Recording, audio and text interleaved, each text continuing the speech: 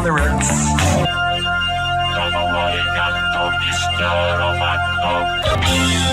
Psycho killer, qu'est-ce que c'est?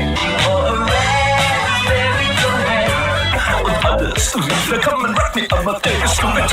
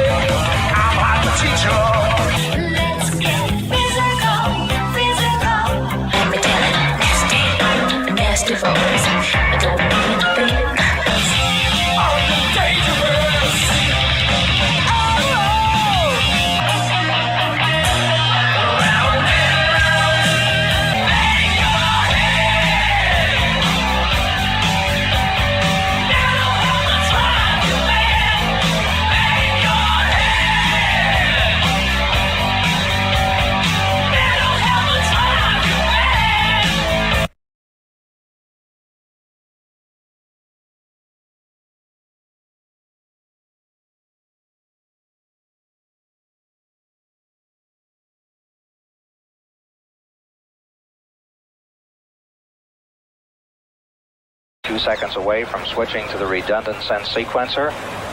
T-minus 27 seconds. We've gone for redundant set sequencer start. T-minus 20 seconds and counting. T-minus 15, 14, 13. T-minus 10, 9, 8, 7, 6, 5, 4. We've gone for main engine start. We have main engine start.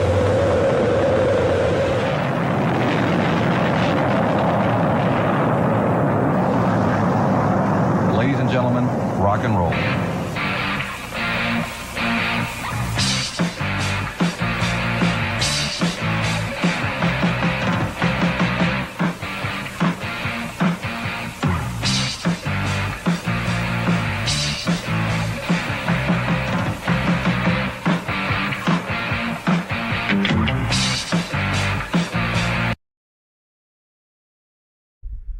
Hey, everybody. What's happening? Thank you, everybody, for the nice comments. You guys are awesome.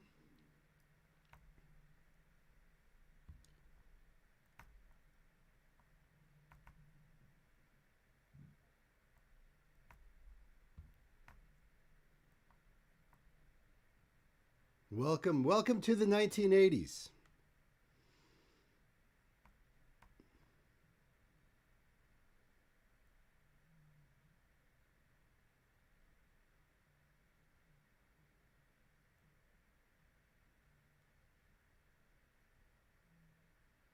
That's actually a good little link there if you guys are interested.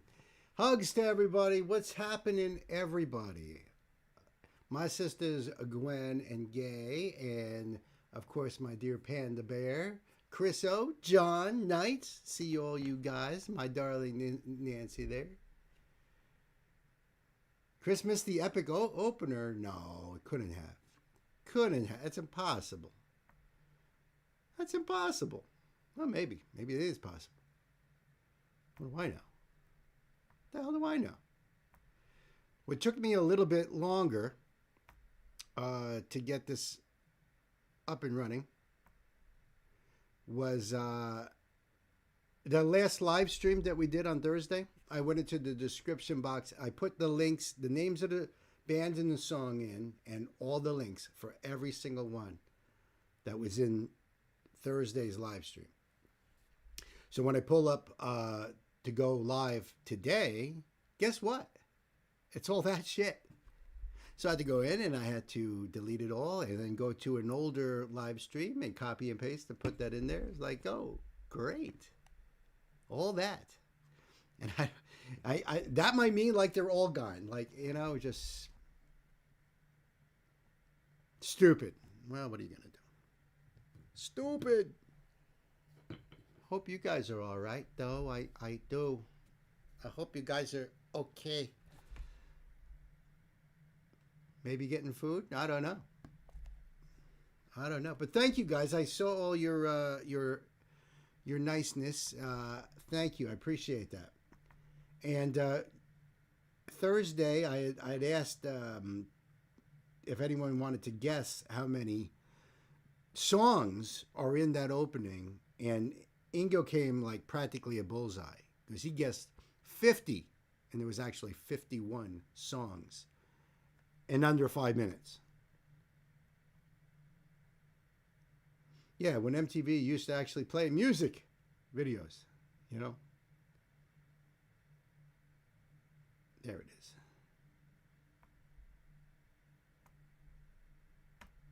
Okay, got that message pinned. Thank you very much. Yep, August 1st, 1981. MTV launches. I remember that day. And here it is, 2025, RIP MTV.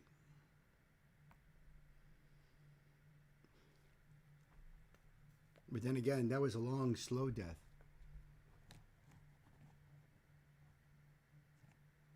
Can I get checks on sound and lighting, por favor?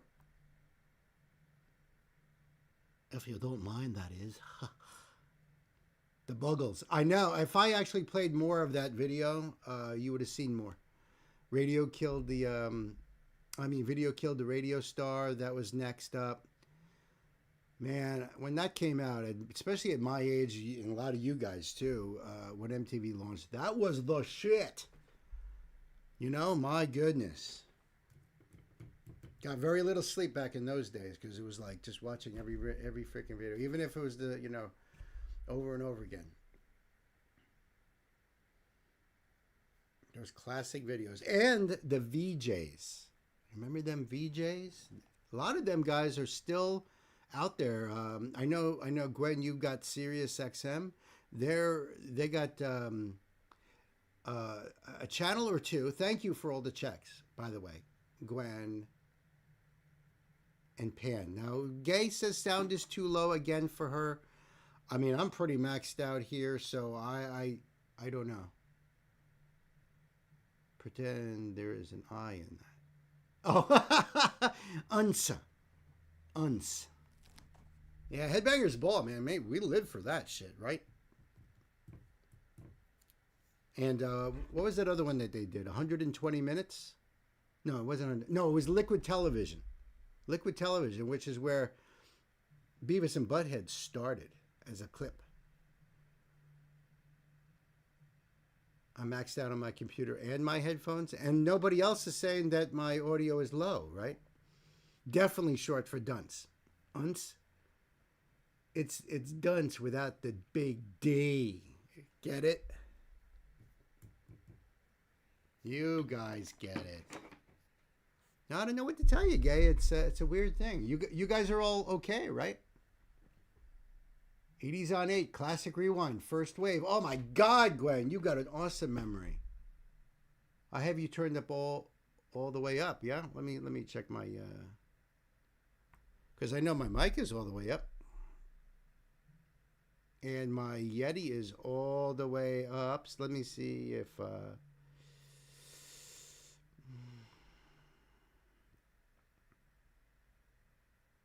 that's all good.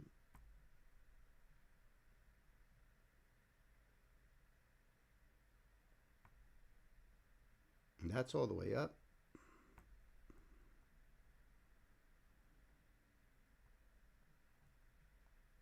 It looks like all my settings are all the way up here.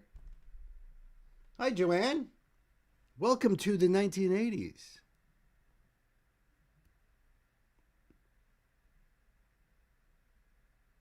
The YouTube volume setting. You know, I had mine down because I was recording something for tomorrow Because tomorrow we're doing Ariane's 01001101. So I recorded, I had to record something and I had to have the volume low.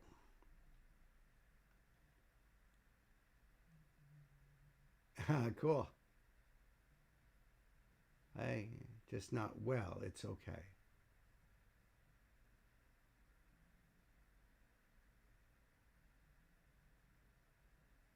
Hey, Ashley's here too.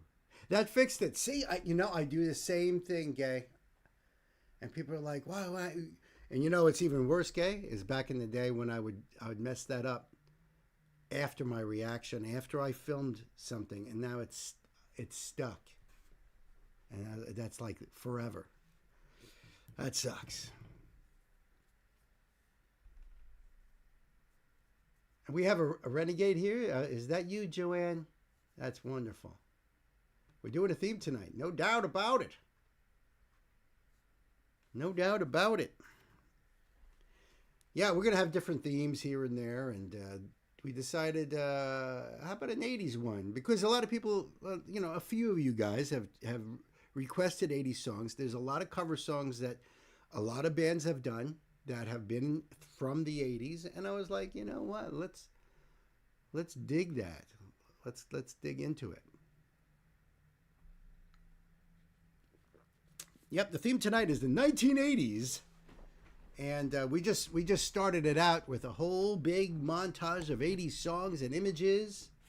You're an 80s baby, so you were just a little baby. I graduated high school in 87, so I was a teenager in the 80s. We're all old, no doubt. Not Joanne, though. He was a baby back in the 80s while we were all doing crazy stuff. And Pan is infinite because Pan is a stellar. Gwen, 85. Yep. You were born in 82. Wow, that's about the time I got into metal. It's about the time I got into metal. In fact, I just launched, I just did the MTV launch, which was from August 1st, 1981. That's when MTV started, a little bit before your time. Just a little bit. 1965 grad. That's freaking awesome.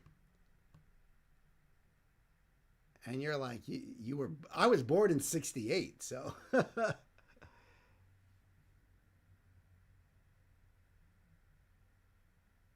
There you go. Yep. What Knight is saying there. Yep. But no, my 80s. I bet you do, because I was a kid in the 70s, and I love those 70s songs.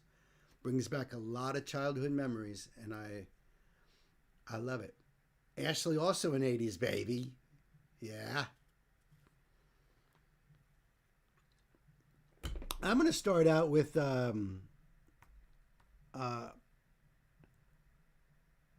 one that, oops, what did I just do? That was a weird thing. I'm going to start out with a little jam of mine that was part of my influence into who I am now. And this is going to be a weird one for some of you guys, because this might be the first time you've ever seen anything like this, and I'm so excited for showing you this. Born in 75, just a few weeks ago, no doubt about it. I remember when I turned 50. Boy, that was a day. 70s for me start with Zeppelin and Sabbath. Yeah, listen, you know what's funny about that, Chris, is that I was definitely listening to Zeppelin and Sabbath because of, it was probably on the radio and older kids in the neighborhood, but I wasn't like into it. So my very first record I ever got was Kiss Alive 2, the double vinyl. I never even got really into Kiss. But I was like, oh, this is cool. They look cool. And then they had that TV movie, The Phantom of the Park. You guys remember that? So as a kid, looking at Gene Simmons spitting blood and all the makeup, everything, I was like, these are the coolest freaking guys ever. Ace Frehley had fire blowing out of his guitar. Great stuff. 80s had the best hard rock ballads, no doubt about it. Gwen said, 67 was a great year. Yeah, it was the year you were born. Sammy, it was good to see you here, man. You saw Quick Kiss twice in the 90s. Nice. Very nice. I noticed growing up that either you were in the Kiss camp, you were in that Kiss army, Kiss, and you probably into like Alice Cooper. You know what I mean? And then the other side of the coin was the Judas Priest camp. So if you were into Priest, you were probably more into Rainbow, UFO, Deep Purple. You know what I mean? I noticed that growing up. Like, these kids, these guys seem more like, because I was definitely more in that Priest camp.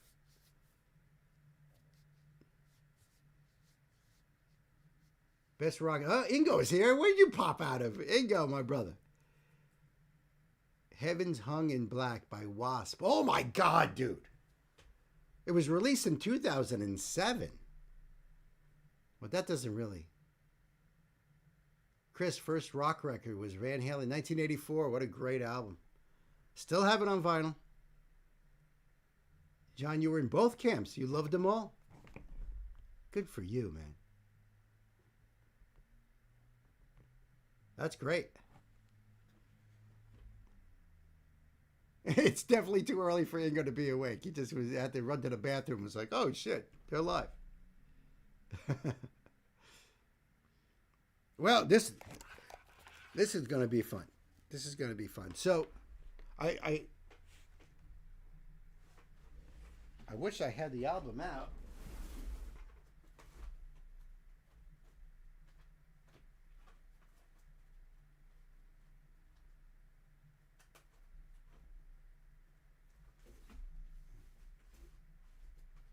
Nope, not in that particular box, but sometimes I have it on that back wall over there. So this is a band that was part of what was called the new wave of British heavy metal. That's the full long thing, otherwise known as NWBOHM, I think. So this is a band that was part of that scene. And this album was so freaking influential for me as a guitar player, even more so when they came out with the next album. This is the second album in their lineup. The first album came out in 1979. It was called On Through the Night. But this album, this hit it big for them. So let me pull that up for you. This is Def Leppard off of High and Dry. Name of the song is Let It Go. And here's the real cool thing about this. I know this song up and down. I played a lot of these songs back in the day, and so I'm very familiar. However, I've never seen this particular video. Okay? I can't believe I am actually subscribing to Def Leppard. Everybody knows their big hits, right? Pour Some Sugar on Me, Hysteria, all that. I seen them live only once in I think it was 99 or 2000. Joan Jett was opening for them. It was at my college. And they were awesome. Thank you, Gabe, for that link. Oh, Cone is here too. Tigers of Pantang. Dude, you just blew my freaking mind. Blew my mind on that one, Cone. This, however, is a rocker. Now, this is Phil Collin. Oh, no, it's not even Phil Collin. This is, I think, Pete Best. This is before Phil joined the band. Steve Clark, the late Steve Clark, great guitar player. And, of course, Joe and Rick Allen, Rick Savage. Kids, let's check it out. Def Leppard, Let It Go!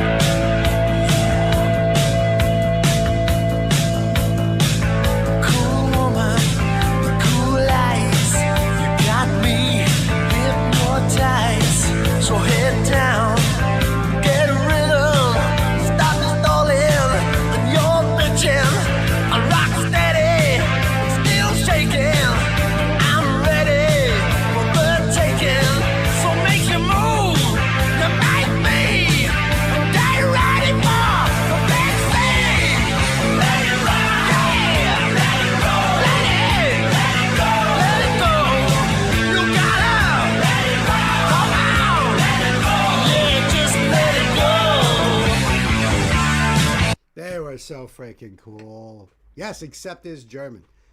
One of my first songs I learned from my first band was Fast as a Shark from Accept. Great fucking song. Yeah, these guys are so rocking. And they had so much tragedy hit their band, you know, with the accident that left the drummer Rick with one arm. But the guys in the band rallied around him. They weren't going to get a new drummer.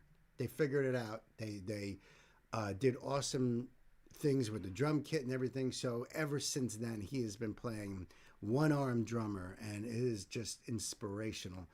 Unfortunately, the guitar player Steve Clark lost his battle to his demons from sadly enough, you know. And but they keep moving on. They keep it going, and they still are fresh and sound great to this day. So, but isn't it great to see them in their youth jumping around and just being awesome? And I tell you what, I bought myself a poster on eBay that I had back when I was a kid from the Photograph days, Pyromania days, of them on stage live. Joe's wearing the Union Jack sleeveless shirt, which of course I had to buy back then. And I treasure that poster. It's not up there because I'm going to get it framed. Are you kidding me? Hell yeah. Yeah, just let it go. Slow it down. Hold on. You're too fast. You're too strong. Take it easy. Take it slow. Make it last. Don't let go.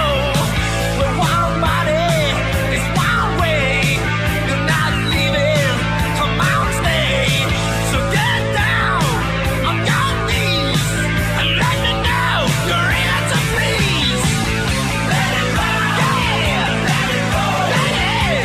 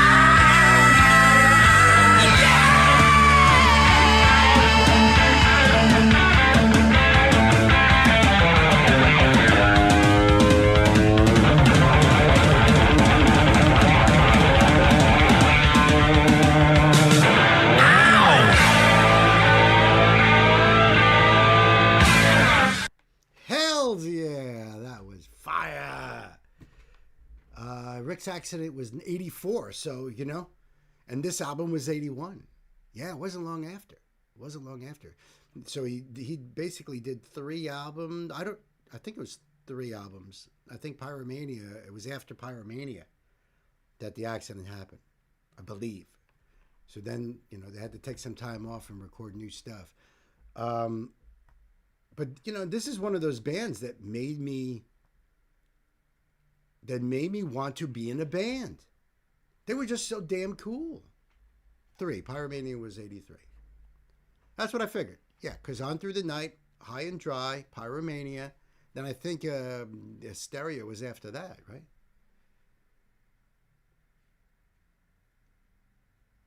And think about this. Think about this.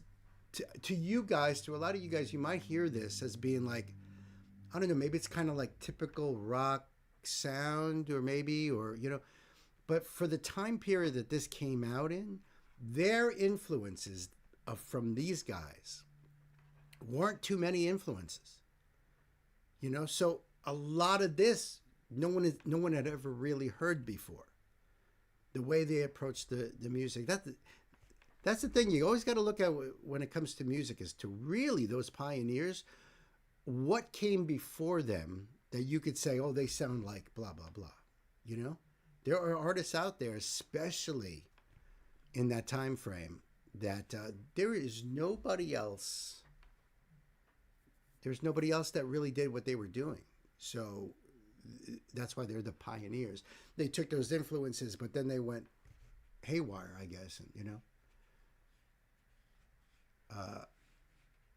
Def Leppard sound vocally always stood out to me in the rock scene compared to a lot of the stuff I heard as a kid. I could see that. I could see that. Joe, I always thought Joe had a great voice. I mean, it wasn't like he was like operatic or, you know what I mean? There's, you know, it wasn't that. It was about just the attack of his voice, the tone of his voice. He was perfect. He is perfect for that. And it's amazing that none of those guys ever went to try to do solo things and all this shit. Joe's been in that band since 78, I think, or something like that. Pete Willis, thank you. I said Pete Best, but I meant replaced by Phil Collin during the recording of Pyromania. Right. And it was because of Phil Collin, Pyromania, and those videos, like for Foolin', Rock of Ages, Photograph, which is what inspired me to buy my Ibanez Destroyer. He had a black one with 3 pickups in it, which I would still love someday. But the prices are getting, you know, they're going up and up and up. So, but that was my inspiration. I was like, him and Adrian Smith from Iron Maiden, they played that guitar. So I was like, that's the guitar I want. My parents were like, I don't know, don't you think maybe you ought to start off with an acoustic guitar? I said, I will never fucking play it. You want me to play it? I want to play guitar. I want to play that music. They don't play acoustic guitars. You know? So that's what they did. They found, actually, I found a used guitar online. I mean, online back in 81. In that something called the Penny Saver. Just where people put ads in there, and someone was selling a guitar, and I bought it. And it was a Destroyer. A couple years later, a friend of mine had this one. I was jamming with his drummer, his younger brother, who was a drummer, and he sold me that because he wanted to buy a newer model. I would say 6 months later, he wanted me to sell that guitar back to him. And I'm friends with him now on Facebook. He actually asked me if he could buy the guitar back. You still have it? I'd buy it back. Never! I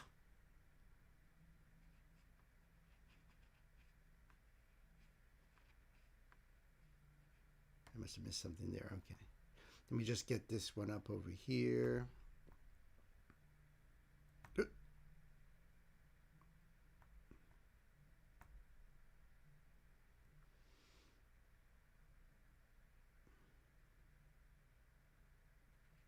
Okay. I've got the link up right there. Thank you, Gay. And I have your note up here, Gwen. Okay. I think we're all set to rock and roll on this guy right here. You know, you guys want to share 80s memories and stuff. This is a great place to do it. Gwen, you're asking the guitar is KV? And I'm wondering if you're saying KV is in King V? If you don't mind clarifying your question, Gwen. It's going to be one of those nights, I think. The guitar is cooking my brain. You see, that's why I loved them. Because the guitar cooked my brain. Oh, thank you so much, Gay. I'm glad that you like that. See, honestly, I'm guilty. I am guilty. I usually have you in mind with this stuff here, Gay. I really honestly do. There's always that. I wonder if Gay would like this.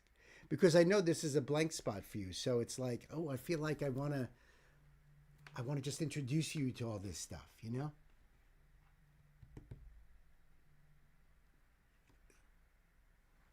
You know what I mean? So it makes me really happy. It makes me really happy.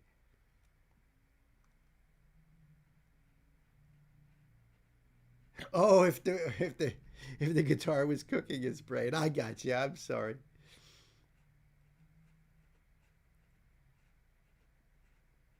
Wow, no kidding, Chris. That's some information right there. That this particular video for Mission Souls was hung up in copyright for 3 months.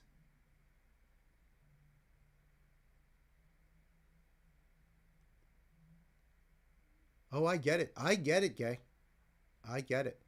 But you know what? I kind of feel like, that's a beautiful thing. We get to write in those things for you to fill in that gap. And I think it was such an incredible decade. Like even Knight has said that a lot of stuff started in that time frame. A lot of genres and stuff. Some genres that started in that time frame are long gone. You know? Yeah, I didn't know about that. That's nuts. All right, so this is donation request from my sister Gwen. Gwen, thank you so much. We got some more Mission Souls, my friend. This is Sweet Child O' Mine, Guns N' Roses. And Gwen's note to me is that Nisha does serious justice to Slash in this cover song, which is awesome. Slash is a great guitar player. And what I love about Slash is style. He's so cool. He's just so damn cool. You gotta have that Les Paul slung way down low. You know what I mean? Big sunglasses. Brings back the top hat. Just so damn cool. But and he's a great blues guitar player. He's not a shredder like so many other guitar players, especially from that time. And man, let me tell you something. When Guns N' Roses came out with Appetite for Destruction, what a fresh breath of air that was. What a fresh breath of air. Let me see here. Let me pull that up for you. And of course, I'm going to leave this link down below for you guys. Although apparently I can't do it in the live stream description box. So when I make a standalone, that's where it'll be. Otherwise, it's in the chat like you guys have just done all that right there. All she needs is a top hat. Well, Gwen, you're just the person to do that. I was going to say give it stands, but she don't want stands, old hat. Come on. This came out 2 weeks ago?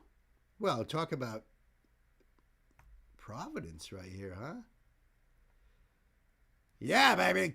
Kids, let's buckle up at the pedal to the metal. Let's do it.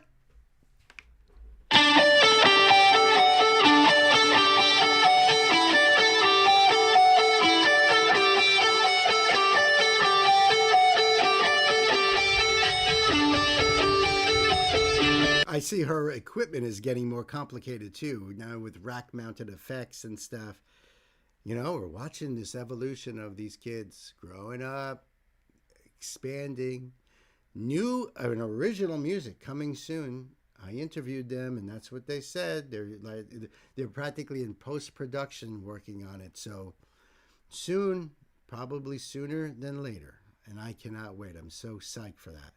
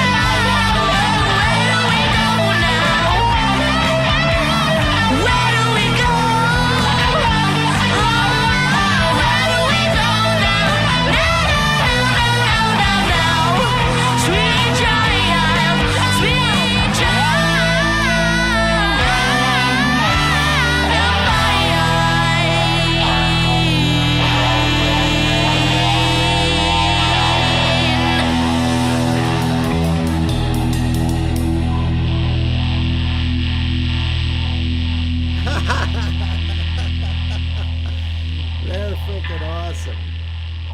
You know, one thing That's nice. One thing I gotta say that I've noticed, like especially this song, this is only 2 weeks ago, 2 weeks old, is that well, I guess it's 2 weeks old, but that's because it got hung up in copyright issues for 3 months. So it's new, but it's not that new. But they seem to be more animate now. You know what I mean? Like they're rocking out now. They're getting into it. And I love that. I love that. See, as we go along, this is so cool. Oh, that's awesome, Cohen. Just mentioning about the watching my interview with Mission Souls. Thank you so much. Yeah, I mean, so cool. So cool. Gwen, great choice. You know, because of you, I've actually done a whole bunch of Mission Souls cover songs from 80s artists. Like just off the top of my head, I Melt With You, Modern English. You know, there was another one, Crazy Train, another one. They've done a bunch. They've done a lot, actually, from the 80s. Way past before they were even conceived, whoever even thought of. But it's so beautiful. It's so freaking great. And they really nailed that. I had no doubt that Nisha was going to kick ass on Slash's solo there. Just because I know what else she can do. So I had no problem. You're gonna do it right. Loved it, Gwen. Thank you so much. The link will be below for you guys. Go over there and enjoy. And hang out with Mission Souls. Yeah, Ice is 11. Stacy on vocals is 13. Nisha 15. Nace is on bass. And she's 16. And that's what you do when you start out in a band or when you start out playing. You learn covers. Metallica had a bunch of covers in their early days. They used to play songs from a band called Diamond Head, and one of the songs being "Am I Evil?" It's a great song. They made it big. Diamond Head never really got that big. So, you know, in fact, Metallica is even known as like the biggest garage band in the world because they even put out whole albums of covers. So that's what you do when you're a kid. When you're learning, you learn other people's songs, you play them, and the more you learn, the more you play, the more that is developing your brain and everything, so that way you can go out there and when you make your own music, it's all those influences. That's why I can't wait to hear what these guys are going to do in the future with their own music. That's what I'm so interested about. I think I did see that, Chris. I'm not exactly sure if that's what it was. That's really cool, though. Am I Evil, done by all four of the big four of thrash metals. Yeah, right. Even VTubers, which they do a lot of covers. They do a lot of covers in Hollow Live and stuff. But, you know, see, they got popular covering that city pop songs. And that's it's normal. It's very, very normal. The thing is, back in my days, we didn't have a YouTube where you could film yourselves doing that stuff. You just learned these songs, so you had something to jam with. You know, that's what you do. Hey, I play guitar. You play drums? Do you know how to play Sweet Child of Mine on drums? I know how to play it on guitar. Yeah, let's jam. That was cool. What else do you know? I know Smoke on the Water. I think I know that. Let's give it a shot. You know, and it goes from that. These guys, they have a lot more focus on them, and Sikon, the father, and Sheena, mom, they are huge influences, so they really lift them to greatness. To greatness. Oh, let me just get this ready here. We're about to make a quite a left turn at Albuquerque over here. This is cool. Oops. Come on, you little, I tell you, whippersnapper. All right, so this is, oh, very nice. Thank you, Gay, for that. Thank you, thank you.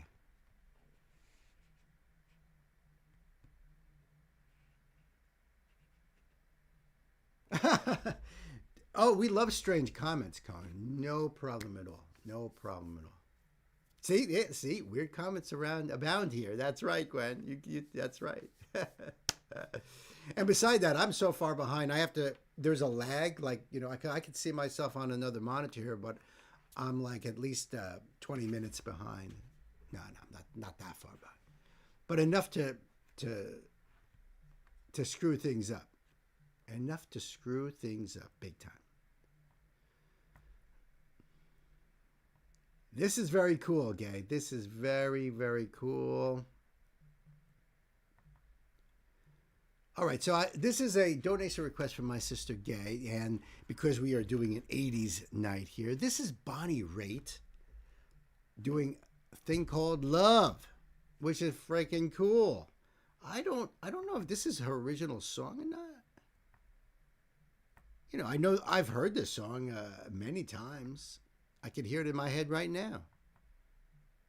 But I honestly don't know if this is an original Bonnie Raitt. That I don't know. At least a minute lag between comments and reading, sometimes longer depending on the internet. Yeah, so when I was doing my opening montage there, I know how far behind it was, but watching that compared to watching on my laptop. Love me some Bonnie Raitt, no doubt. What a great guitar player.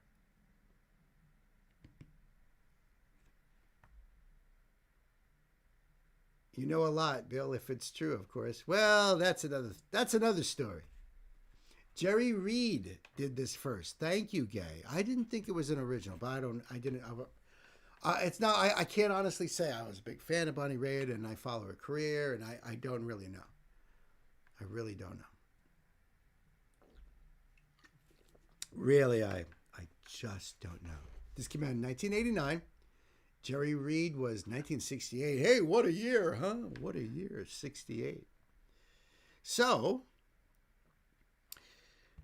let me do that.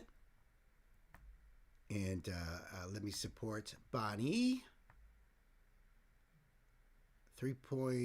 Almost 3.3 million views. Not surprised. I'm not surprised at all. I think we are all ready to go here. Okay, I hope you're ready, because I'm ready. Kids, let's buckle up. Put the pedal to the metal.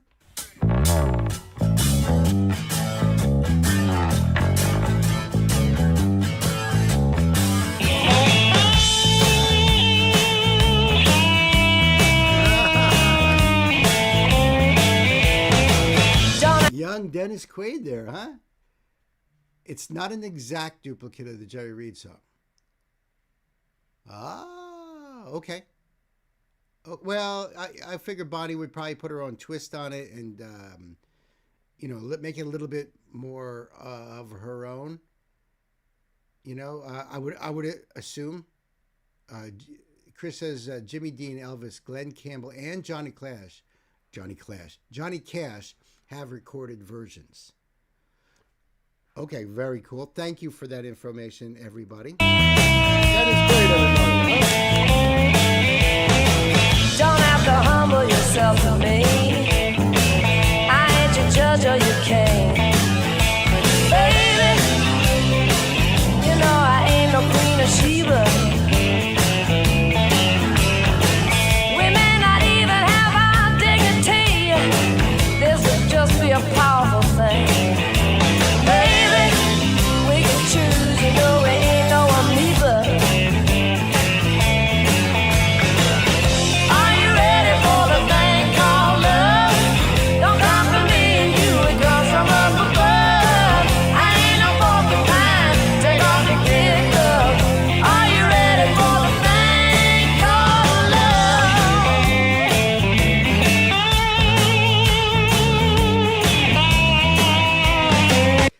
actually not the song that I had in my head from Bonnie Raitt. That's a slower song, and now I can't think of it because this melody is in my head. But this is not the one I thought it was going to be, which makes it even cooler, I think.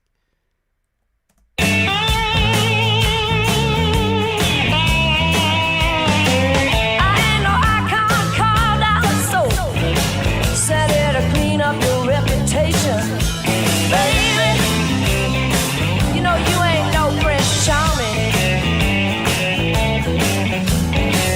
We can live and feel like down a hole, some kind of peaceful situation, baby. How can I cry love is so alarming? Are you ready for the thing called love? Don't come from me and you, it comes from up above. I ain't no porcupine, take off your kid gloves. Are you ready for the thing called love?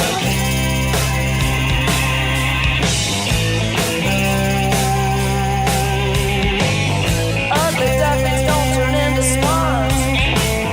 Glide off down the lane, whether your sunglasses are off or on.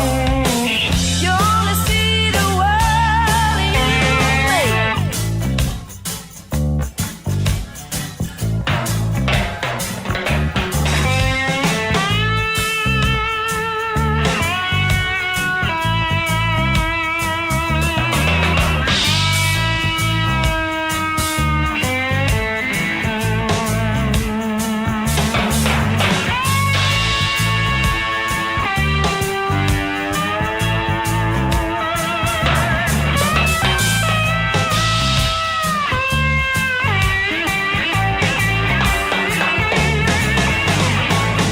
Are you ready for the thing called love?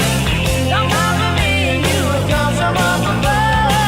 I ain't no porcupine, take off your kid gloves. Are you ready for it? Are you ready for the thing called love?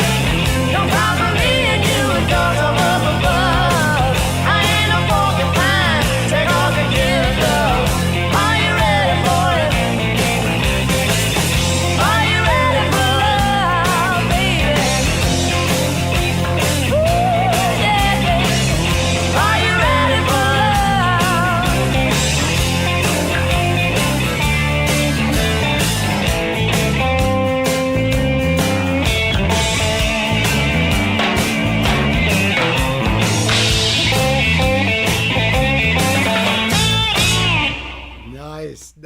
Nice. Enemy Mine. Oh my God, that's a great freaking movie.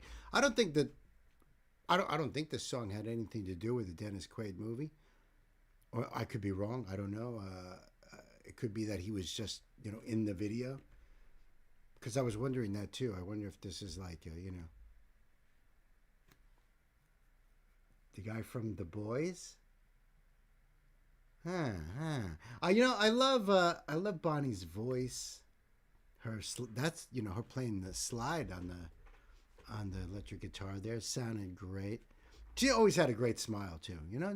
Just a great smile.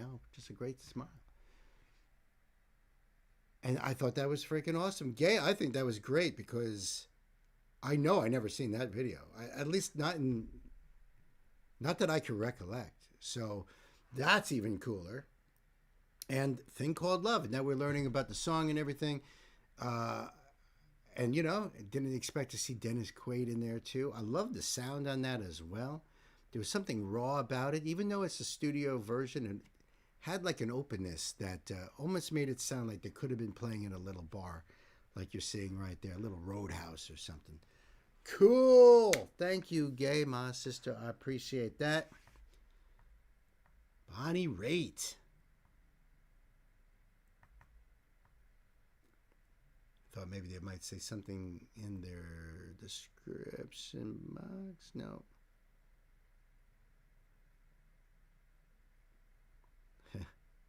That's a great choice. Bonnie Raitt is a badass.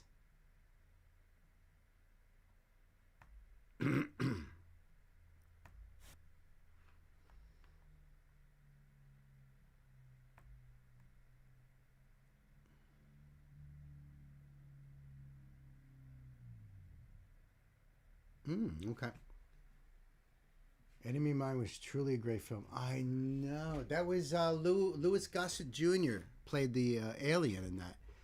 But, basically a human and an alien, they both crash on a planet. They're the only two sentient beings on the planet.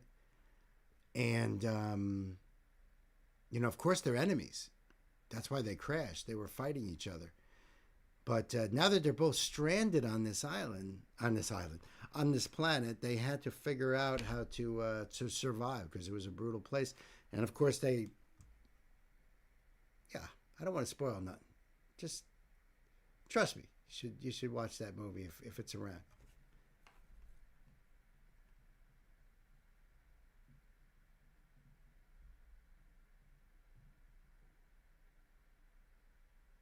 Oh my goodness, my monitor keeps because I guess they're putting in ads or something. So I have to keep moving it up so I can even see the chat or moving it down.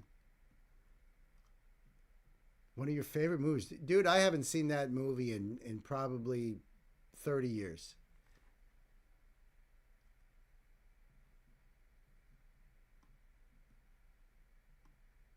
He was also in one. What was it? Where he was in space? Was it the Last Starfighter? Something like that.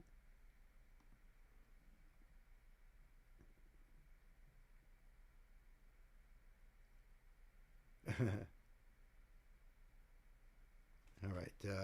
I am all set up here with my dear brother Knights. So this is a donation request from my dear brother Knight Spearhead. That's right, Knight. And since this is an 80s themed live stream that this is coming to you at, Knight has been digging deep into those songs that have been covered, that are covered now or relatively recently, but they originated back in that time. So sometimes we catch bands doing, more Western songs here on the channel. But this is really cool because it's going back to 1980s Japan and something called city pop. But hold on, Knight has a note here, so let's see what this says. This song was released in 1979, early 1980, and today is considered a quintessential hit of the city pop genre in Japan. It was the first Japanese song on YouTube to hit 100 million views. Wow. Miki first started making music when she was 17 years old, and this was her debut single and most popular hit. Later in life, in 2001, she would be diagnosed with uterine cervix cancer and passed away in 2004. Oh, that really sucks, Knight. Oh, man. She was only 44. When she was diagnosed, she ended up regretting spending most of her life on stage and ended up secluding herself with her family for her last few years. The press didn't find out about her death until a few months after it happened. Wow. This recording is in late 79. Done just before the release of her debut album, Pocket Park, which came out in January 1980. There's no closed captions, but the song is about how people can go from being deeply in love to leaving them the next day. Oh, not in love anymore. See ya. It can happen, right? It can happen. So this is Miki Matsubara. God rest her soul. Stay With Me is the name of the song. And it says it's the club mix. Hold on. Let me do the thing here for you. Name of the channel is Kamachi Peach. But I'm going to leave the link down for you guys. Go support the artist. And there's definitely a little bit of sadness to this, Yeah, absolutely. Very sad. Last Starfighter, thank you for that. Just had to, jump out of character here for a situation. Okay, so we are ready to go. Kids, night. It's time to buckle up. Let's put the pedal to the metal. To you, yes, my love, to you. Yes, my love, to you.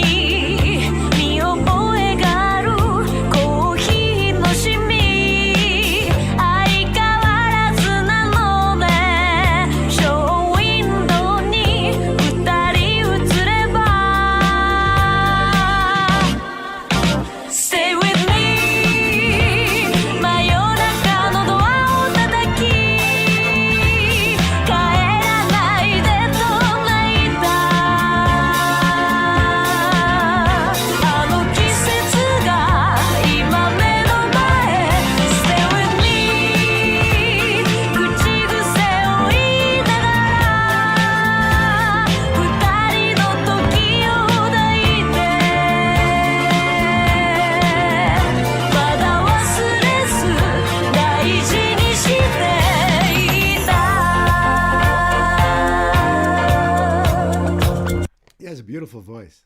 Beautiful voice. Very much of that time period. That disco sound that was really popular. I mean, that was so popular at that time frame that even the Rolling Stones had a disco-esque songs, Blondie and many of the artists at the time. Rod Stewart. I mean, everybody was like trying to catch that disco sound. I definitely am catching a lot of that in here. But her voice is just so beautiful, so crystal clear, and there's a sweetness about it. Very beautiful night. Great find.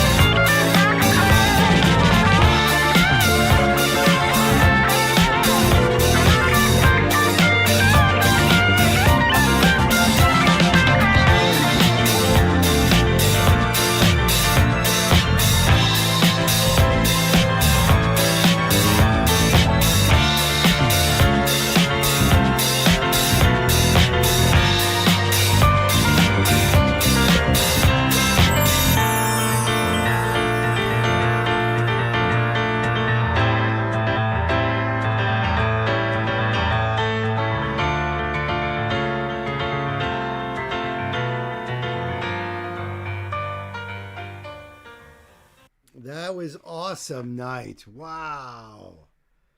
I have to wonder if they were ever, if that song was ever played in the United States in disco clubs and stuff. I mean, I have no idea.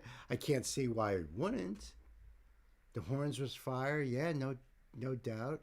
She looks so beautiful and happy. I know. I'm glad. I'm at least grateful. She said that she regrets having spent too much time on stage, but that was what she was meant to do. That was what she was meant to do. And because of that, we have her immortalized like this, that we could be sitting here in 2025 and going back and enjoying her music and her beautiful smile and everything. Just beautiful. Night, thank you so much for that. Thank you so much. I could see that being a big hit here. And, it's weird, but disco has a different meaning here in the United States. Disco was a genre, a subgenre, really. But no other genre before it or since has ever been attacked as hard as disco was attacked. That whole genre. So if you're thinking what's like disco, in a lot of countries, that's just a place where you go to dance or just where you go to hear music, because it's basically it's a basic meaning. But as far as the genre goes, it's easy. Just think the Bee Gees in the 70s, disco, period. I love your face, Tiffany. Knight says a lot of places that have older Asian families running them will often have city pop playing. It's how I first heard it, but I wouldn't realize till much later. That I can see. Yeah, that I can see. Would it have been played at like Studio 54, places like that? I don't know. I actually have a question for you, Gay. Back in the early 60s, late 50s, there was a really, really popular rock and roll song. It was very ballady, but it was from Japan and it was sung in Japanese. But it was still a huge hit here in the United States. I can't think of it off the top of my head, but if it rings a bell, I'd love to hear your thoughts. I could almost. It's a guy singing it. And it's usually like within those collections of those golden oldies songs. But it was a big hit. See, you remember it too. Can't think of the name of that either. I know it. So awesome to see Tiffany here. I love you.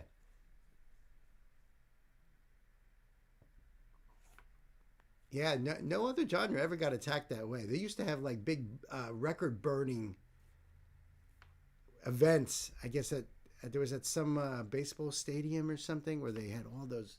They were throwing those records on a big bonfire and jumping around. It was just crazy. Crazy. I can't even imagine that. It just sounds so stupid, even me saying that.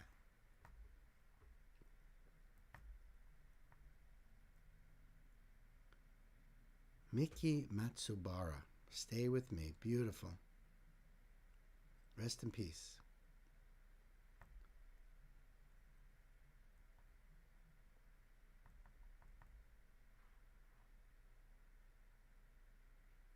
Oh, wow.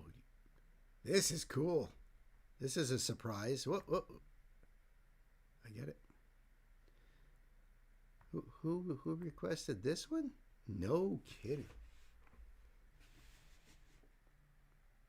Sukiyaki. Is that? Oh, yes. Yes. I got to hit Knight up with that one because talk about roots. I mean, that goes way back. Sukiyaki.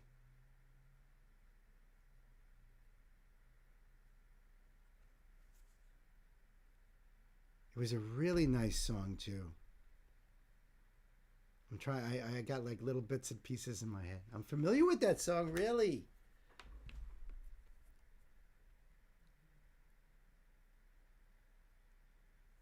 That is cool. Actually, if anybody can find the link and put it in our For the Love of Music, and that way Knight can go over there and check it out.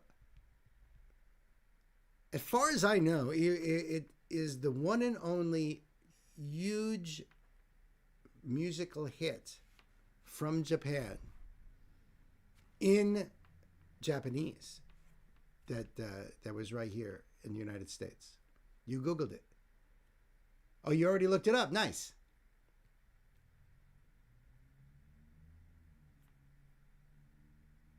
I don't know all the background details and information about it, like as far as how it charted and stuff like that. Not correct. There are two others that were popular.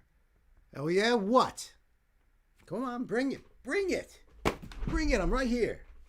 I'm kidding. Of course. Yeah, let me know, because as far as I know, that was the only. I can't think of any other Japanese artist that had a song in Japanese that was big here in the United States. But if you want to educate me, I'm all ears, and pens and paper, and you know, because I might be like, oh my God, you're right, I didn't even think of that, or I'm gonna be like, what? You posted the link? That's awesome. Thank you, Ashley. And you knew the song.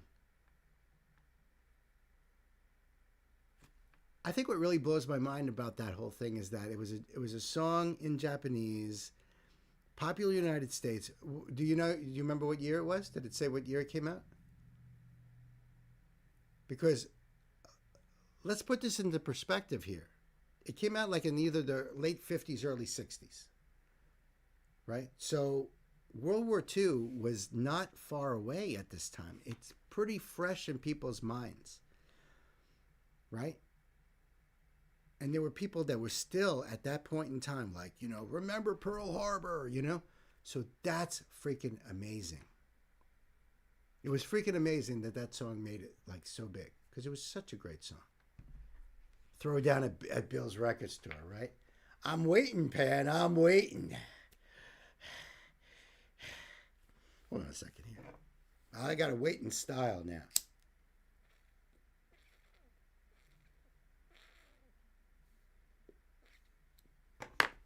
I know you had yours earlier, so you're gonna have to wait on the next one. Greedy bastard. I'm grabbing a link to drop. Cool. Them's fighting words. Yeah.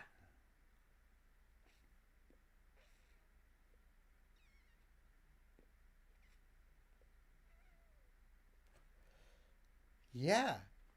Yeah, right, Knight. I agree. How quickly people can support something they considered enemy just before. And when you think about it, Mitsubishi, that they used to make the Japanese Zero fighter planes that bombed Pearl Harbor. And yet we're driving around in Mitsubishis. Not only that, but Mitsubishi makes generators. They make boat motors. There's like all kinds of stuff. And we're just... Sukiyaki is a song by Japanese crooner Kyo Sakamoto, first released in Japan in 1961. Song topped the charts at a number of countries. See what I mean? Oh, Jedi Nico is here. Hello, my friend. We've been waiting on you. Haven't we, everyone? Haven't we?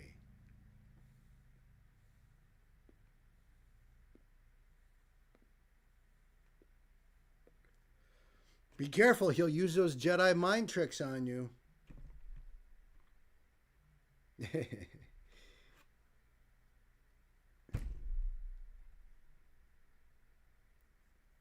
Say all the big welcomes. It's like a big family giving you a lot of big hug. A lot of Japanese corporations existed before World War II, but like General Electric in America, they would get contracted by the government. Of course, of course. Yeah. I believe the German Messerschmitts, I think they had Mercedes engines in them.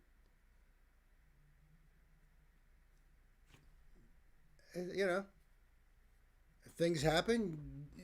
Those corporations got to do what they got to do, and then the war is over, and then you get back to making money. I agree. Ashley, thank you so much for bringing some friends over. No, you will not see yourself to the timeout button because the fact that you remember now is a beautiful thing. It's a beautiful freaking thing. Everyone should be hitting that like button. That does a lot for getting these streams out there, more so than even subscribing to the channel. Do you know that? As long as you're hitting that like button, that helps the algorithm. The percentage of how many people likes gets that pushed out there. So do the thing. Do the thing.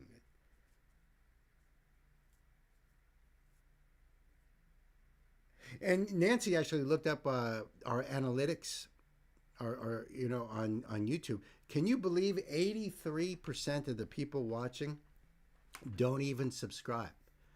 And it's not like there's some kind of obligation, there's some kind of financial transaction going on. There's like a limit to how many subs you can have. Ain't nothing about it. Ain't nothing about it. You hit the button and you move on, and that's all there is to it. But it helps that channel a lot. It's a way of supporting. Yeah, that's smooshing buttons and smooshing and things. Yeah, Gwen, thank you. Sony started as a radio repair company just after the war. Yeah, and look at them now.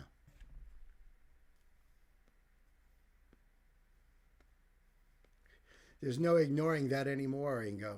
I am sorry, my friend.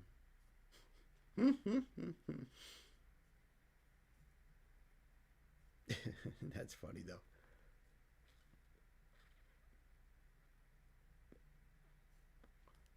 Thank you for the link, by the way, Guy. I do have it up and ready. I was just taking a wee bit of a breather here. Okay, so Maria Takuchi's Plastic Love was recorded in '84, and while not a Billboard mainstream hit, it was still popular, just not widespread. Then, of course, there was Yellow Magic Orchestra. Dude, I have no idea what you're talking about. None at all. So, both of those songs were in Japanese, is what you're saying, and which was more music than lyric and singing, but still popular.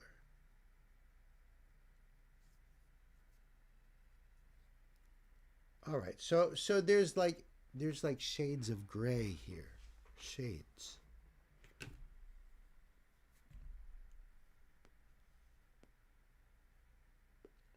Because I mean, then I can turn around and say, well, the band Loudness, the heavy metal band out of Japan, had a hit with the Rock and Roll Crazy Nights back in the mid '80s, right, Chris, John?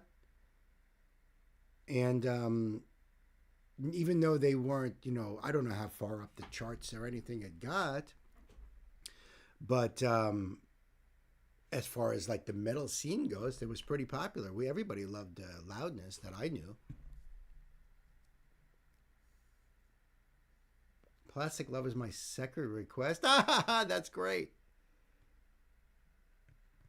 Of course you love being smooshed, Gwen. Of course you do. No, I'm not saying that America should be standard. I'm just saying that what's popular in America. Everyone has their own charts. Everybody has their own, way of And every country does. Every country does. It's just, I'm talking about like here in the United States. What impressed me was the fact.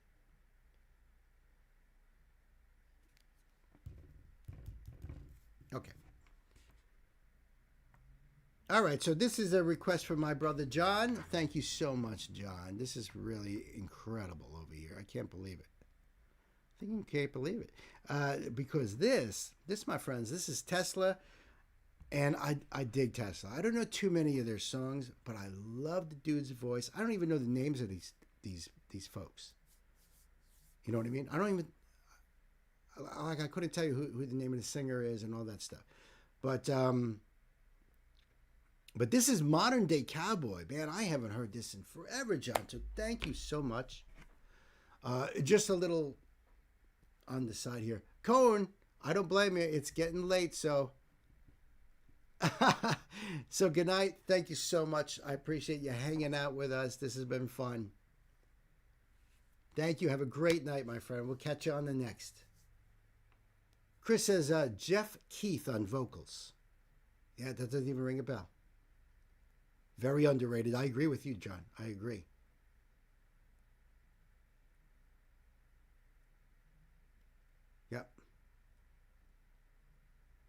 Yep. So let me settle up here. Oops, I guess I screwed that up. There we go. So yeah, I'm gonna leave you the link down below so you can go over there. Support Tesla. I think one of their biggest songs is a cover of Signs by the Nitty Gritty Dirt Band. But you want to talk about a real great rock voice? This dude's got a great freaking voice. They were a great band. And like I agree with my brother John, they're definitely underrated. So kids, time to buckle up. Let's put the pedal to the metal. Tesla!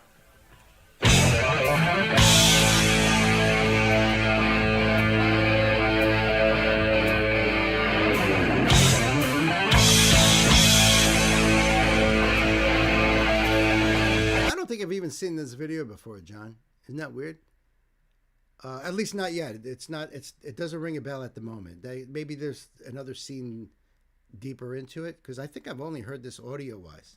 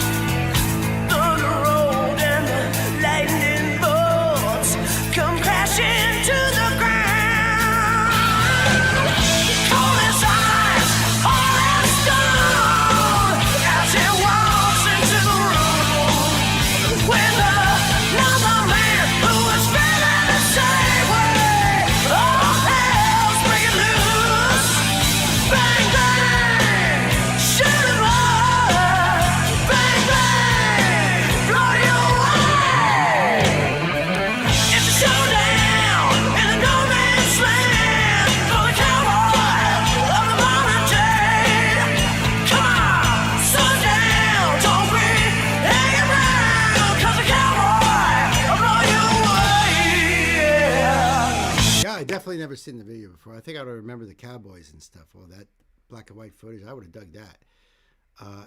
And honestly, I don't even recognize anybody. So I think I've only heard the song. I don't think I've ever actually seen them in videos or nothing.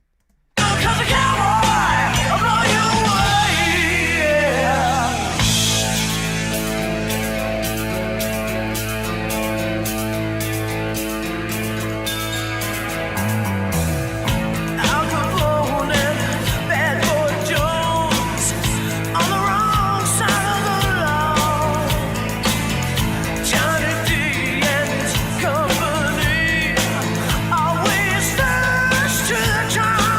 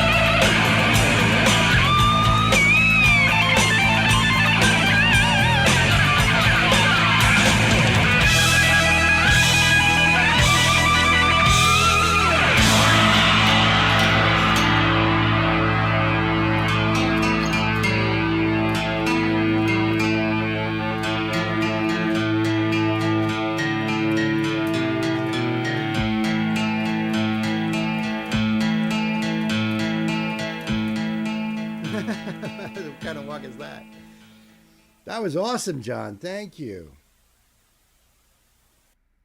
Oh, that one thumbnail up there said that live in 2019. So they're still out there doing stuff. Listen, smart guys in the band. The song about during that Cold War era, you know, so they were talking about that and kind of putting it in that Old West sort of feel. And they were smart. They named their band after Nikola Tesla. I mean, that tells you something right there. And their biggest song is Signs, you know, which is all about oppression and societal issues. And, you know, very, very cool. Very awesome band. I hope you guys dug that. I definitely did. Thank you so much, John. The link will be below for you guys. Go over there and support Tesla. Oh, my God. Crocus, Screaming in the Night. Remember that one? Aldanova Fantasy. I'm getting like cool stuff popping up on these thumbnails nowadays. Crocus, Crocus, Crocus. That's what they used to do. Oh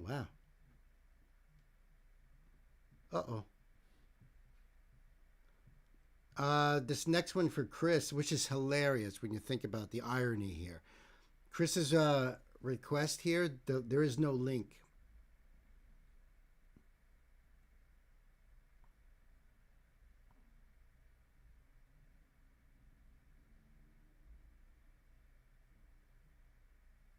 Just so you know.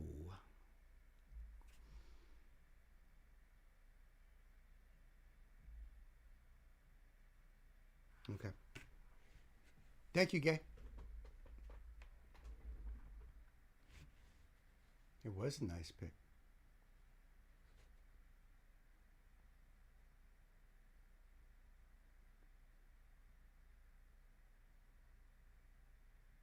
That's the truth, Sam. I just read your note up there. Oh, thank you. I see that. You guys are quick. I had no doubt about it. I had no doubt about it.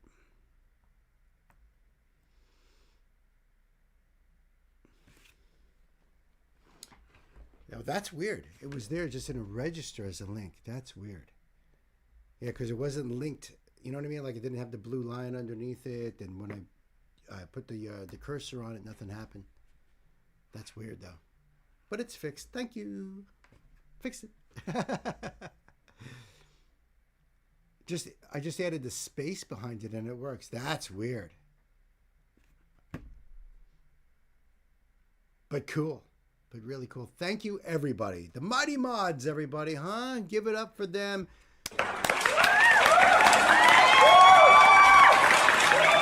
All you guys, the mighty M&Ms out there, I'm telling you.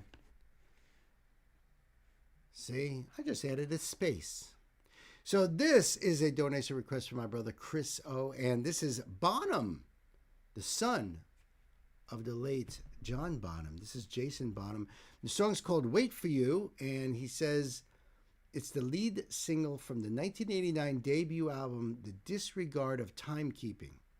The late Daniel McMaster, lead vocals, keyboards, Ian Hatton on guitar, John Smithson on bass, keyboards, and violin, and of course Jason Bonham on drums. And they all do backing vocals, as they should. You know, make a buck, you know, that's what you got to do.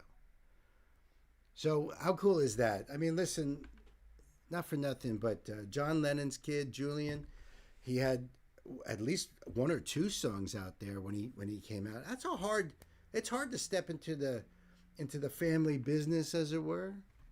If your mom or dad is an icon and then trying to be that same.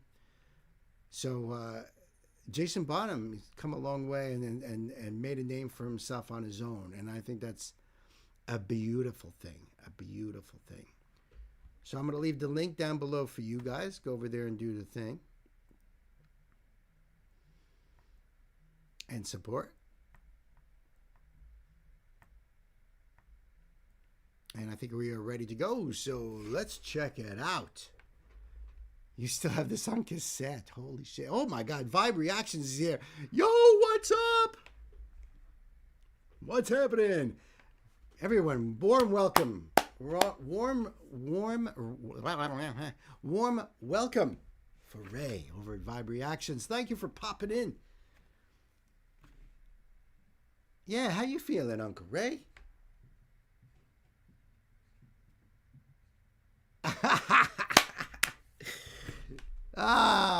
Yo, Ray, we got to do a joint reaction one of these days. I'm getting hooked up with StreamYards and me over at Vocal Citizen. We're going to be working out the bugs to be able to do stuff like that. So, warm welcome, because this is a beautiful community with reactors here. So how cool is that? Yeah, man, we'd have a good time. I love it. Just showing love. Yo, go and subscribe to Vibe Reactions, please, if you're not already.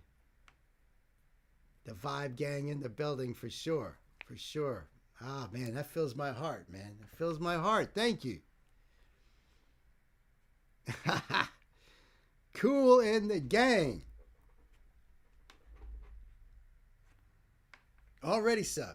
Beautiful. That's beautiful, Gwen. I figured you guys did, but anybody else out there that you haven't yet, Uncle Ray is in the house. Show some respect. We're doing an 80s theme tonight, Ray. 80s.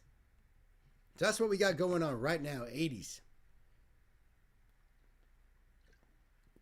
I got a special one for the end of the night, Ray. I got a special one for the end of the night. One of my all-time faves, Ray. LL Cool J, going back to Cali. Yeah, babe. That was my scene. Back in the day. So let's do this one here. This is Bottom. Wait for you, kids. Time to buckle up. Let's put the pedal to the metal.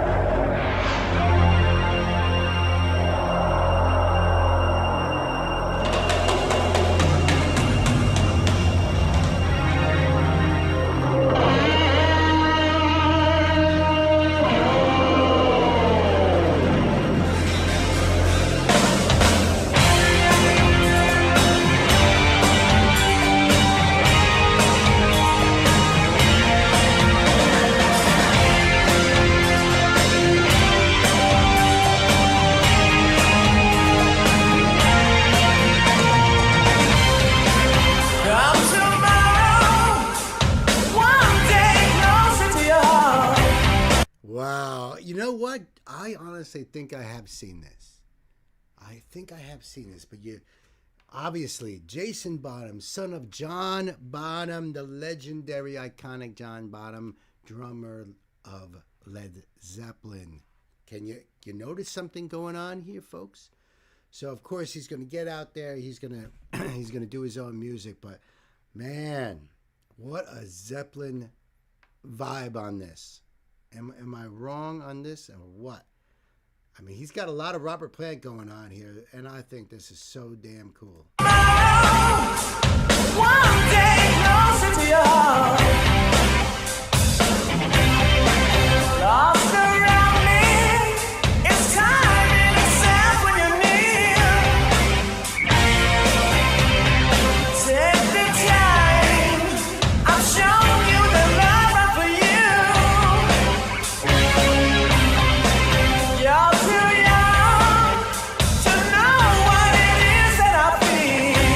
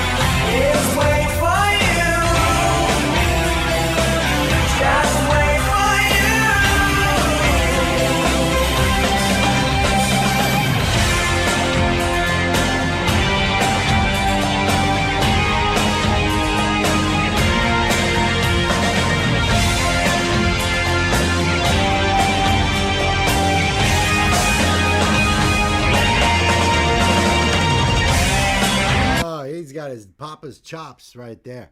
It's weird to see Jason with hair. It's weird to see any of them with hair. Because, the good old days, no doubt. He's got his dad's chops, though. And sound, too. It's very bombastic sort of sound, It's really, really awesome. Really awesome. And also, he's got some really cool little timing tricks he's doing in there, too. I'm trying to, wrap my mind around it.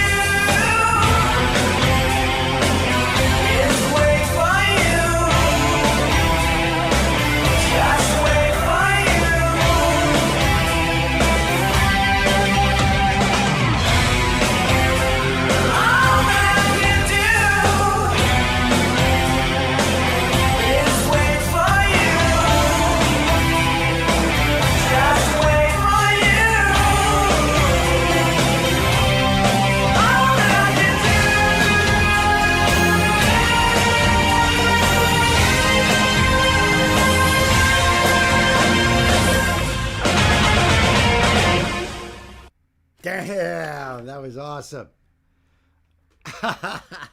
That was freaking awesome. Thank you so much, Chris, for bringing some bottom action going on over here. Huh? How cool is that? How cool is that? That sounded so awesome. I know I heard that way back in the day. It says it came out in 1989. Back in the good old days, folks. Thank you so much, Chris. Thank you so much. Oh, this is going to be good. This is going to be good. This is going to be good. Except for if you're Ingo, then maybe it's not so good. Maybe. I don't know. Is there a note? Oh, there is.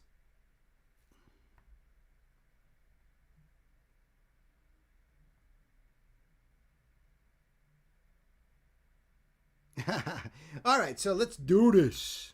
Hey, Heather's here too, everybody. What's happening, Heather? What's happening? Cool. I'm glad you're here because you're going to dig this. You're going to really dig this. This one is from my very own Nancy over there, who she's left me a note. My song for tonight is going to be Prince. In fact, what she's saying is our song tonight was Prince, Journey, or Bon Jovi, top 3 80s jams. It was hard to choose. Thank you, my sister Gwen, for picking a Journey song. That made it a little bit easier for her to choose. Prince was huge in the 80s. Oh my God, you ain't kidding. Is she kidding? Right, I know. Huge in the 80s. And so was the movie Batman. So this ties all of that together very nicely. I agree. This is Prince, the one and only. And this is, Bat Dance that he wrote for the movie Batman. That's the one with Jack Nicholson, by the way, playing the Joker. In case you're trying to, put together your Batman chronology there. And I'm going to leave you the link down below so you go over there and give Prince your love, man. Support the artist. That's what it's always about. You guys ready for some real jamming going on over here? Kids, Time to buckle up. Check out Prince.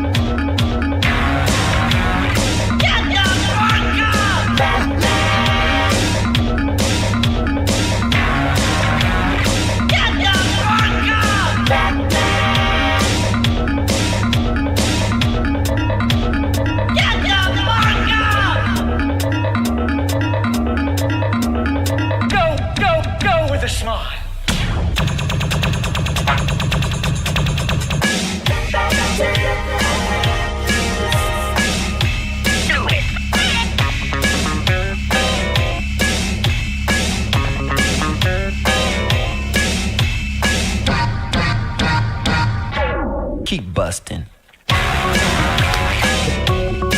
He's so damn cool. And you're really getting to see a lot of what he does and stuff, you know. This is everything, because he's dancing. You see him on guitar, you see him on bass, you see him producing. You know, he's throwing samples in this from the movie itself. So damn cool.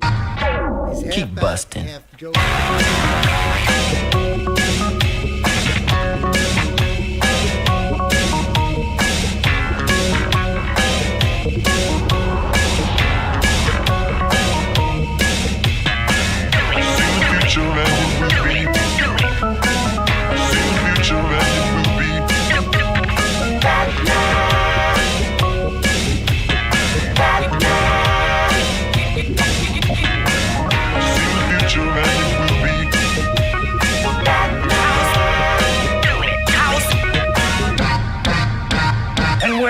And where is the Batman?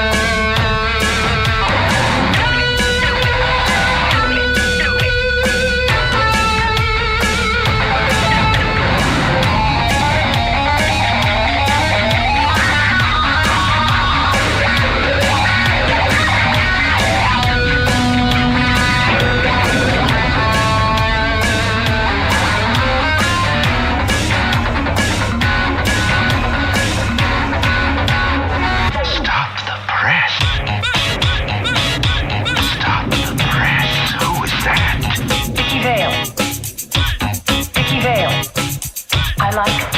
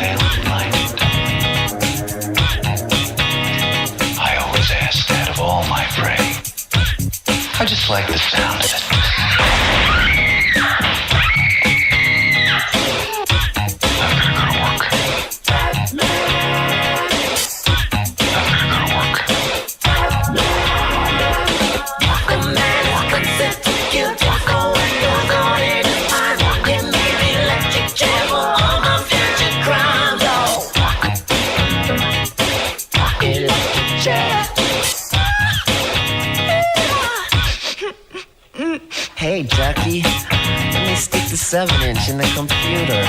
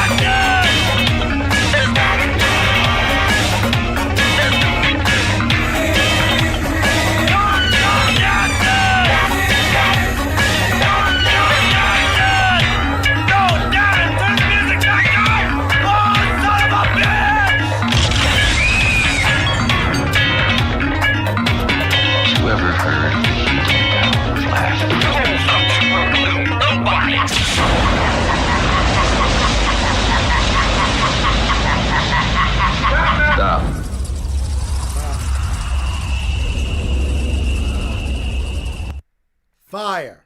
That was freaking fire. You remember catching this years ago? It's been so long, right? Funky shit, no doubt. That part with the Vicky Vales. Dun, dun, dun, dun, dun, dun, dun, dun, dun, dun, dun. Freaking badass. What a awesome choice, Nancy. Everybody else liked it, Ingo. You know what I mean? How do you not like that? That was freaking awesome. Funky. Cool. Prince. Moves. Bring back funk. I'm digging that. I'm digging that. Beautiful. Thank you for that.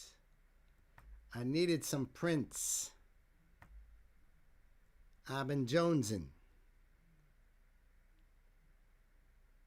Oh, that's weird. How'd that happen? All right, all right. Oops. There we go. That's better. Oh, this is cool.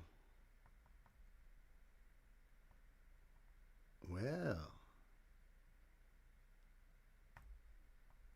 Let me get this up and ready to go here. Wow, cool.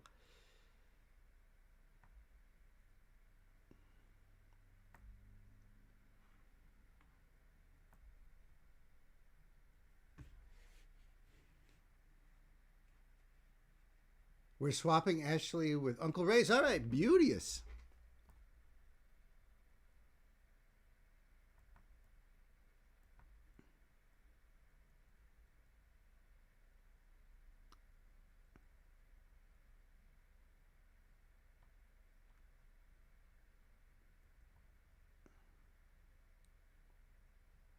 I'm just trying to find it.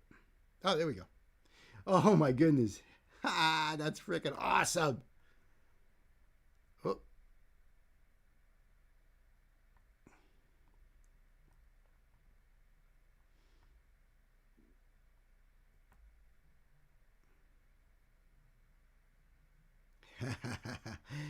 Oh, thank you. Thank you, my friend.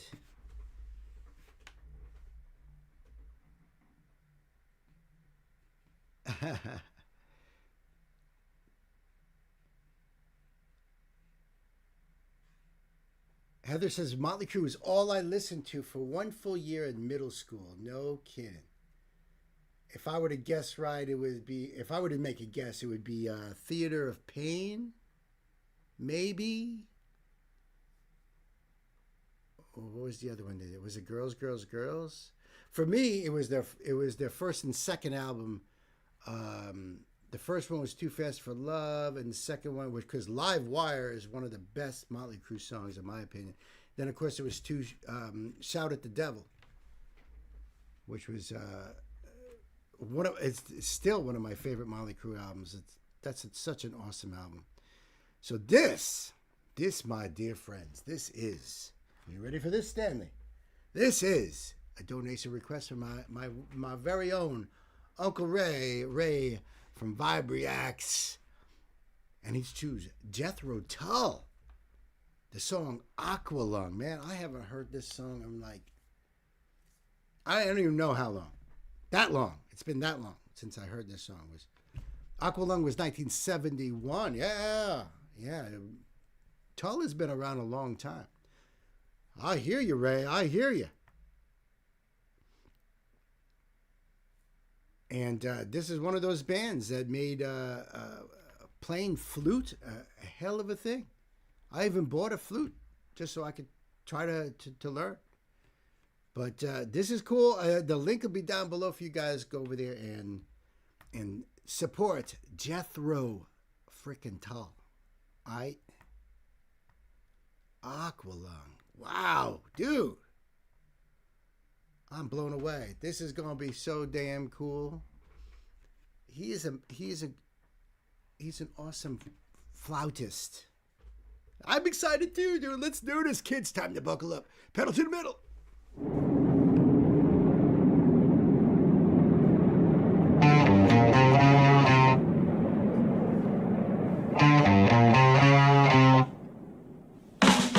Sitting on the park bench, eyeing little girls with bad intent. I've never seen this video, by the way. I know, of course, I've heard the song. I'm an old dude, rockhead. So I mean, of course, I've heard the song. I've never seen this video. This is Little cool. girls with bad intent.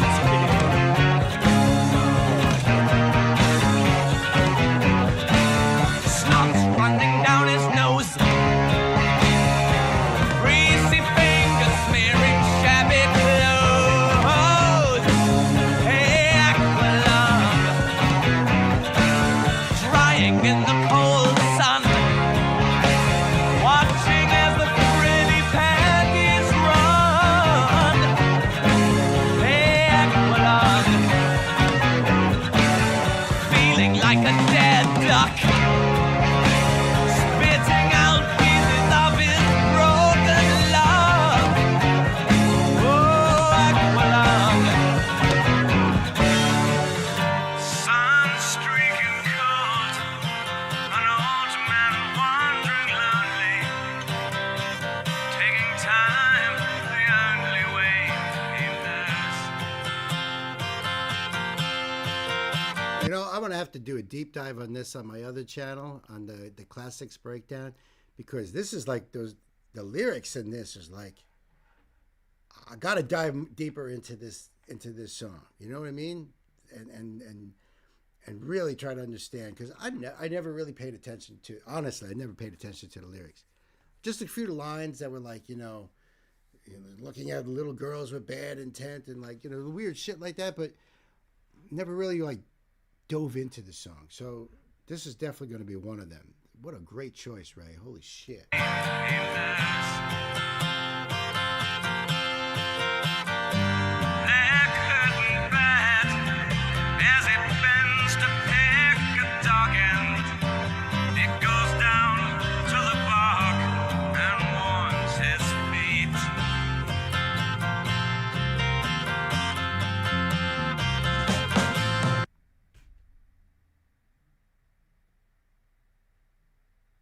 The stream is bigger on the inside.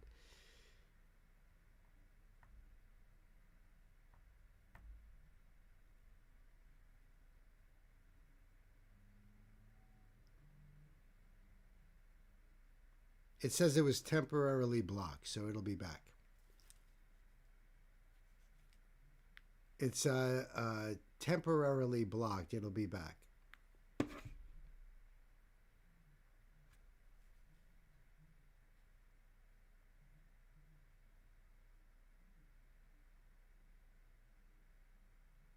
Yep, I will.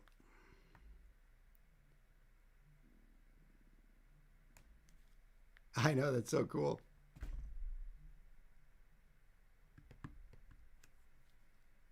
Oh, I'm very sure. Way to go, Ray. That's hilarious.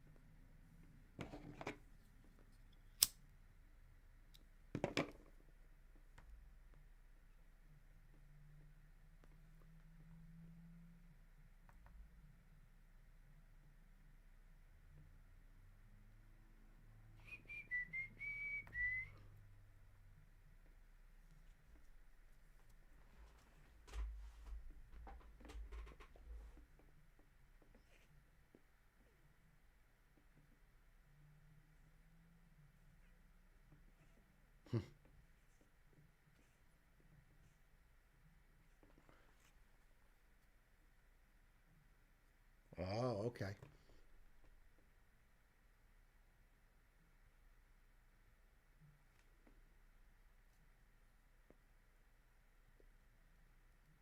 Hmm.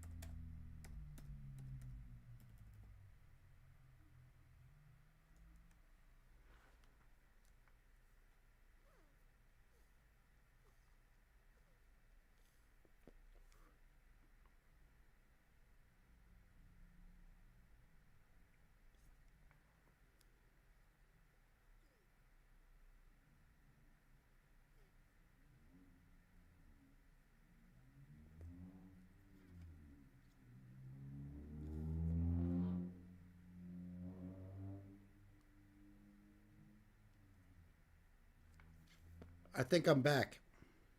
He's back. Hey, hey, hey. It's all right. I got the chance to sit back and, hang out with Stan for a bit.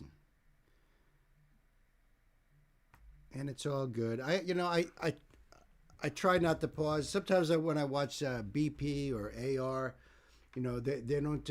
No, it's not your bad, Ray. No. It's not your bad. Believe me, my friend.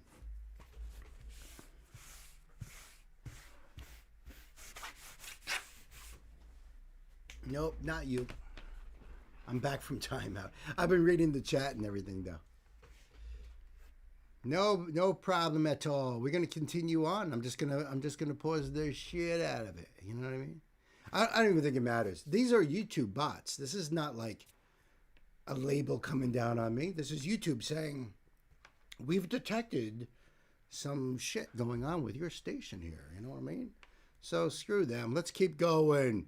That's right. Feeling alone, the armies of the road, salvation at the mood, and a cup of tea. And by the way, I did catch your what you said back there before, Ray, that your Ian Anderson said it was about homelessness and our view of homelessness. So thank you for that. I appreciate that. Along, my friend, don't just start away uneasy. You poor old sod, you see it's only me.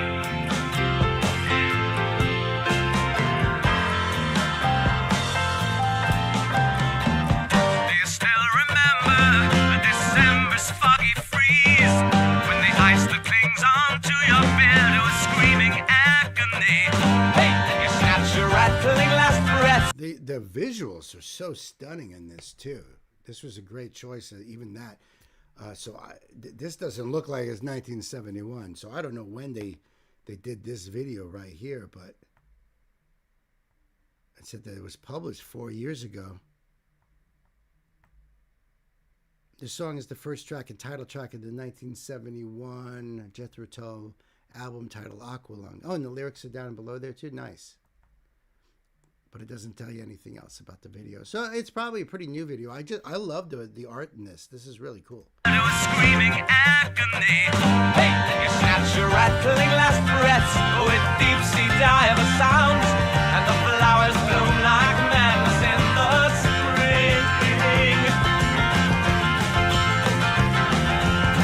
Sun streaking cold, an old man wandering lonely, taking time the only way he knows. Leg hurting bad as he bends to pick a dog end. He goes down to the bog and warms his feet.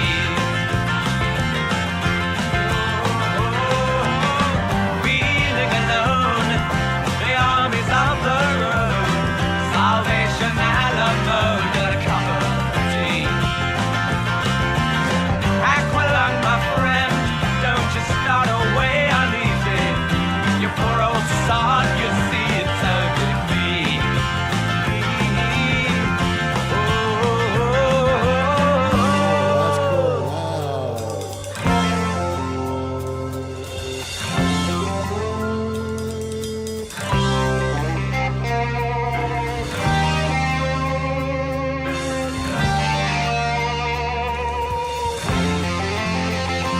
Ray's saying that the whole concept is clear in the video. So, I mean, why happened again?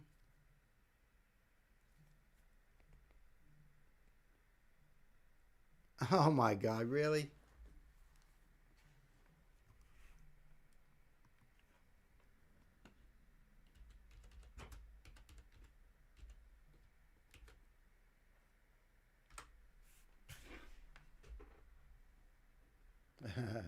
Oh, I'm on the wrong one.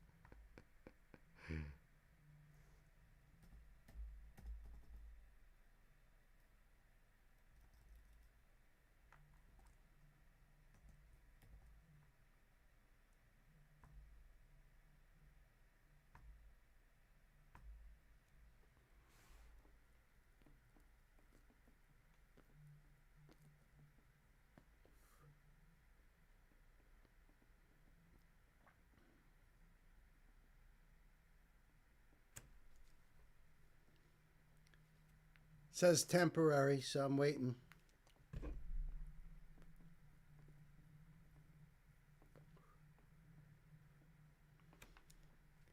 Yeah, definitely ask Gray.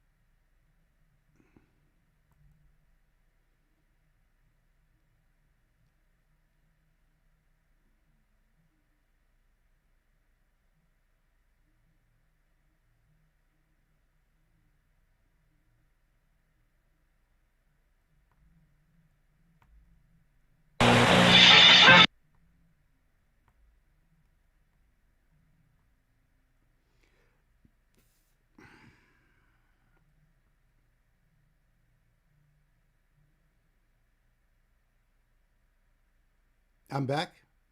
I don't see myself on the thing there, so I have no idea.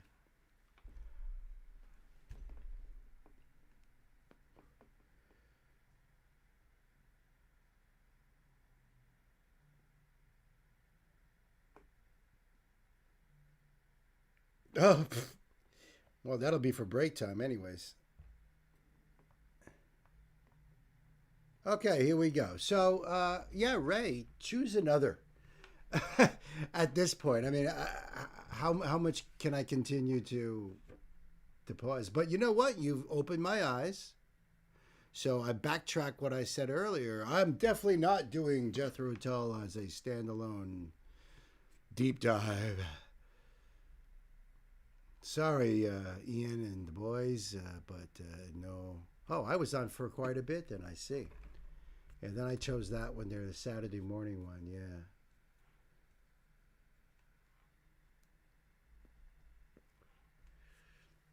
Yeah, baby.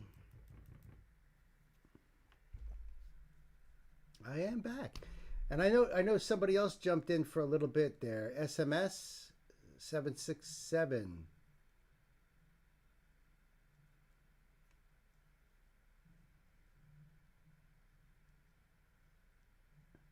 Yeah, at least now I'm aware. It's the truth. I won't do the Eagles because of the issues that I think it was BP was having. I think BP kept getting, was it BP or AR kept getting copyright strikes? Don't need that shit. Tull is known for getting, what the hell? Is that their label or something? Because I don't even know what their label is. Or maybe because it's so new. I tell you what, though, Ray, there is a video of Jethro Tull live with, like, it's a big solo that Ian is doing on the flute, and it is so freaking great. So freaking great. I don't know if you've seen it, and I can't even think of what it's called, but man, it is such a great live video. Just the way his breath techniques, because he's like, you know, just really cool shit. I think a standalone would be okay, not live. I don't know. You might be right, Ashley, because what'll happen is if I go to publish it, it might say blocked. And then I'll put it on Patreon. And if it never gets unblocked, it lives on Patreon. But Reprise Records, which is part of Warner Music Group. But you know what? Here's the weird thing. I just did that Prince Bat Dance, and I believe that was Warner. And I know that Warner Brothers does the DC stuff. Breakdown of that song would be great. I agree. Ray got me totally turned on to it.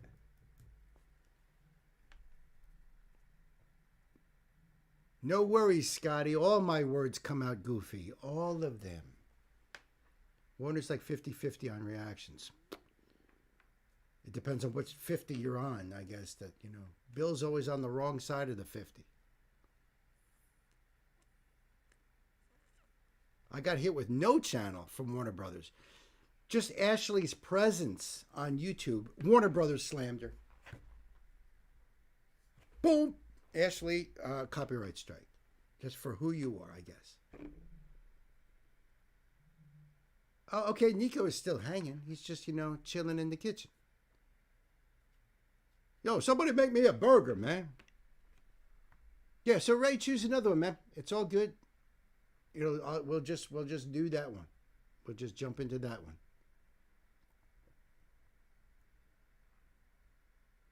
That sound good to you? That sounds good to me. Yeah, right. What y'all cooking?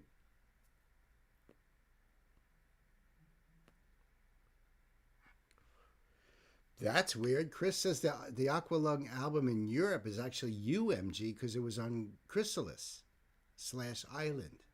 And Island is part of you. Yes, I'm going to give him time to think. Yes. Okay, cool. Very cool.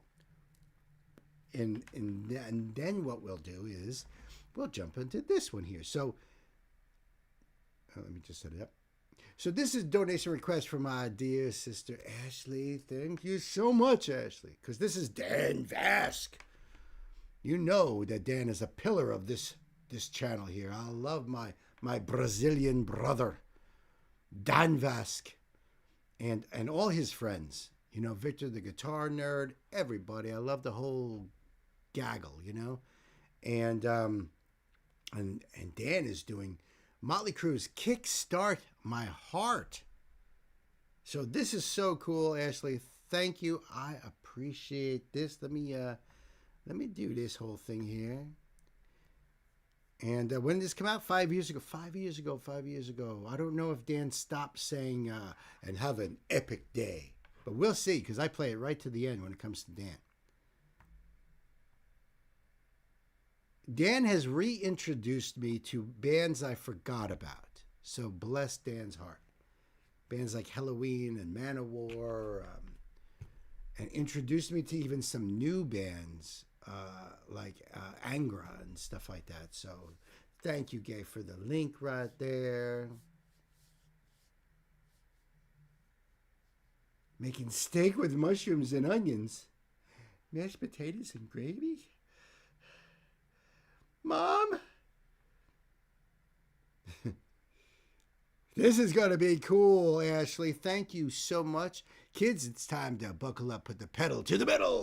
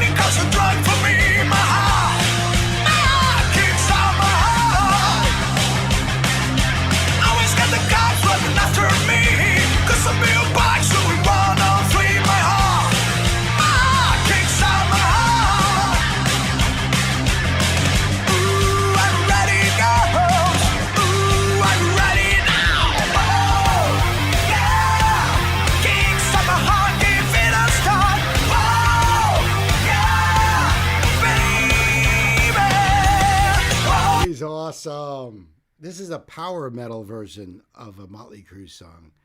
There's you can't imitate Vince Neil's voice. He has got such a unique tonality to his voice. You could tell a Vince Neil song instantly, and that has not changed, despite he has physically changed, but that his voice has not changed. Very, very great choice here, Ashley. Cool.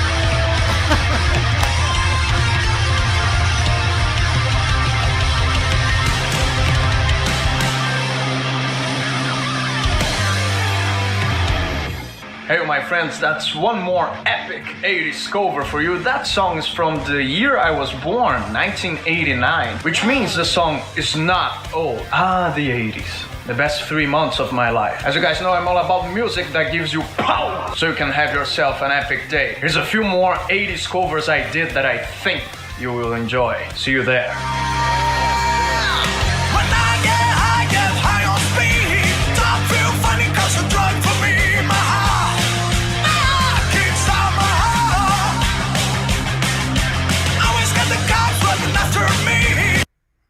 Ashley, obrigado. That's how you say thank you in Portuguese. Thank you so much for that. That was so cool. Dan is still kicking ass. No doubt about it. The great Motley Crue. And I didn't know that Dan covered any Motley Crue. So that's really, really, really cool. I appreciate that. Great song. Great song. They had so many great songs, you know. Vince, Mick Mars on guitar, Nikki Sixx on bass, and of course Tommy Lee on drums. The classic lineup. That was awesome, Ashley. Thank you so much. I appreciate that. The link will be down below. Go check it out yourself. Support Dan and have an epic day. You know what I mean? Epic, Ashley, right? The only doctor I will ride with is David Tennant. That's awesome. That's awesome. I think Nancy and we love David Tennant too, but Matt Smith has been our favorite doctor. Just saying. I'm not arguing or nothing, or you know. But as far as Motley Crue songs, Dr. Feelgood's a freaking great song. Maybe the doc could give us a lift to Nico's house. That's a great idea. Fire up the DeLorean.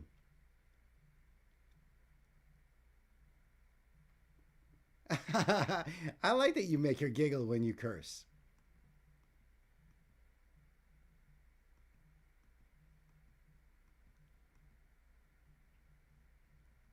If you're not going to fit in your apartment, I'd like to give it a try.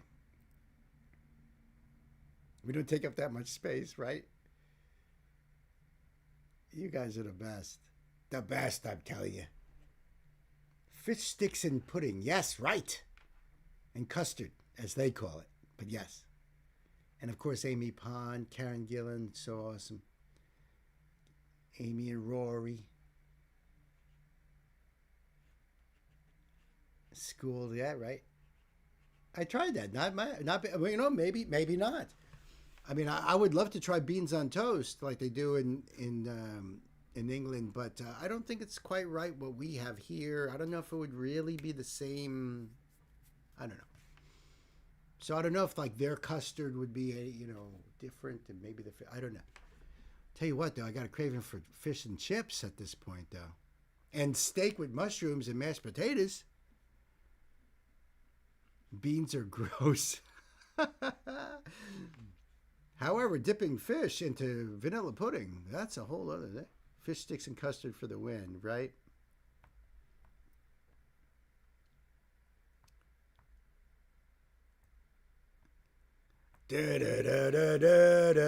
Blocked. All I did was hum the first line and the stream goes down. I would love some fish and chips, I know. I miss an old restaurant used to be around. I'm sure it's long gone. They used to be called a chain restaurant called Arthur Treacher's Fish and Chips. I don't know if you guys remember that, but damn, that was the way to go. Always dreamed of a love like Amy and Rory, and I finally found it. That is beautiful, because remember, he waited for her for 2,000 years. And then she spent the last days of her life, they spent their last days together, like locked away. You know the whole story. It's just an epic, beautiful story. So I get you on that, Ashley, no doubt. I get you on that. What happened? Hey, oh, there you are. That was weird. What the hell happened with that? My list went all black. Like, for real. I don't know which one you guys want me to do, okay? If it's Pan's request, there's no link in that box. If you want me to move over to Gwen's, great. It's all ready. I don't know if Ray has gotten back to us. Sam is next. Where's Sam at? Oh, I see it. I see it. Oh, wow. Things got all kinds of moved around, it looks like. But that's all good.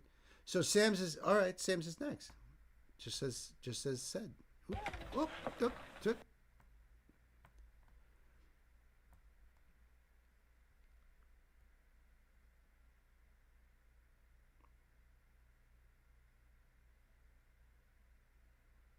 Oh.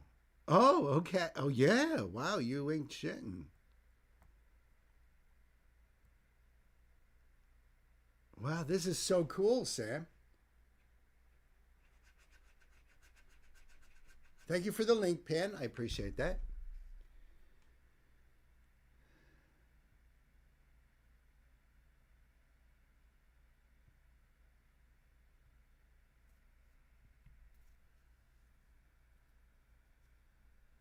With a special guest. Let's do this.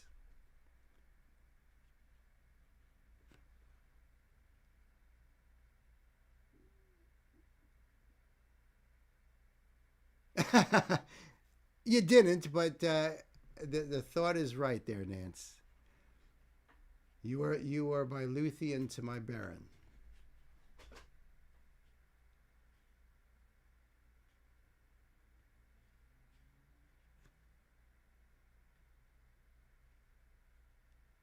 Okay, the link. Okay, cool. You know, just even though we weren't going to jump onto that anytime soon, just because I noticed it right there.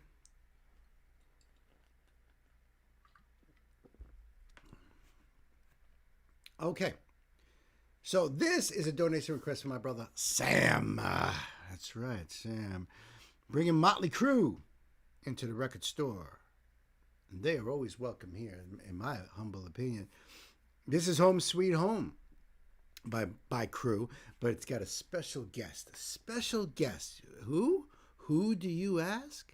None other than the Queen of Rock and Roll, Dolly Parton. I had to say that. I had to. I've never said that in my life. I think I probably just opened up a rip into the time-space continuum by saying those words all in the same sentence. The Queen of Rock and Roll, Dolly Parton. But there she is, hanging out with the Crew. Official music video came out 4 months ago. This is exciting, Sam. This is part of Dolly's rock album. Makes perfect sense. I know she also collabed with Rob Halford, Judas Priest, which was great because they were on stage together when Priest got inducted into the Rock Hall of Fame. It was the same induction ceremony that Dolly was nominated. So Dolly's like, I gotta put out a rock album if y'all gonna have me here in the Rock Hall. So she lived up to her word. I love Dolly. I love Dolly. And I think that's so incredible of her. So incredible. She is such a genuine human being. Just like you, Sam. Just like you, my brother. The Queen of Rock and Roll, no doubt. Kids, let's buckle up. Put the pedal to the motley metal.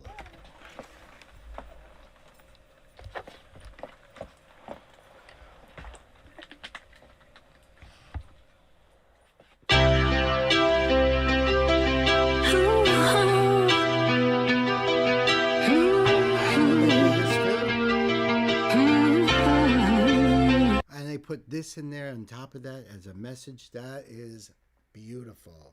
Beautiful. Excellent. Yeah, that's Tommy Lee, the drummer, playing the piano part. I don't think they had any other piano parts in any of their other songs. I don't know. But up until Home Sweet Home, there was no piano. So it was a big surprise that Tommy was able to, all of a sudden, dude plays piano too? Holy shit.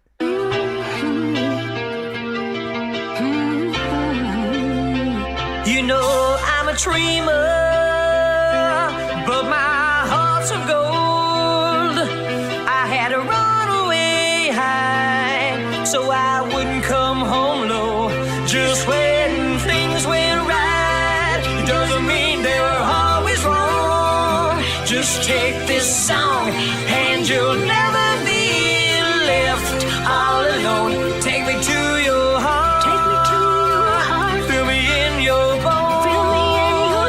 Just one more night, and I'm coming off this long, winding road.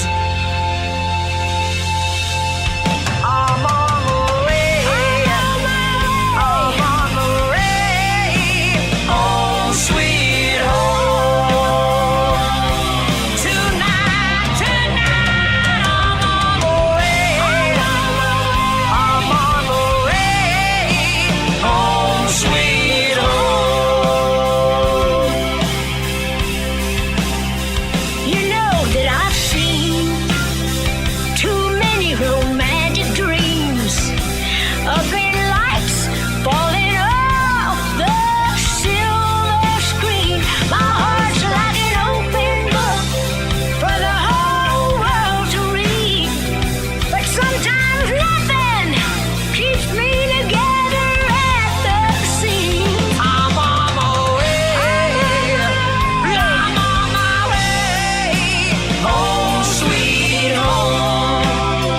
great because they're putting in the clips from the video from the original one in there with the new footage, with the information of what, how Confident House is helping the homeless people. That is awesome. And you see what I mean? Vince Neil has a very unique sounding voice. Very unique. It's easy to tell. And of course, Dolly does too. If this was 1989, 88, 89, and you came to me, Sam, and you're like, I'm from the future, and Dolly is going to be jamming with Motley Crue and Judas Priest, I would have been hospitalized because my spleen would have burst from laughter. I would have thought you were the craziest person in the whole frickin' world. You know? It's what a world we live in. I love this. I love this. This is such a great and everything about this is just so damn cool. Thank you so much for this, Sam. Home sweet home. Tonight, on my way. Just set me free. Home sweet home. Home sweet home. Home sweet home. Take me to your heart. Feel me in your bones. Tonight, I don't wanna be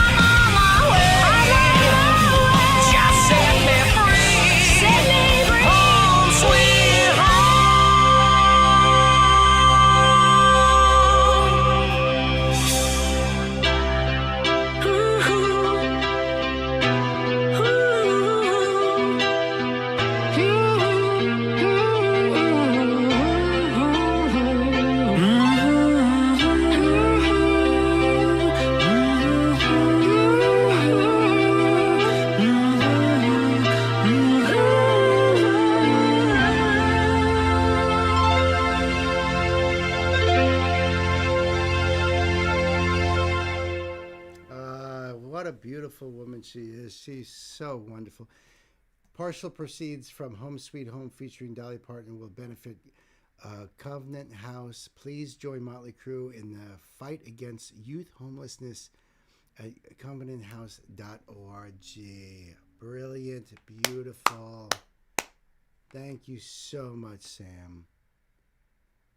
Wow. She is just amazing. I remember reading something about her working with Nikki Sixx, but I had no idea, for this rock album. But I had no idea that's what it was going to be. Brilliant, beautiful.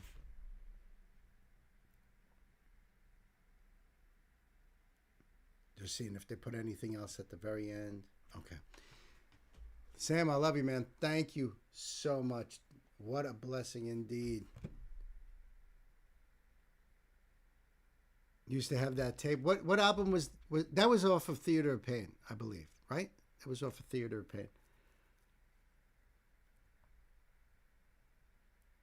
Like I said, my days with Motley Crue was my early days of metal. So the first two albums, was Too Fast for Love and was it Too Fast for Love? I think that was the first album. And then Shout at the Devil, of course. And then when they got into more of that glam stuff, I stopped following them. But until they got into like Dr. Feelgood and Girls, Girls, Girls, that was really cool stuff. All right. The link will be down below for you guys. Go over there and Give Motley Crue the support that they need, they deserve because of what they're doing with the homeless, youth homeless. That's awesome stuff. Awesome stuff right there.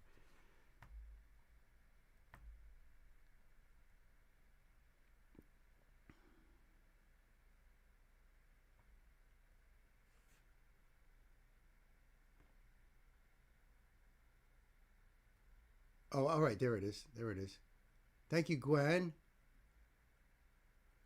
Is that the right one? What is that one?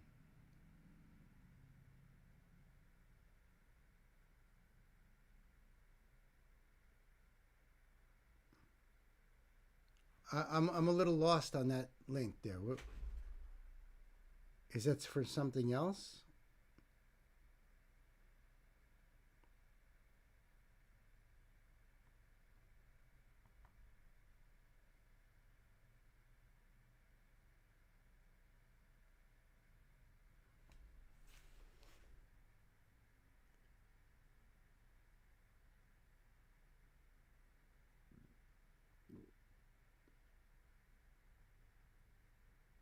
This song similar to Beans on Toast song last week. Home is wherever.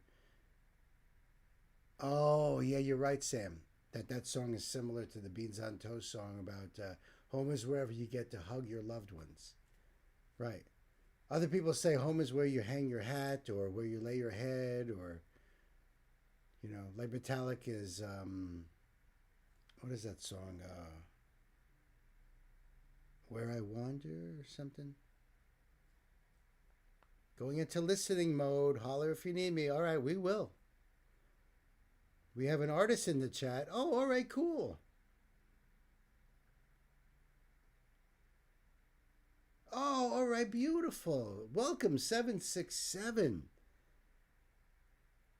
So do I need to get the link from the chat then? Because I don't see anything like that in under these notes, do I?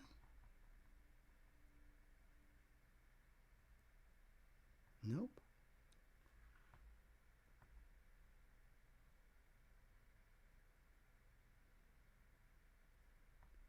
At the top of this sheet, okay. Oh, okay, cool. Oh, gotcha. Now it all makes sense. Now it all makes sense. So let's see how this works. Oop. Oh, oh.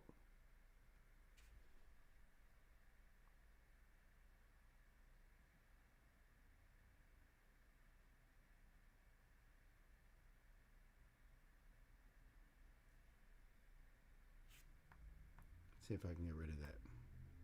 Okay. Ooh, ooh, ooh, ooh. So, dude, I like your profile picture, for one. Shows as 767 Scotty. Okay, gotcha. Thank you, Scotty. I appreciate this. So this is on SoundCloud. And at first I thought maybe I needed to sign in or have an account or something, but then I clicked off of that and it looks like I can just play the song here. It's awesome to have you here. I'm glad that you're here. I heard you joined Discord, as Nancy's saying there. Welcome. I'm more than happy to have you here. This is so cool. That's what it's all about, is supporting artists like yourself. And we have a lot of artists that have joined our Discord, and Scotty is your artist name. Oh, I see. 767 for my production. Scotty is my artist name. Okay. Yeah, it's so great when an artist joins the live stream, because this is how we get your name out there, spread it out to our community, and some of the people in our community will help spread you on to other reactors. It's a little community we have here, and it's a beautiful thing. Scotty was first heard on Uncle Ray's, and we shared away. Oh, beautiful. Oh, I see. Well, I am really, really psyched to have you here. This is so cool. All right, so should I introduce this as 767? This is or would you rather the Scotty? This is a indie artist. His name is Scotty.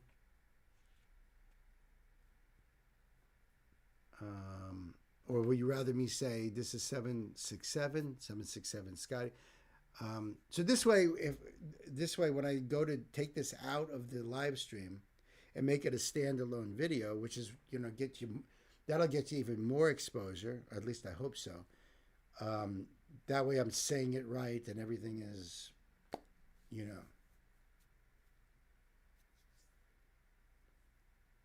Just want to, Scotty is fine? All right, that's cool. All right, so this is an independent artist, Scotty, who is here with us right now in the chat. And the name of the song is We Can, and it says One Night, producer 767. Okay, so the name of the song is We Can. Is that right? I'll get the link up for you guys here. So this is on SoundCloud. And because we have the link now, I will put the link in the description box so you can go over there and check out Scotty's work. And Scotty, anything you want to tell us in the chat here, I'd be happy to relay on the video. Because when I cut this out to be a standalone video, there won't be any chat. So that's why the more information I can do, even better. Just about like what the song's about, any of those little behind the scene type of stuff, whatever you'd like to share, we're here for it. And I'm happy to support you. That's what it's all about, folks, supporting the artist. So, go over there and check it out. And, or you could even join our Discord and check him out on that as well. So I think we're ready to go here. And like I said, I love the profile picture. That's freaking awesome. I guess this is at the very start. Kids, let's buckle up. Check it out, Scotty.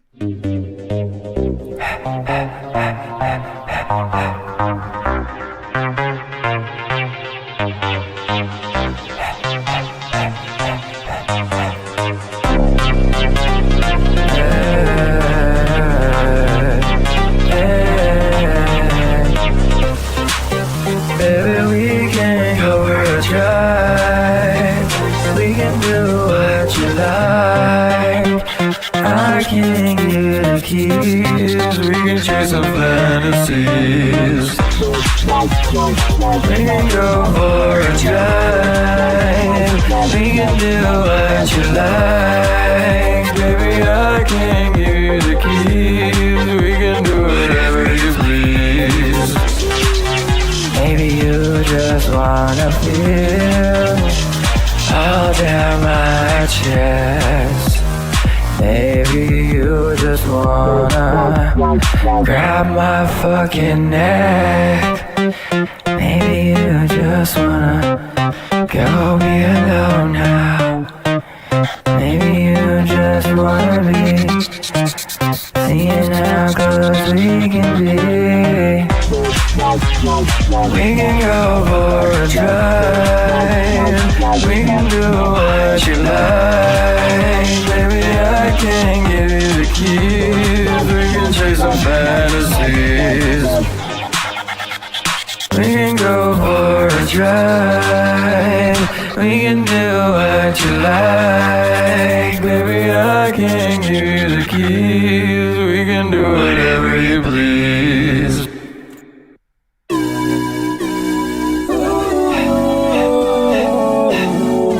So is that part of is the We Can, and now it's going into One Night, or am I mistaken there? It feels like there's been a big change up, so I'll keep going. Hey girl, would you put it on me right? I only got one night. Me and you can do some things tonight. Make me feel so high. Like the thing I'm doing so good, yeah. Make me question life. Make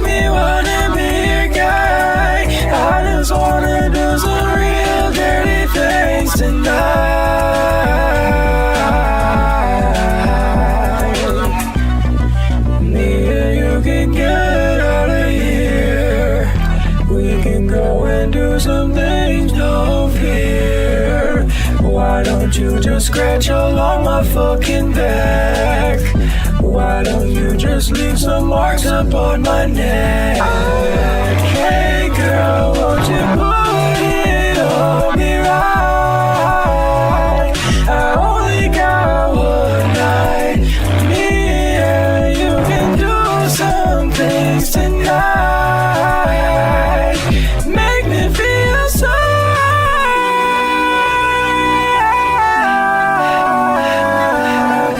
Back that thing up, show is so good, yeah. Make me feel so nice. Make me feel so high. Make me for just one night. Awesome. This is the sound of crispy chicken. This is the sound of crispy chicken inside a Taco Bell burrito. Taco Bell's new crispy chicken burrito. All right, that was a little weird. Oh, quick message from the advertiser. Oh, that's... I've never used SoundCloud before. That was awesome, Scotty.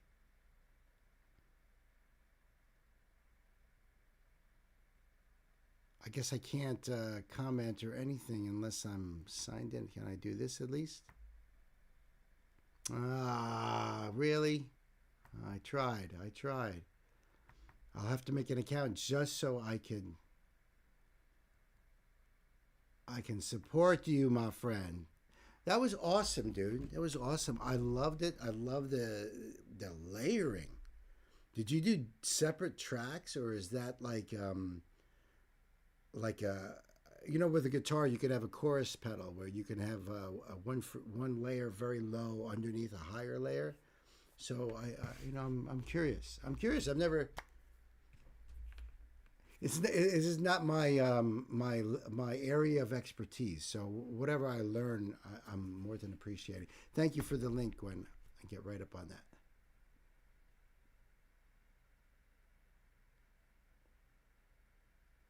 Okay. Okay, cool. Yeah, we'll have that link for you. And then, Scotty's in Discord too. So you can talk to him there. You could, sign into SoundCloud to be able to support. And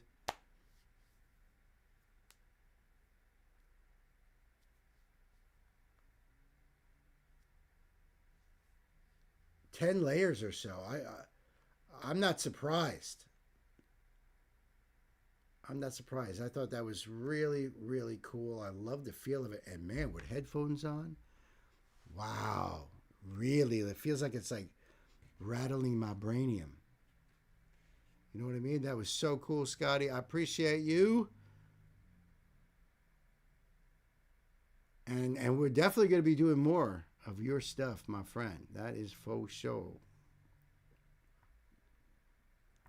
Let me go over to Ingo's here because he's got to go sleepies. My man's barely hanging on. Barely hanging on.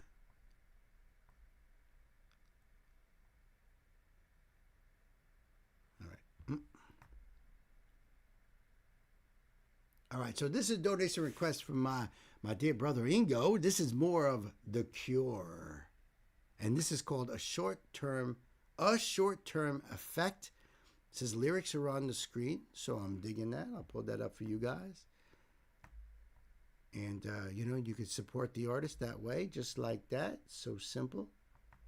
It's all about supporting the original artist. It says this song is by The Cure and appears on the album Pornography 1982. All right. And it looks like that's the album cover right there. I'm digging it. Ingo, I appreciate your the rabbit hole that you've opened up with The Cure for me. A band I was going to do a personal deep dive into. And now I don't have to. It's such a great, dark, depressive tone to it. Dig it. He's trying his hardest not to pass out. Well, I'm sure listening to The Cure will definitely raise your adrenaline level, and you're going to be just like, I'm ready to stay through the whole stream right here. This is your favorite Cure album. Well, that makes a bigger difference. Kids, it's time to buckle up. The Cure!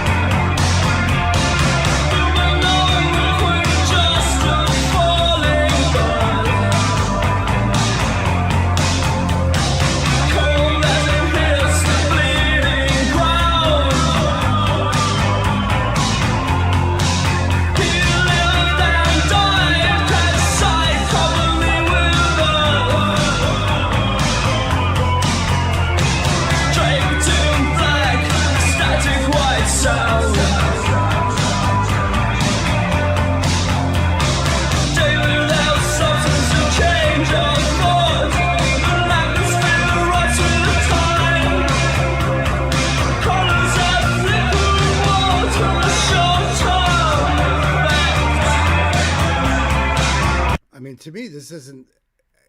It does sort of sound 82-ish. I definitely am not familiar with it. I know I haven't heard this song before. And yet it's different than the typical fare from 1982. So I definitely see why people were like, "Oh, what's this? This is new." You know, the lyricism in here too, really, really interesting.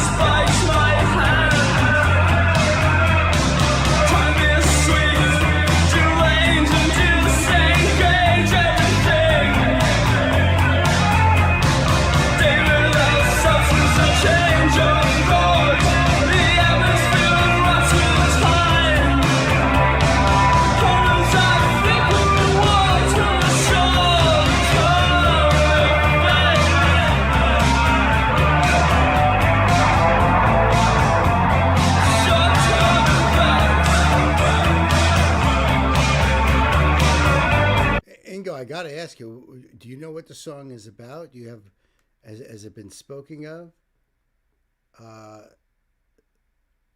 They found a huge audience that loved Joy Division already. Oh, I got you. Yes, it was different back then. Yes. The lyrics are like, wow. Wow. Some of these lines here, sideways. In fact, you know what? It kind of it makes me think of like if this was a painting and how those lyrics are. Very abstract, you know, very esoteric. Really amazing stuff that you really want to. It draws you into it, if you know what I mean.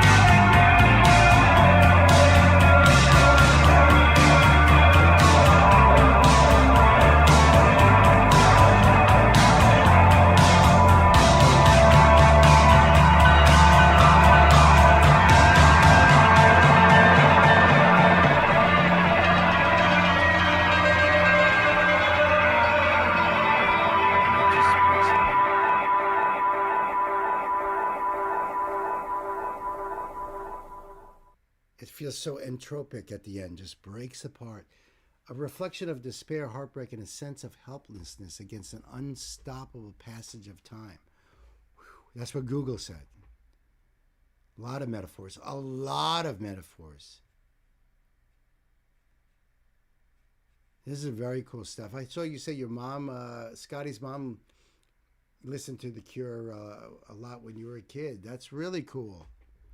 That's really cool.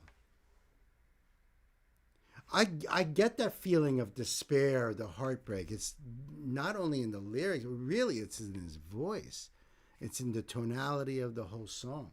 There is that feeling of despair, helplessness, but man, the metaphors. I'm sure it's got a dark, depressive vibe. And I love it for that. Thank you so much, my brother. I appreciate it. The link will be down below for you guys. Check out The Cure. Ingo, I've got some challenges for you. I know you're on your way to bed. But here's some bands you might be very familiar with. Maybe you're even a fan of. And I'm just throwing this out there to make you think.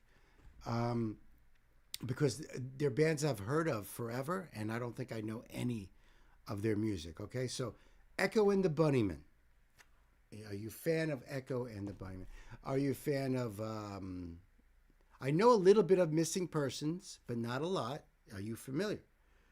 How about the band Berlin? How about the band Bauhaus? I mean, I've heard of them forever. But, I'm just giving you food for thought because you're the man when it comes to this stuff. Like, I trust your opinion and you know your stuff. And not that you're familiar with... Yeah, I figured, and you love Bauhaus, you love Berlin. You're the man to talk to. See what I mean? That's why... Berlin to Take My Breath? Oh, no kidding. That was them? And you are familiar with it. Well, that's right, Gwen. You're also part of that scene. I was never part of that scene. So if you guys, think about, in the future, I would love to get familiar with some of those bands as well. Because that was Berlin. Take My Breath Away. I had no idea. And there's probably songs from Bauhaus and Echo and the Bunnymen that I've heard and I don't even know. I just realized what Toad the Wet Sprocket did, and I had no idea that was them. I'm not familiar with the first one you said, Uncle. I think the first one was Echo and the Bunnymen. I'm just those are names that have been out there, and Gwen, Ingo, you guys,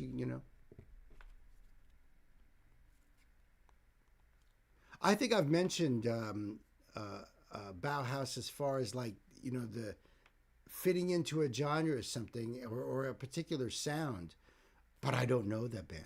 You know what I mean? Like, I know a little bit of Missing Persons, but not a lot. Now apparently I've heard a Berlin song. Good night, Ingo. I really appreciate you. I really do. I figured I'd just catch you while the thought was in my head about those other groups. We're going to take a break, kids, anyway. So I can go and walk the doggy and stuff like that.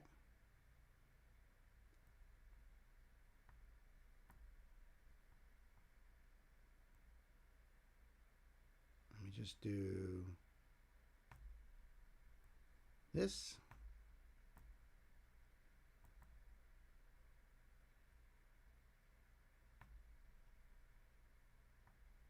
And I'll see you guys in like 10, 12, something like that. Hey, look at that tree! It's shaking! Burger King! What's shaking, kid? Who's that?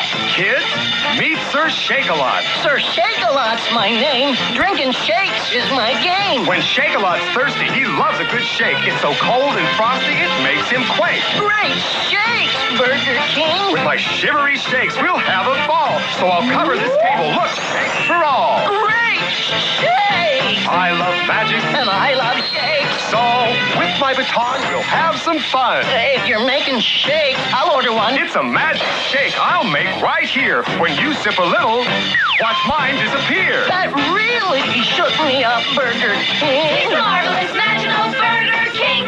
He can do most anything. He loves Mexican food that's fun. He's got shake, shake, shakes for everyone. Burger King, yay! Great shakes! You can roll to your pal. It's chocolate covered caramel. Roll to your chums. It's chewy and it's chocolate and it's lots of fun. Rolo, chewy caramel and real milk chocolate all rolled together. Rolo. You can roll to your friend. It's chocolate covered caramel from end to end. Thanks, Easter Bunny. Thank you, Easter Bunny. Thank you, Easter Bunny. Thanks, Easter Bunny.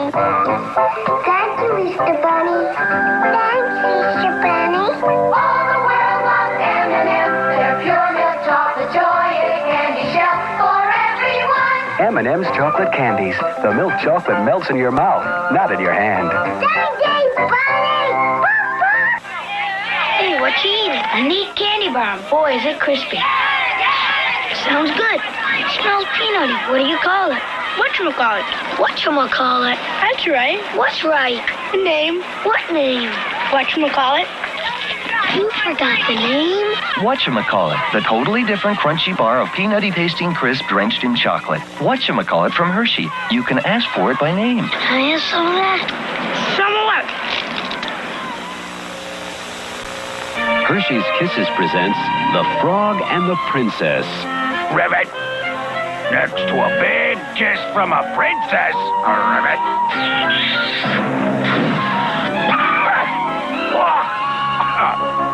I like the big taste of chocolate in this little Hershey's Kiss. Ribbit. For the big taste you can't resist, it's the big taste of chocolate in a little Hershey's Kiss.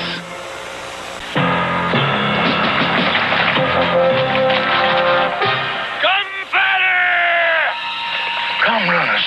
No trouble. No matter what the odds are, you're always ready for a gum fight with Hubba Bubba. Cause soft, juicy, delicious Hubba Bubba lets you blow amazing, no-stick bubbles that won't stick to your face. That's why they call them gum runners. Big bubbles, no troubles. Bubble gum. Dagobah sure is strange. Now R2-D2, be careful. Uh-oh. Action figures each sold separately, like Luke Skywalker and new R2-D2 with sensor scope. R2, come out of there right now. Help me locate Yoda with your sensor scope. You found someone, I'd say. Your search is over, Luke. Ben Kenobi and Yoda. Learns quickly, edition Jedi. Yoda, new R2-D2, and other action figures each sold separately from Kenner's Star Wars, The Empire Strikes Back collection. What do we have here? It's Castle Grayskull. And it's mine. Not so fast, Beastman. He-Man! You can pit He-Man against Beastman playing for the power of Castle Grayskull. You have to put the castle together. Beastman's escaping. What's wrong, Dad? Dad, you saved the castle! Castle Grayskull from the Masters of the Universe collection. He-Man and Beastman each sold separately from Mattel. Look, sharks! Stealing our Super Sugar Crisp cereal! Unfair. Get ready for Super Bear. Super Bear, you're a shark. Super Bear, I want that delicious cereal. Take a dive, Shark Breath. Yay! You saved our post Super Sugar Crisp, part of this nutritious breakfast. A super cereal deserves a Super Bear. Ooh, I love chocolate chip cookies and chocolate chip flavored Cookie Crisp. Aha! Cookie Crook. Cookie Jarvis. Using a pole to get into the bowl? Oops. I have magic to make that will open your eyes, putting new chips in Cookie Crisp that are bigger in size. Ooh, bigger chips. But it's really a cereal and part of this nutritious breakfast. Can I have some, please? Ooh, bigger, bigger, bigger. Yum, yum, yum. New chocolate chip flavor Cookie Crisp cereal. Now with bigger chips. I'll be back with a bigger bag.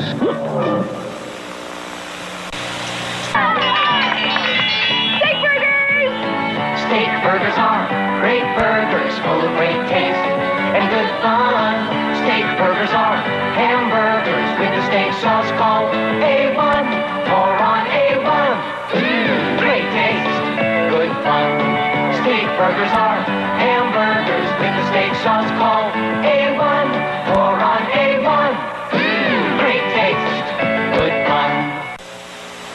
This balloon will get those kids to stop rushing, or I'm not hurtful J Cavity. Hey, a balloon! Let's go! Whee! You stop rushing, so we're going to make some cavities. Never fear, AIM is here. Hooray! Take that! Remember, kids, AIM has fluoride to fight cavities. And AIM tastes great! Take AIM against cavities. Regular and mint flavor. Hello? Somebody out there?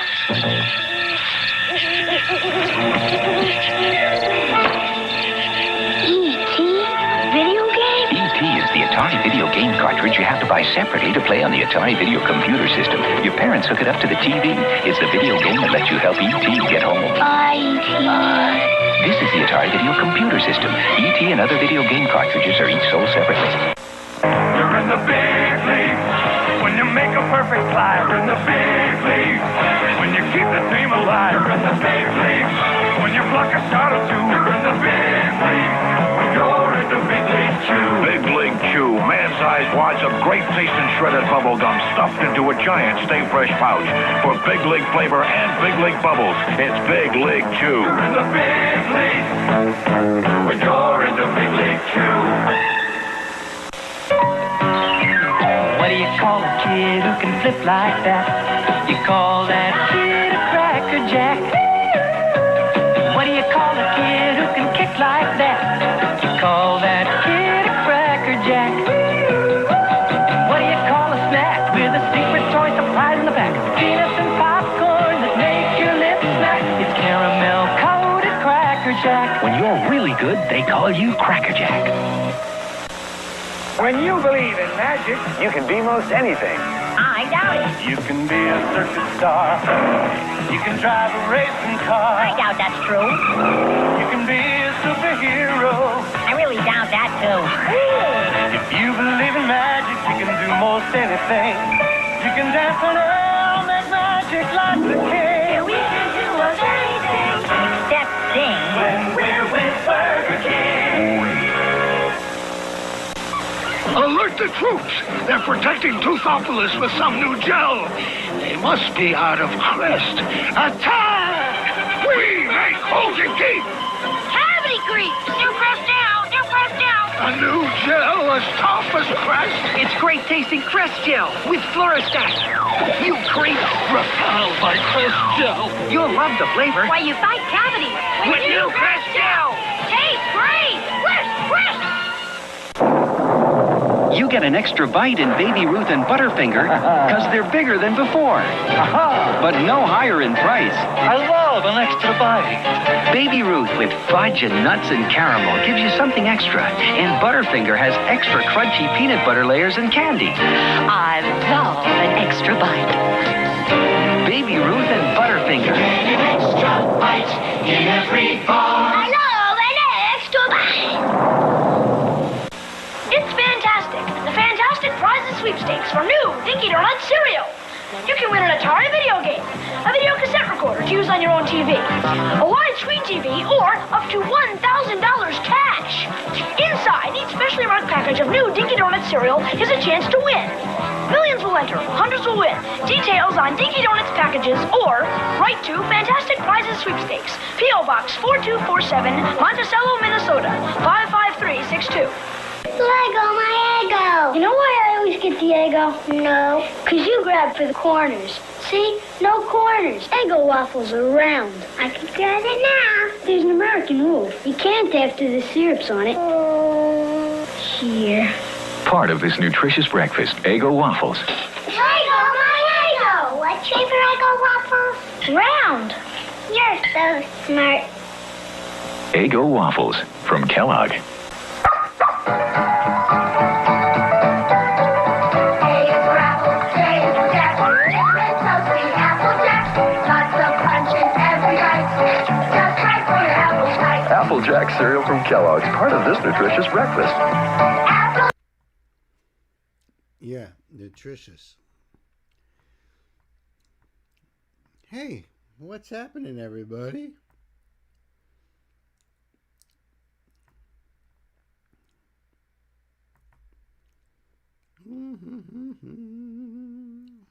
Ta-da!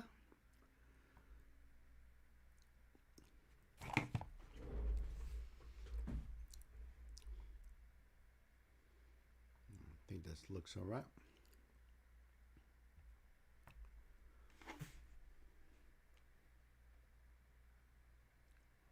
Thank you, Knight. It's nice to be back. John said to go through with his second song he would watch on the rewatch. If there is a rewatch. Jabberjaw flashbacks. Wow. All right, you guys are digging them commercials. Yeah, I just want to do something closer to the 80s feel, you know?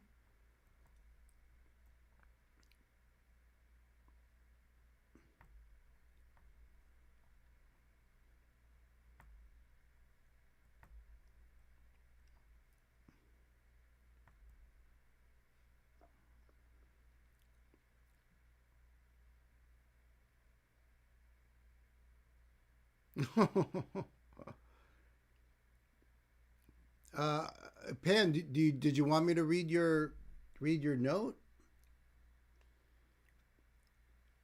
or is that just for old Uncle Bill here?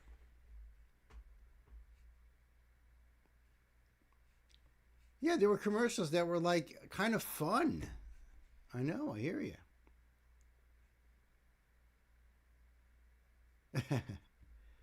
If you wanna. I wasn't sure, like reading it, it sounded more like it was just between us, but you're not saying like, you know, it wasn't like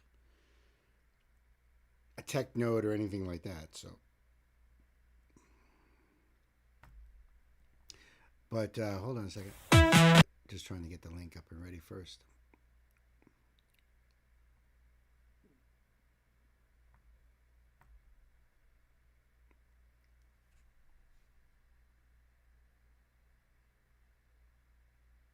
That might be hard for me, reading the note. That might be hard. I don't know how tuned in I am. The song itself is actually about that, so feel free. All right, it's a challenge. It might be a challenge. I don't know. I'm kind of like, but I'll do what I can.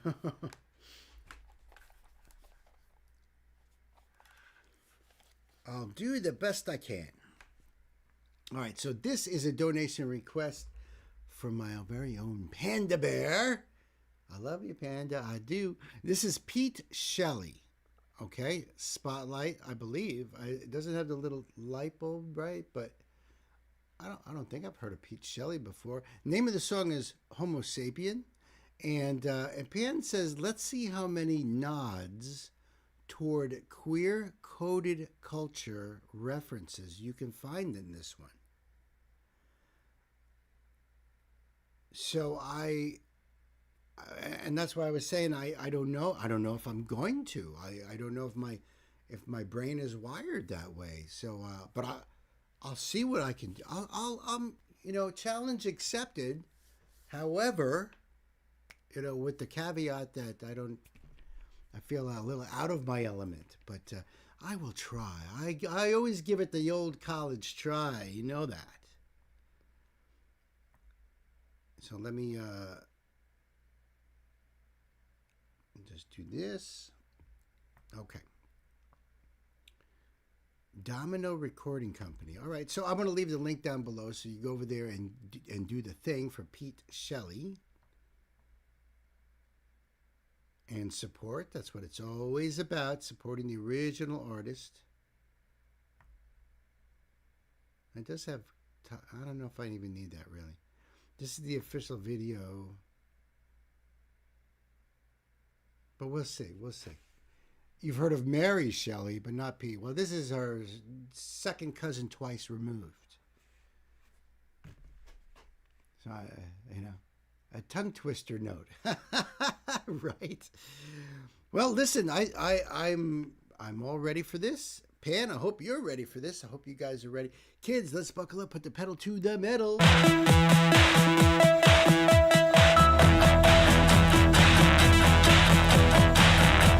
Shy boy, you're the coy boy, and you know we're homo sapien too. I'm a cruiser. This is definitely 80s. This is definitely 80s. In fact, that I didn't look down at the box here. This was released in 1982, January 15th, 1982. And this does not look familiar at all. But who's to say that, lying there on the couch watching MTV late at night, that it didn't come on? But, yep, definitely 80s. The narrow tie, right. Even just like the effects in the background and stuff like that. But I don't recall ever seeing this before. You know we're homo sapien too. I'm a cruiser, you're the loser. Me and you, sir, homo sapien too. Homo superior in my interior, but from the skin out I'm homo sapien too.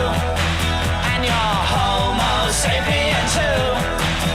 Wow, you see the old computer there? I know that's supposed to be representing the modern with the, they have the spinning loom over here, the spinning wheel, but as ancient. But you see that computer in the background there. And to us, that's ancient.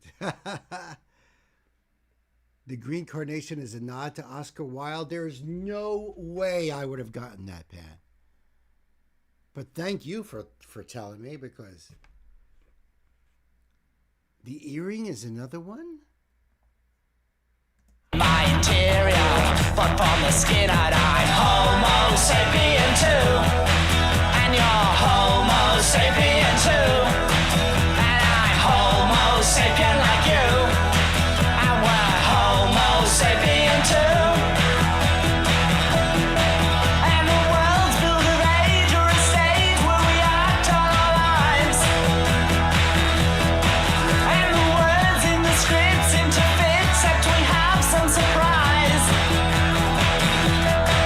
I just want this to last, for my future is past and all gone. And if this is the case, then I lose in life's race. He's the lead singer from the Buzzcocks. Now, I've heard of the Buzzcocks, but I had no idea. There's a lot of flagging in this, because during the 80s, if you weren't open, you would essentially flag to let people know you were of the same kind, so to speak. Okay, I get you. I remember when I was a kid, when I was a kid, when I was a teenager, there was something about, let me think. There was something like, if you had, you got to remember back in those days, men piercings weren't very common, but if you had the piercing in the right ear, that meant you were homosexual. And I don't really remember exactly, but I remember there was something to do with that. I never heard of flagging before, that's for sure. But at least Chris got me with something I have heard of before, the Buzzcocks. Yeah, punk band, right. But I wasn't like into that scene, so I don't really know that music too well either. But this is cool anyway, because I just like the beat on this, and I like kind of like the direction that his vocals are taking. It's not like he's a great singer, but it's just like sort of that direction he's taking with it. There is a lot going on in the video, so trying to catch all the things. This to last, for my future is past and all gone. And if this is the case, then I lose in life's race from now on. I'm the shy boy, you're the coy boy, and you know we're homo sapien too. I'm the cruiser, you're the loser. Me and you, sir, homo sapien too. can't really make out what that card is. You can tell that there's definitely a figure on it. So what is band saying? The song is essentially about how it doesn't matter because we aren't superior to one another. We were just all Homo sapiens. That's the truth. Yes, back in the day, man, with one ear, right ear was the flag for other. Oh, yeah, that's what I thought. I remember. It's vague. Right ear. Gwen's saying. I mean, both my ears are pierced, but that didn't happen until I had the one pierced in high school, but the second piercing didn't come until mid-90s. But and I totally forgot about that until this. But interesting stuff here. And and you're right, it doesn't matter. It doesn't matter. We're all the same. I'm the cruiser, you're the loser. Me and you, sir, Homo sapien too. Homo superior in my interior. Right from the skin I die. Homo sapien too. And you're Homo sapien too. And I'm Homo sapien like you. And we're Homo sapien too. I'm just hope and pray that the day of our love is at hand. You and I, me and you, we will be one from two, understand. And the world is so wrong that I hope this will be strong enough. For we are. He definitely has a good voice, though. Flag and stored as a way to hide and embed itself into cruising culture. That's interesting. I'm trying to piece together bits of information and trying to make them make sense. Does that make sense? Let me go back up here. You know what's interesting is that for 1982, they're having these really quick shots that nowadays we can pause it and see what was in that frame. I don't even know if I can catch it fast enough. But back in those days, you just watched the video and something would pop up and you might be like, "Well," but you couldn't go back and stop it. What was that? Scotty says, I can't believe I recognize the face from him being in the bus car. Wow, that's so cool. Wow. And I, me and you, we will be one from two, understand. See, like I just caught it, right? But that's like literally 2 frames of film. Logic, reasoning, rationation, force of argument, reason. So it's a little blurry. And the world is so wrong that I hope this will be strong enough. For we are on our own and the only thing known is our love. I don't wanna classify you like an animal in the zoo, but it seems good to me to know that you're Homo sapien too.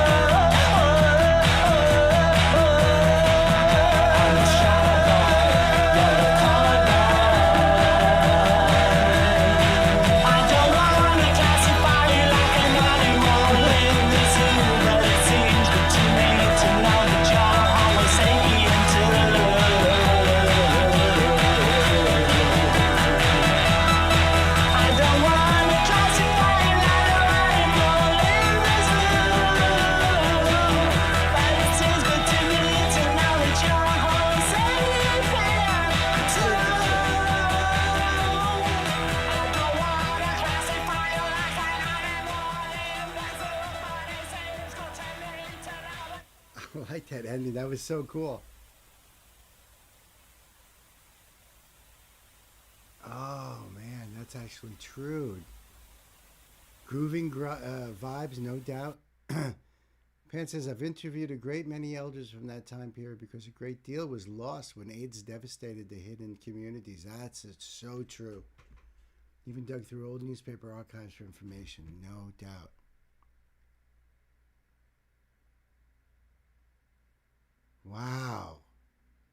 Pan, thank you so much for opening my eyes. I appreciate that. I appreciate it. This one says Homo sapien 1981, but the other box says so 81, 82. Right, that's what it said here. Yeah, 82 released. So maybe as a single. Maybe the album came out in 81. Awesome job, Pan, finding something like that. That was great.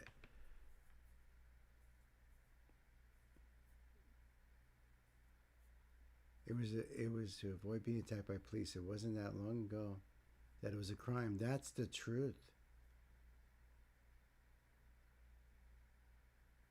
What Sis said. What? Oh, yes. Cruising culture was what gay men would do. Go to a bar, to a park, or any place where other gay men hung out and go looking for a hookup. Gotcha. Cruising culture. And you see, to me, had outside of that context, I would think of like, especially like in the 50s and 60s, especially in those times, cruising culture meant driving up and down the strip in your car, either hooking up with friends or guys trying to find girls, girls trying to find guys, and it was just back and forth on the strip, you know, because I grew up a part of that car culture, you know, hot rods and people who went to drive-in restaurants, you know, the waitresses on the skates and stuff like that. So that to me is cruising culture.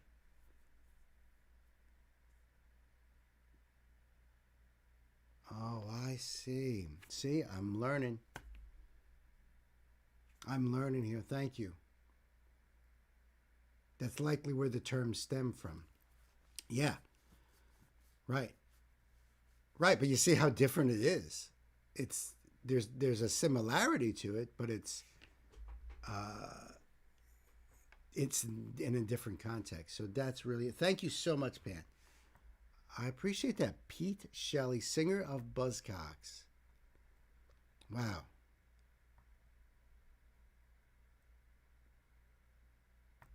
Oh, this is cool. Whoop, whoop, whoop. Okay.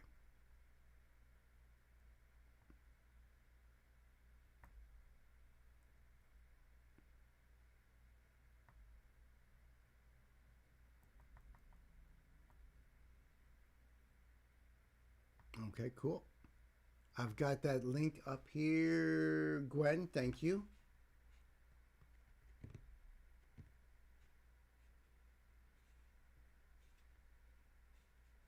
Yeah, it's almost in a way it's a problem because then it's like, you know, you're talking about two different things, but the same terminology is being used.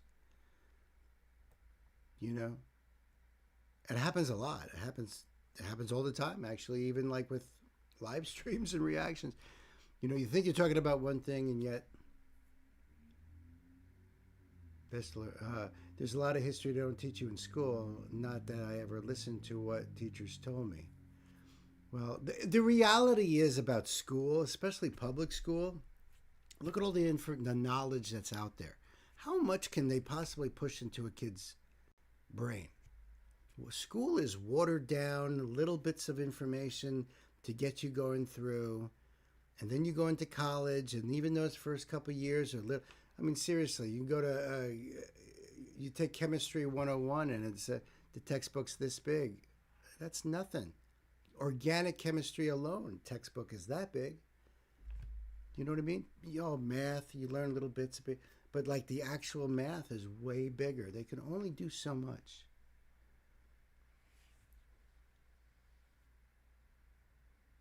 Oh yeah, because this is Journey. I was so mad when Steve said, that's hilarious. Just reading ahead here. Oh, I need a beer.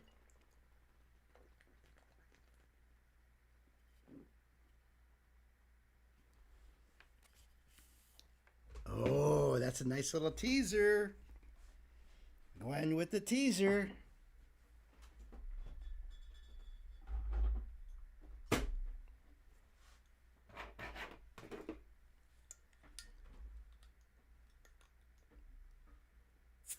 School fitting stuff into classes is like trying to fit music. You know, if you were given the challenge, how are you going to teach these kids in this amount of time all the information in the whole world? How are you going to do that? How are you going to do that? Where do you start? You only got so many hours in a day. You know from studying and everything that there's only so much they're going to retain. So how do you do that? How do you really... Everyone bashes the school system, and I'm no different. I do too. But the reality is a little more complicated.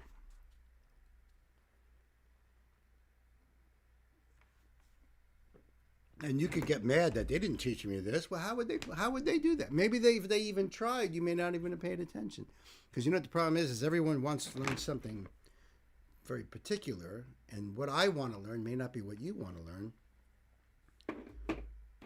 So it's a tough thing. It's a really tough thing. But that's why you keep going through the system. You know, if you're going to go for martial arts, all that shit you do up until black belt is only getting you ready for black belt. That's where you really start to learn. That's the thing. You're just trying to get to that black belt. Then you're on your way. So education is the same way. You get to that point where, you know, maybe the last couple of years, those last 2 years in college as an undergraduate, you're more matriculated into your stuff. But then it's the master's degree, the doctor's degree. Now you're really, really focused. So things go from being watered down to much more intense. Yeah, you know what? I didn't learn how to think critically until college. That's what Purdue did as the overall arcing thing, was how to teach people critical thinking. And my God, does this country need critical thinkers? That's a big issue we're in right now. How to research effectively and clearly search their work for inherent biases. Pan, that's brilliant. Except think about kids in school. In general, in generalized. Not really smart kids that will do stuff like that. I'm saying in general. It's a really daunting task. Teach them the tools to find the informations. I would make a terrible teacher. You're like, go learn yourself. What are you bothering me for? Here, I'll show you how to type into Google. There you go. Now there's your education. And that's why a lot of us get secondary educations by on our onesies, because we do the research on our own. And it's easier now because now we have access to billions of terabytes of information. They do without thinking first, then wonder why the world sucks. Bingo. Bingo blammo. Kids, this is a donation request from my dear sister Gwen. This is Journey. And the song is Faithfully. This is off of Frontiers. Came out in 1983. One of my favorite albums of all time, my sister. Thank you. Thank you very much. Great song. Great ballad. Steve sounds so amazing. There's a video that we're about to see. I'll pull up the screen for you. This video that we are about to see is part of a big documentary film that they followed Journey on their journey. You know, the tour for Frontiers. So they clip pieces of that to make a standalone video, to put it on, you know, to run it on MTV and stuff. So that's why you're seeing a lot of these scenes, and it is a great documentary. The narration in it is hysterical because the guy who's narrating it is very almost like you can hear him narrating wildlife, the cheetah stalking its prey, as the gazelle is looking for, it's got that kind of weird tone to it, but the video is great. The performances are great. So that's where this comes from. I freaking love this song, my sister. Thank you so much. Of course, I'm going to leave this link down below so you can go over there and do the thing and support Journey. In fact, did I see something recently that the Journey is going to retire? Can somebody look that up? I thought I saw a headline just this morning. I was really busy this morning, so I couldn't do a lot of reading and stuff. But I thought I saw a headline that said that Journey is planning a farewell tour. You think you saw that, something like that? I don't know. But you know what? We'll always have the music like this. Faithfully, Gwen, I love you. Thank you, my sister. Kids, buckle up. Let's do it. Such a beautiful song. I personally think it's one of the most beautiful songs ever written. Seriously. Steve is singing this, and in fact, this was written by the drummer, Steve Smith. Steve the Animal Smith. Yes, the rock band Journey has announced the Final Frontier farewell tour for 2026, marking the end of their long career in live performance, though the exact date of disbandment has not been announced. They're retiring after the next tour, which starts next year. There's another band that's saying salutations, adios, just like Megadeth. And you know what? There comes a time where you're either going to make that commitment and say, we've done our part, it's been a great show, we're going to enjoy the rest of our lives, but there's the other ones that just keep pushing and pushing and pushing. They said, I'm getting too old for this, and probably ended that sentence with shit. It's hard. It's hard being on the road.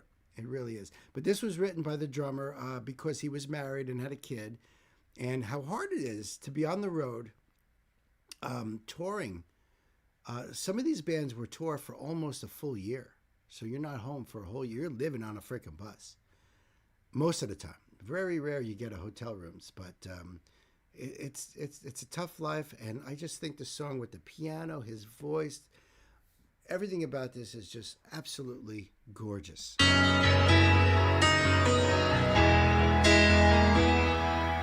Highway run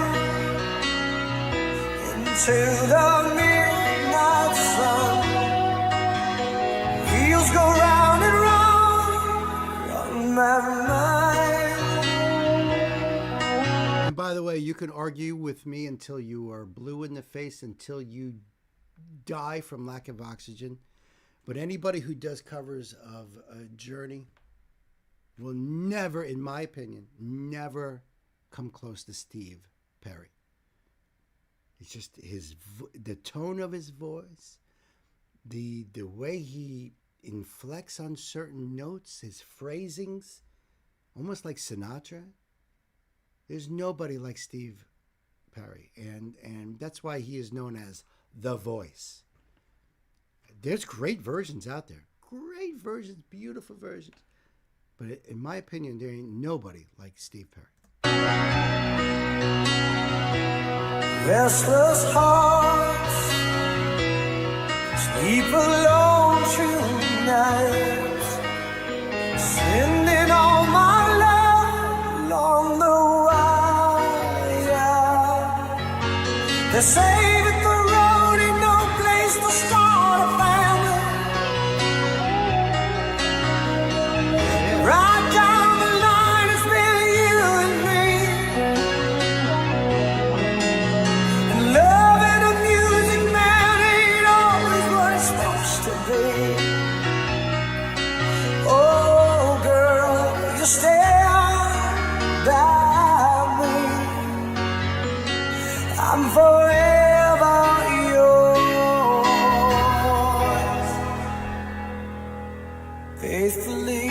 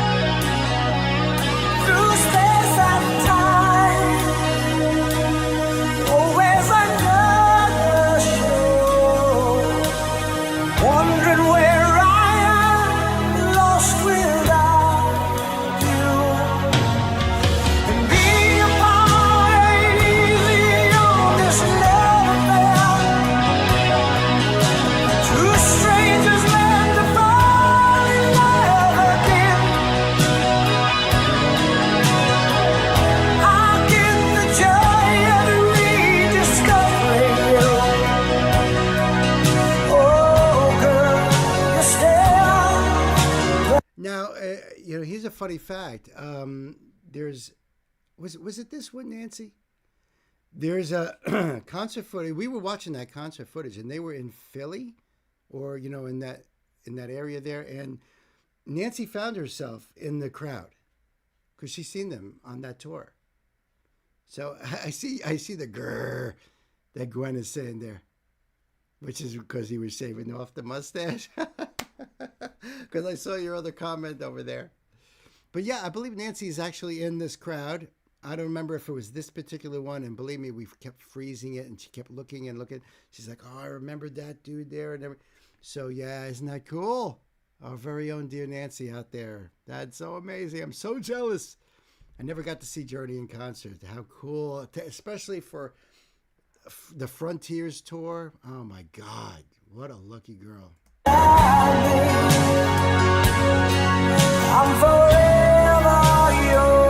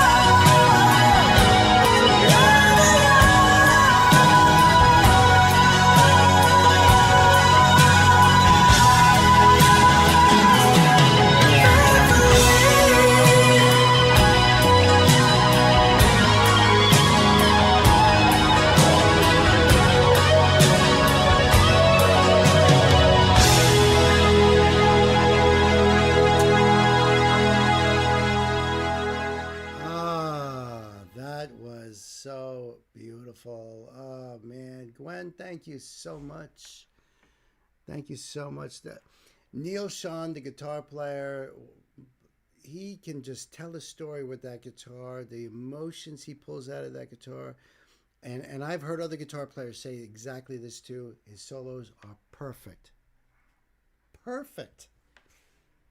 Yeah, I was the one from Philly, most epic thing in my young life. Oh, absolutely. Absolutely. Oh, yeah. Thank you so much. The link below, check it out yourself and enjoy. Definitely crank that up loud. Great album, though. Definitely.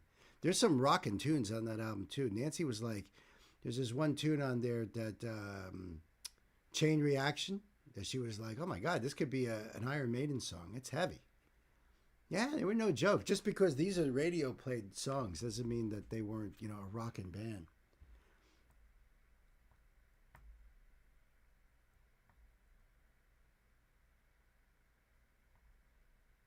Fantastic.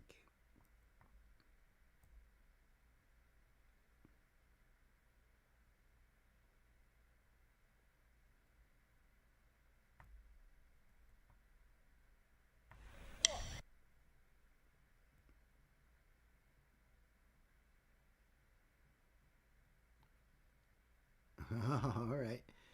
I see. Yeah, thank you, Gwen. I just pulled that link up there, and now I have the note up here as well. You've never looked deep into Journey's music, only their hits. I got to tell you something. One of the greatest things about having a streaming service like Apple Music is being able to go through entire catalogs, not just the essentials, but the entire catalog, as if you're putting on album after album after album from beginning to end. And then you really, get a better feel for the band, the makeup of the songs, and what goes into it, and especially when anything like heavy stuff, because they don't do fillers. It's all every song is there's so much work and attention put into that song. They don't just bang out a song just to fill in the space, you know? Where he had the, oh yeah, right. When Nancy's saying there about the, where he was wearing the leopard shirt, right. You got to check out that documentary though. It's so good. It's so good. Maybe that would be a good one of those BYOBs, you know, to do the entire stream as Journey, that particular documentary, or even a live show.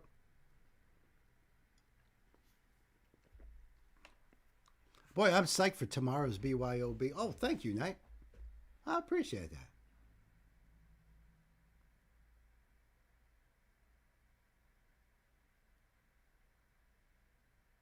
Oh, okay. Okay, got that note. I got that note there, Knight. All right, so this is a donation request from my brother, Knight Spearhead, and this is Maria Tekauchi, and the name of the song is Plastic Love. And we've talked about this song before, just recently, in the chat over here. Now, this is the live version at Nippon Budokan in 2000, featuring Tatsuro Yamashita. And the keynote says here, and I'm going to add to that. See, Knight also wanted to add to this note that Tatsuro did backing vocals, but Knight didn't point out that he's only male backing vocals in this one and on the guitar. So he's playing guitar and backing vocals. Thank you, Knight. Okay, considered the queen of city pop, Maria Tekauchi's most popular song is this one, released in 1985. Plastic Love is credited for the revival of the genre in modern times. Tatsuro Yamashita does the backing vocals of this song, as mentioned. He also originally did the electric guitar, piano, and the percussion parts on the last... Okay, last stream I had you do his original song, Right on Time, right? And explained he's considered the king of city pop, so this is the queen now. Both of them still make music today, and this is a recording of them performing this hit in 2020. Closed captions are available. Thank you, sir. Knight. I am looking forward to this. The link will be down below, so you can go over there and support the artist, because that's what it's all about here. Plastic Love. I think this is just so cool. What's going on down below here? Oh, they have all the musicians. Yeah, like Knight said, Tatsuro is on guitar.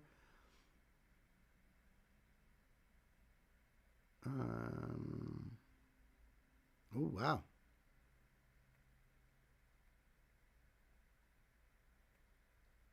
So they're not giving him the backing vocal credit there in the musician part, because I see there's 3 backing vocals, but he's the male backing vocal there, I'm assuming. And closed captions work, so we're going to do that. All right, kids, time to buckle up. Put the pedal to the metal.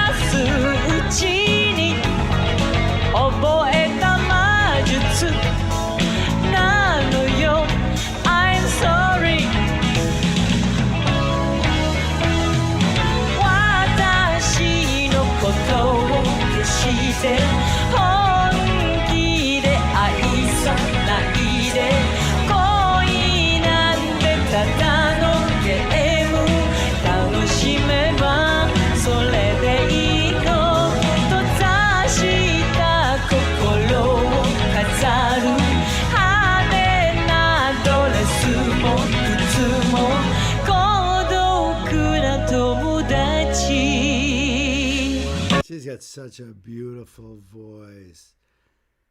I forgot to put a period there. Oh, he only has a small part at the end. I like her. I like her style and everything. The song is really cool. It definitely is that era there. I love her voice. This is really cool. This is really cool. And you're saying that this is relatively 2000. So I mean, very recent. Although I know I'm saying something from 2000 is recent when it's really 25 years ago. So it's not really that recent, Bill. To me, 2000 feels like it was just a couple of weeks ago. But I like this. This is really cool, and I'm really like that they're still out there playing. You know, they're still out there putting their music out there. So my question too is, like, you know, when you hear plastic love, plastic meaning, you know, could it be referring to, you know, fake? It's artificial, or is it plastic more of something amorphous, something that changes? You know, when you say plastic surgery, you're not operating on a Barbie doll. You're not inserting plastic into a person. You know what I mean by the difference there? Meanwhile, for me, I was only like 2 years old. Yeah, so 25 years ago for you is a very long time ago. I get it. I really do. This is so cool, Night. Thank you.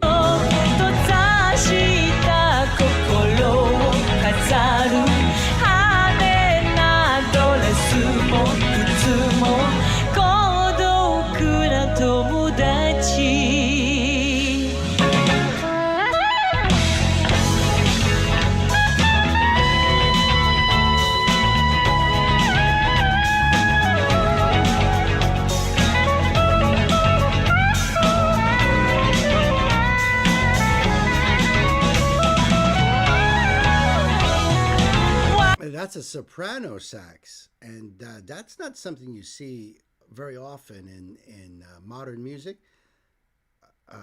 And you could tell because it's, number one, it's small, and number two, you know how saxophones, you guys are familiar with saxophone, they curve down, and then the bell curves up, you know, so it's got that sort of J shape.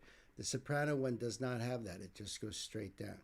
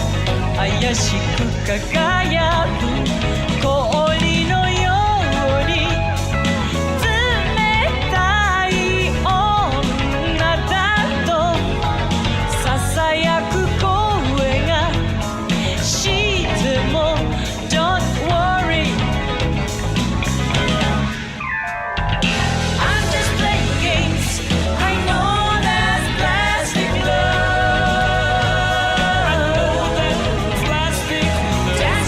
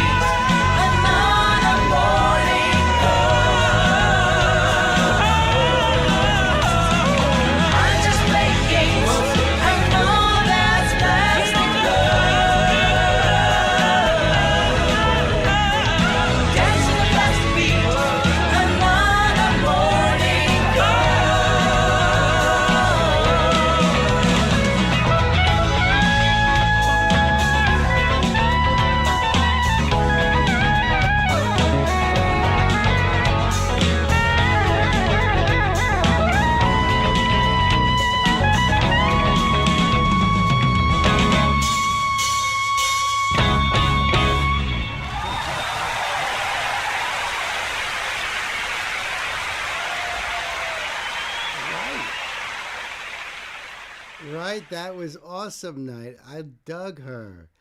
She kind of reminded me, just in her mannerisms, of Donna Summer. You know?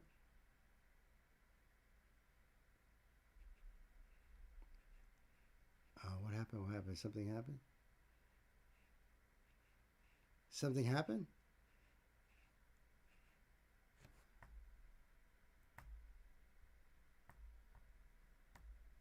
Oh my goodness, seriously? That's 3.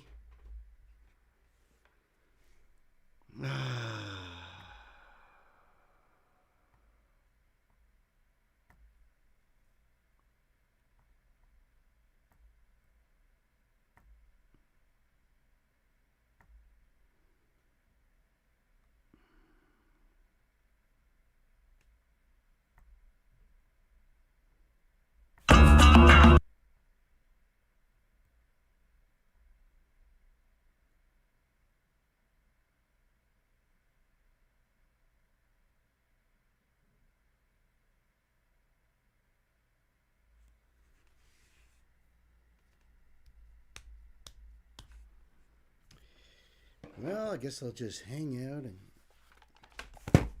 wait.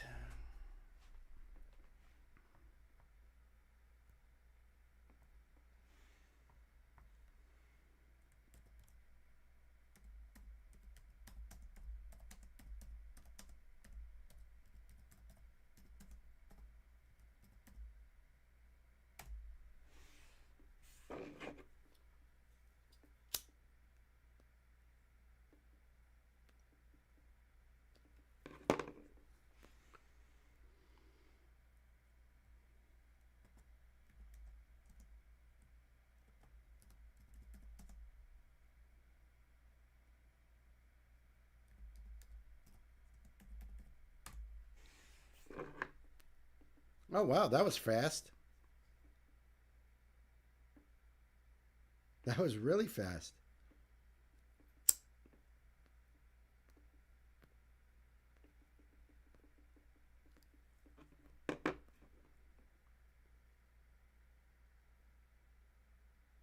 Exactly, another good 80s example.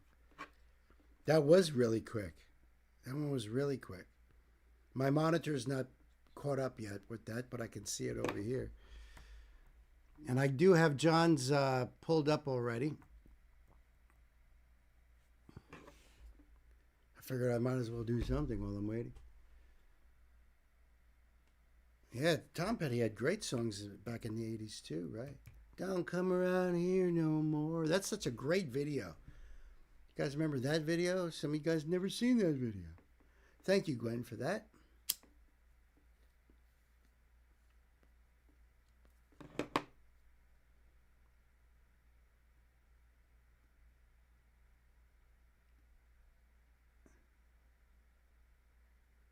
And you know what's cool about this one here? This non-point cover here is that, this is covering Genesis, In the Air Tonight.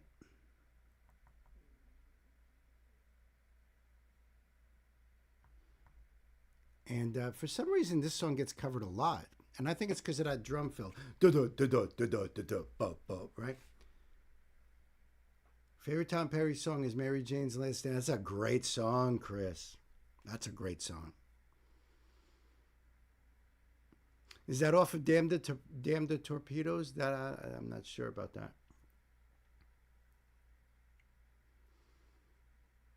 But but I was going to say to Gay, and I know she must have gone to bed, right? Because I see Gwen's been doing the list and stuff. But I did a song by Marco with the band. I think it was either Northern Kings or it was Tara that did See In This Moment covered In the Air Tonight. A lot of people cover In the Air Tonight, but it was Marco that covered Mama. I figured at this point, 20 after 11, yeah. But I did that for her. So Marco, I don't remember if it was Northern Kings or Tara, did a cover of Genesis Mama, and that's a sick song, great song. My favorite personally is I Don't Care No More. I just love the drumming in that. I love the grit in his voice. And at the end, with the no more, don't, no more, don't. Sons of Legion covered in the air tonight. It is a popular song to cover. It's a great song. So, no surprise.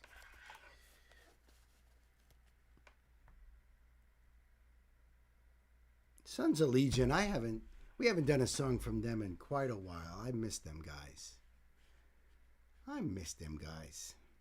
Kids, this is a donation request from my dear friend John, my dear brother John.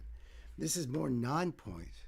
And John's been turning me on to Non-Point, and I freaking love this band. I don't know where I've been and missed them because they've been around a long time. This is because we're doing an 80s stream tonight, an 80s themed stream.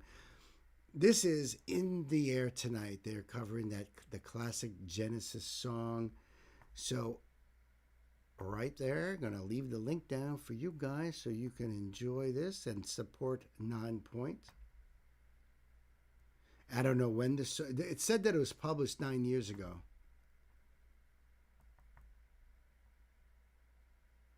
It says copyright 2004, though. So maybe that's when they actually did this song.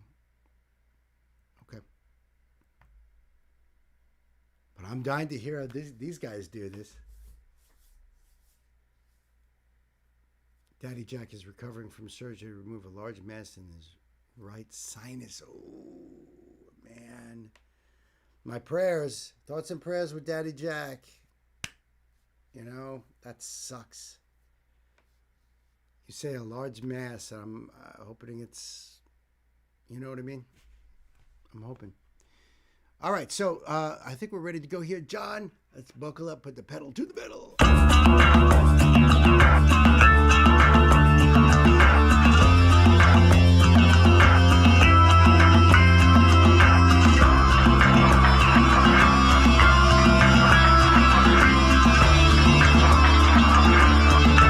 Looks like scenes from a movie, right? Is that what you guys are getting there too? It looked like was that Jamie Foxx I saw before?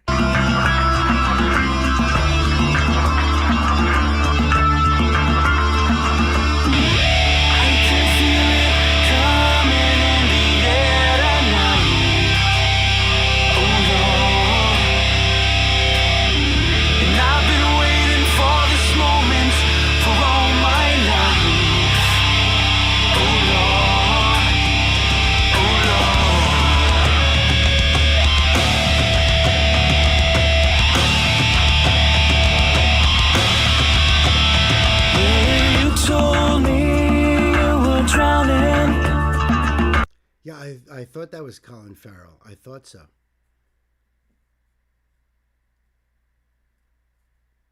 Oh, no kidding. Cadbury's did a TV advert with a gorilla doing the drumming. It became iconic in the UK. I gotta find that. Yeah, definitely movie scenes, right? That was definitely Jamie Foxx, Colin Farrell.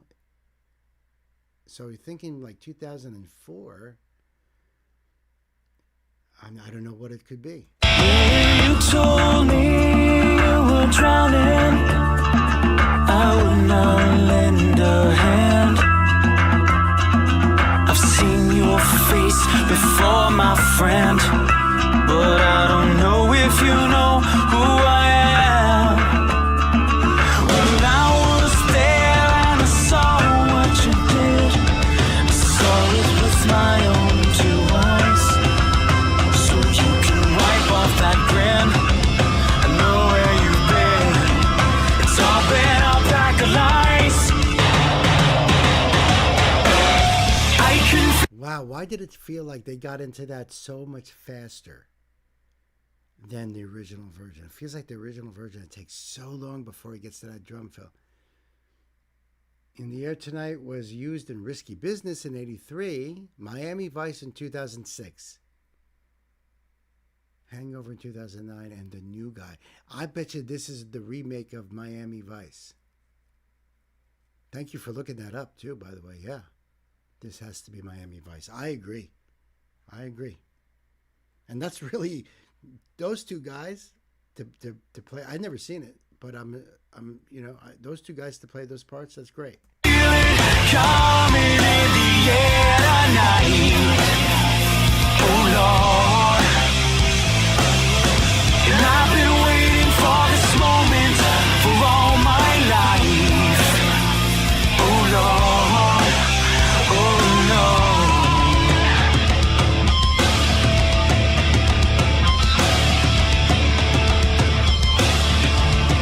Well,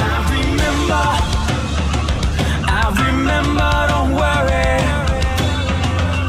How could I ever forget? It's the first time, the last time we ever met.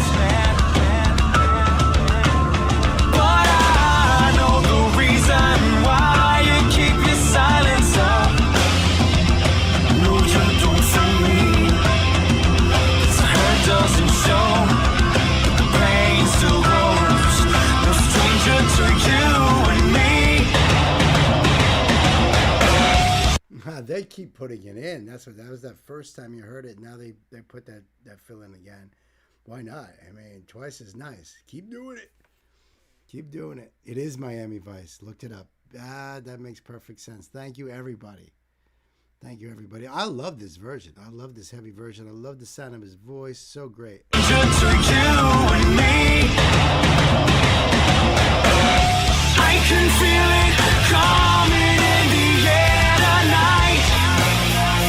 Oh Lord, and I've been waiting for this moment for all my life.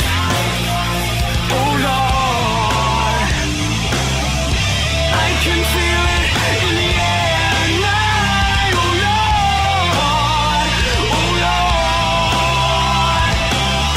and I've been waiting for this moment for all my life. Oh Lord, I can feel it coming in the air tonight. Oh Lord, and I've been waiting for this moment for all my life. Oh Lord,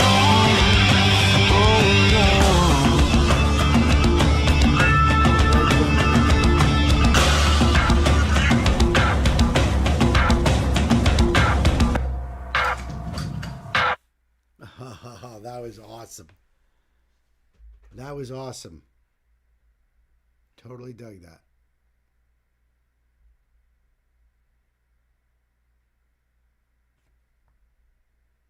Oh my goodness. I was like, what happened? Something happened? Just all dead space. Dead space. Dead space. Thank you, John. I appreciate that. Freaking love Nonpoint. Love Nonpoint. I like this. You know why?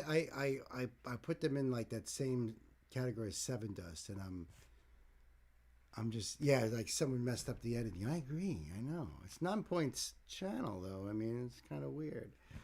But I like their version a lot. Listen, you're going to do a version. You're going to do a version. You can do it perfect, like the original. Nothing wrong with that. But like, you know, my thrash metal band, we used to cover Simon and Garfunkel's Hazy Shade of Winter. Well, we didn't do it like them. That's for damn sure. In this moment version is heavier, I'm sure, because of who they are, right?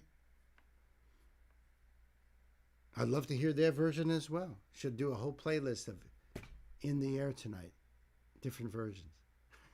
Why not? So the link will be down below for you guys. Go over there and do the love thing for Nonpoint. John, thank you, my friend. I appreciate it.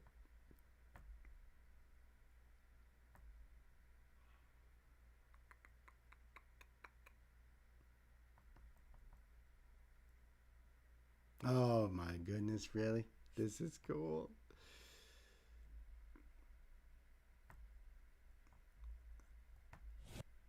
Oops. You know, Chris. Thank you, Gwen. You know, Chris, I believe I believe that I have it posted up on that wall over there with you talking about Nano War of Steel. Featuring Michael Starr of Steel Panther. Because Nano War of Steel is kind of like a spoof band, you know? And obviously the name of the song is Uranus. And it features the singer from Steel Panther. So that tells you a lot right there.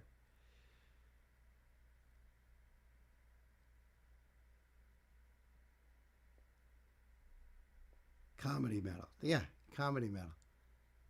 Yeah. I've seen a Steel Panther gig. They were playing in like the Whiskey A Go-Go or somewhere on the Strip. And I was surprised. I was shocked, really, because Miley Cyrus jumped on stage with them and was singing with them and being funny. And I was like, wow. And they're really raunchy. I don't even know I don't even think I could do a Steel Panther. Well, maybe some of the lyric videos or something. I mean, I don't know. Definitely not the concert stuff.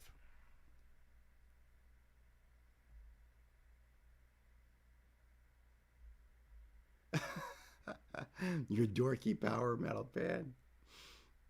Well, I got a little note here too. So the link is up and ready to go. So this is a donation request from my brother Chris O. This is Nano War of Steel. And the song is Uranus. That's right. It features Michael Starr of Steel Panther. And Chris's note says, not 80s, but sounds like it. You know, okay. Yeah, they definitely, I know Steel Panther does. I'm not familiar at all with Nano War of Steel. Band is from Italy. Now it definitely rings a bell that you mentioned them before. From their fifth album, Stairway to Valhalla, recorded originally released in 2018 on the Audio Globe label, re-released on Napalm Records in 2020.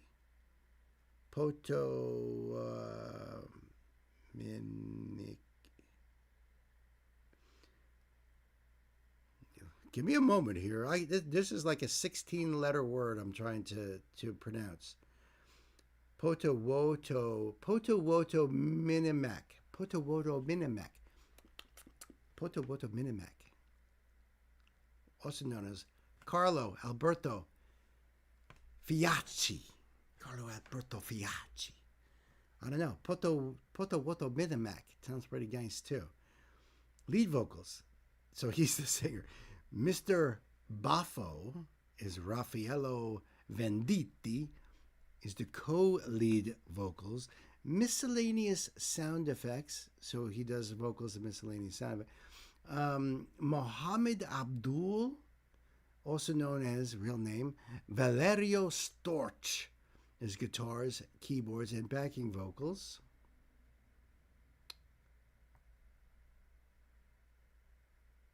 And Gatto Pensieri 666 is real name Eduardo Carlisi on bass, backing vocals.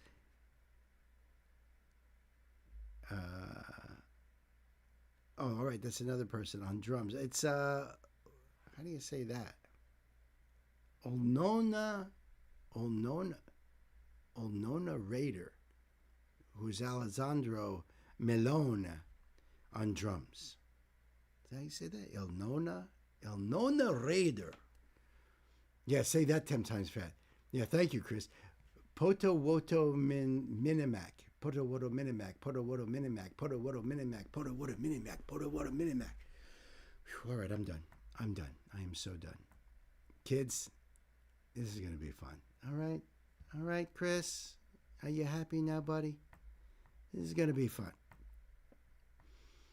I think the link will be below there too, so you can go and have fun as much as you'd like.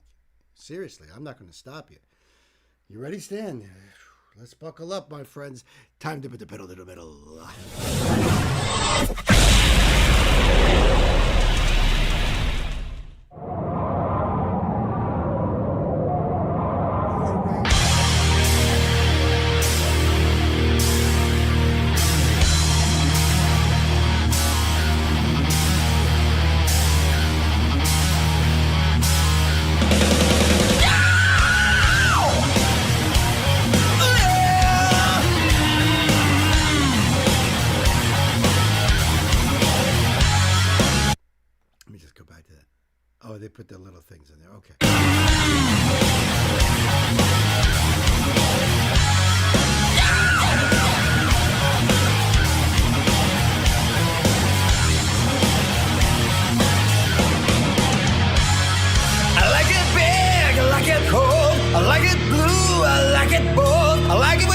2% of methane.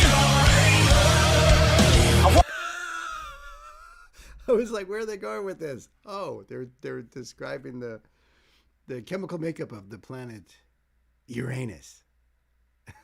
I like it with the 2% of methane. I want it icy, I want it large, want it spicy with electric charge. Fluid outside and rock inside. Gunfire, not even a play.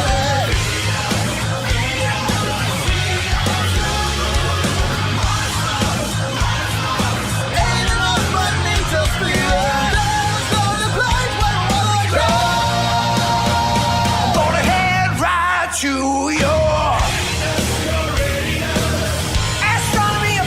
Yeah, on the picture of Michael, right? Nobel Prize number 69, of course, for the discovery of glory black holes.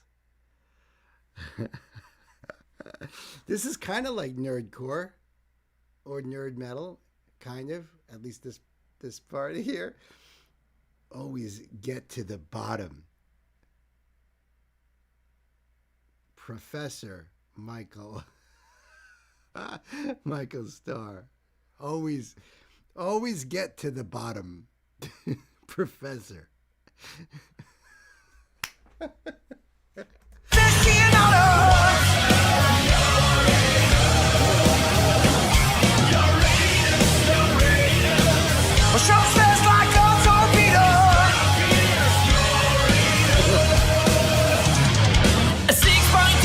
Telescope held in William Herschel's hands. Allowed the world to see our why. No more habit for the few. Thanks to the astro amateurs, everybody can enjoy the view. Your reach for better not hesitate. The music isn't the same, you know, but the feel is very Electric Callboy. You know, that kind of absolutely insane. These are just such great lines here. Thanks to the astro amateurs, everybody can enjoy the view. Your reach for better not hesitate.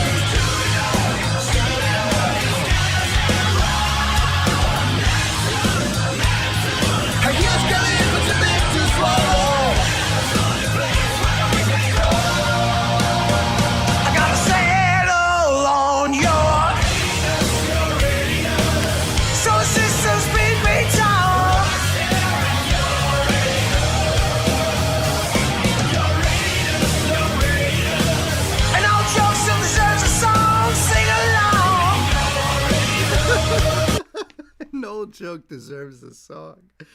Oh my God. So sisters, beat me down.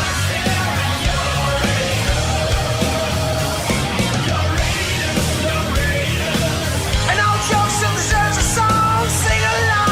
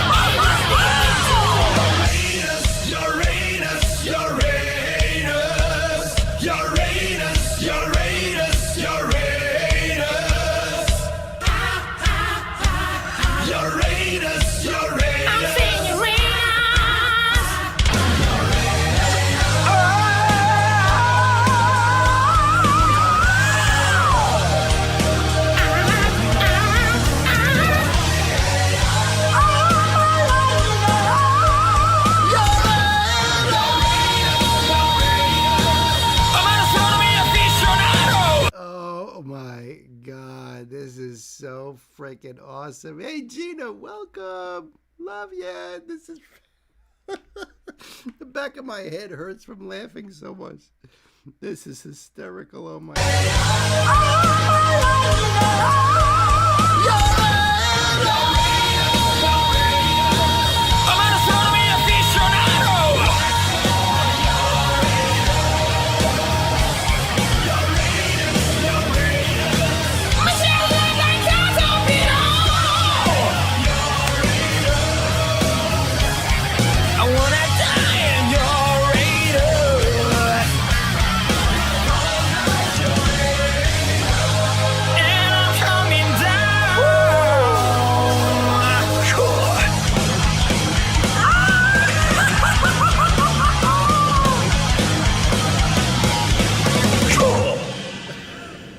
Hold on a second. What did that sign of him say there? That's great. Gonna colon eyes Uranus. That's great. And I'm coming down.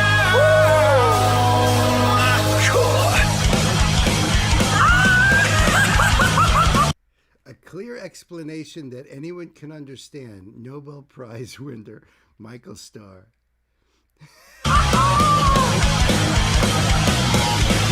Cool.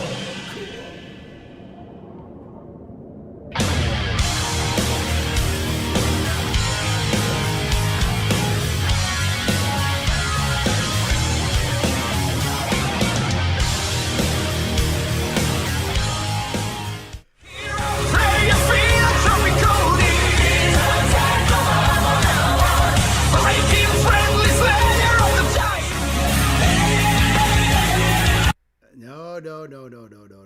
That, John, Chris, you won. The last thing said was "Col," Italian for ass. Oh, that's hilarious. You won, brother. You won. You broke me. You broke me. That's so great to see you here, Gina. What a video to come in on. What a video to come in on. I'm sharing this everywhere I can, as you should. As you really should. Age of Aquarius after the Bee Gees. Aquarius is ruled by Uranus. That is so freaking hilarious. Bass player has a legit PhD in astrophysics. Well, there you go. There you go. It's all legit, folks. It's all legit. Listen, I'm going to put the link down below for you guys to go over there and check it out all on your own. You know, and support Nanowar Steel. God knows they can use the support. Brilliant, Chris. Brilliant. Thank you so much.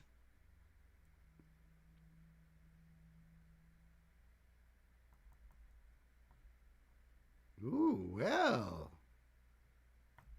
Let me just load this one up here first.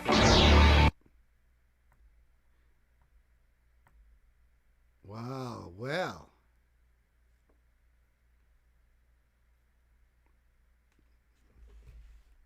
They will make fun of anyone and everything. I'm all about that.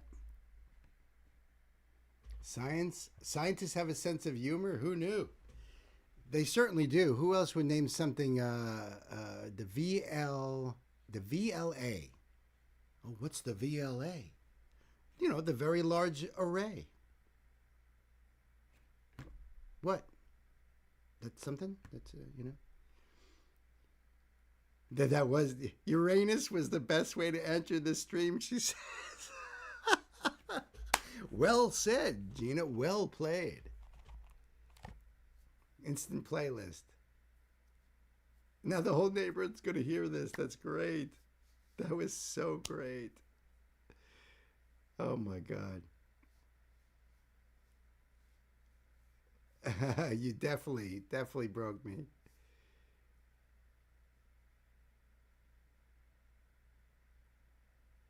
Changed their name from Nanowar to Nanowar of Steel when Rhapsody had to change their name for legal reasons, changed to Rhapsody of Fire.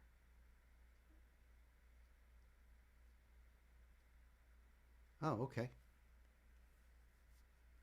Made the change to make fun of them. Oh, I get it. I get it. They had to change the name from Rhapsody to Rhapsody of Fire, so they changed it from Nanowar to Nanowar of Steel. Makes perfect sense. That is great. That's so great. That was a lot of fun, dude. That was so much fun. That was so great. Finally getting the chance to see Nanowar of Steel. Awesome. And I love that Gina shows up right in the middle of that.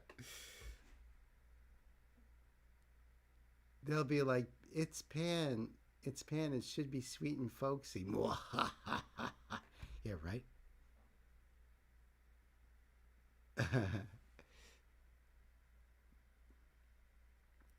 Well, this is a classic right here, Sam. So Gina, yeah, this is an 80s themed live stream. So that's why, we're doing a lot of that was not an 80s song. It was just 80s feel.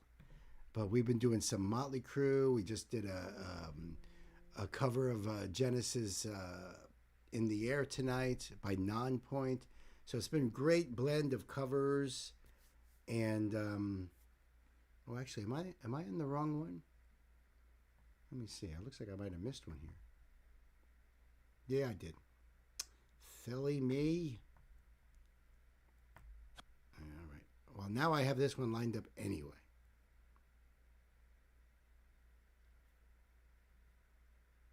It really was perfect. It really was perfect. So I think I have the right link up. This is Ashley's, I believe. Baby for You. Oh, yeah, it is. This is crazy cool. Can I tell you how crazy cool this is? This is like really crazy cool. Because, yes, classic 80s right here.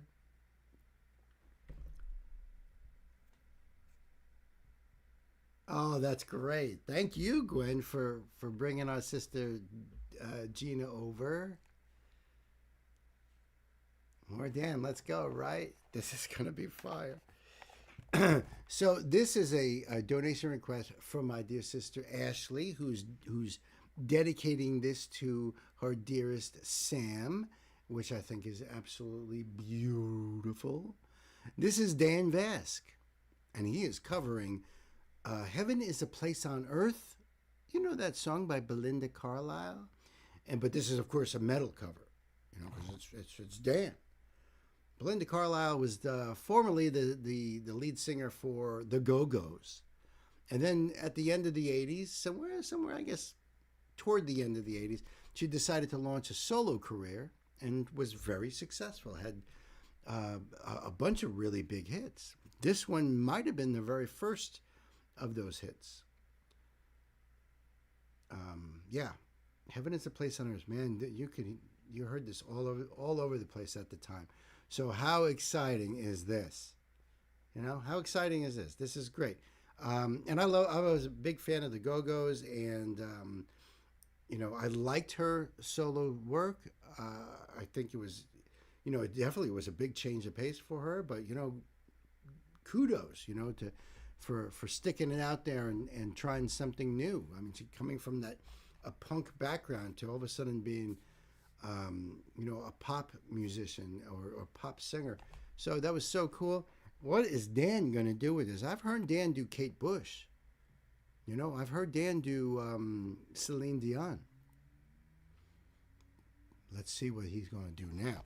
So I'm going to put the link down below for you guys. And you can support Dan Vask, as you should. My brother from down in Brazil, who I think is fantastic. A pillar of the channel right here. So thank you so much, Ashley. I appreciate it. Sam, you're a lucky guy, I tell you, to have a girl like Ashley. Kids, it's time to buckle up. Let's put the pedal to the metal. Oh, baby, do you know what that's worth? Oh, heaven is a place on earth. They say in heaven, love comes first. We'll make heaven our place on earth. Oh, heaven is a place on earth.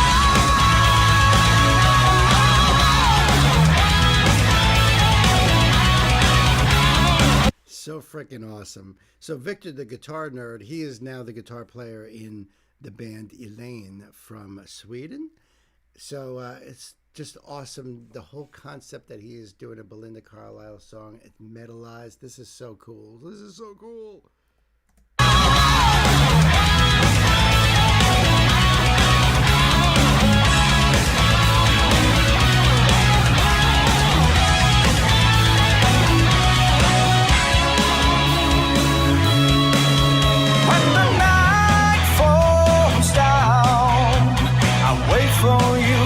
And you come around, and the world's alive with the sound of kids on the street outside. When you walk into the room, you pull me close and we start to move. And we're spinning with the songs above, and you lift me up in a wave of love. Ooh, baby, do you know what that's like? They say in heaven, love comes first. We'll make heaven our place on earth.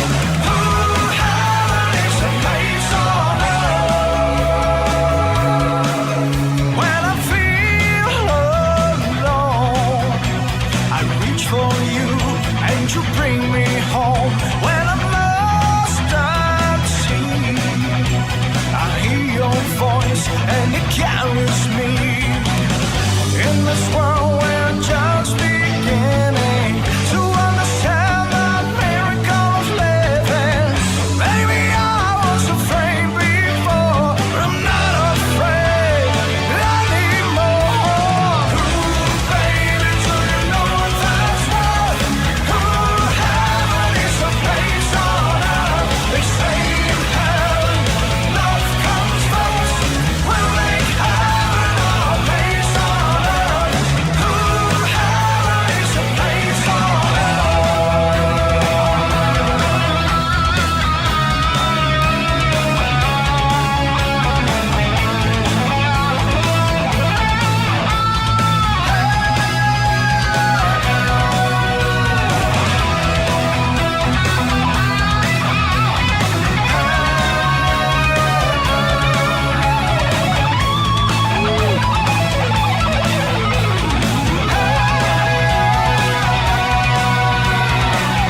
In this world we're just beginning to understand the miracle of living.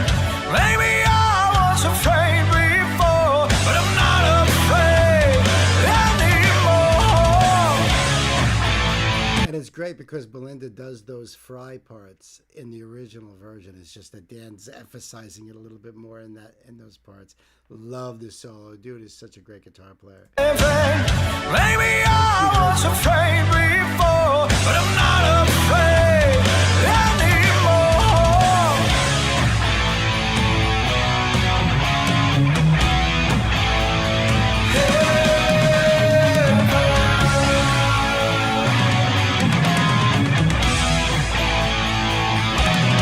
Oh, baby, do you know what that's like? Ooh, heaven is a place on earth. They say in heaven, love comes first. We'll make heaven our place on earth. Ooh, heaven is a place on earth. Ooh, heaven is a place on earth. Ooh, heaven is a place on earth. Ooh, heaven is a place on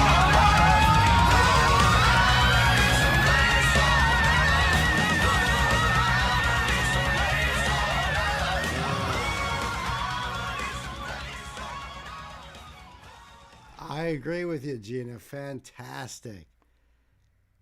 Yeah, Victor the guitar nerd is so awesome. I'm so happy you're here, Gina. Truly, truly so great. You guys, if you guys aren't already subscribed to Gina and Jinx Reacts there, go over there and do the thing. Support. We're one big happy family. Ah, you're my heaven too, and beyond. To Uranus. No, I'm not going to go there. No, I'm not going to do it. Listen, the link will be down below for you guys. Go over there and support Dan and Victor and check that out. I think that was just absolute fire. Ashley, thank you so much. Thank you so much for more Dan and for another incredible song. Truly, truly incredible. Yeah, the link will be below, and to do the thing. You guys gotta sub to her because she's awesome. Great reactions, great person, a lot of fun.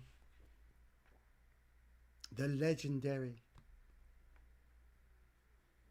Thank you for that link, Gwen. I appreciate that. I got that up and ready to go here.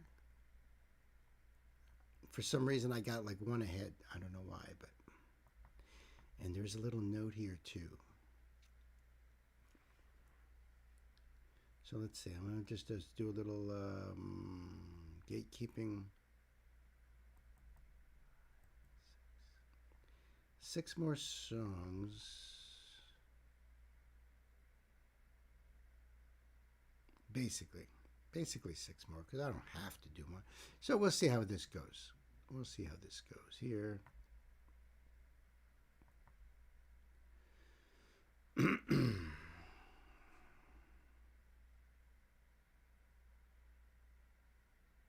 Okay.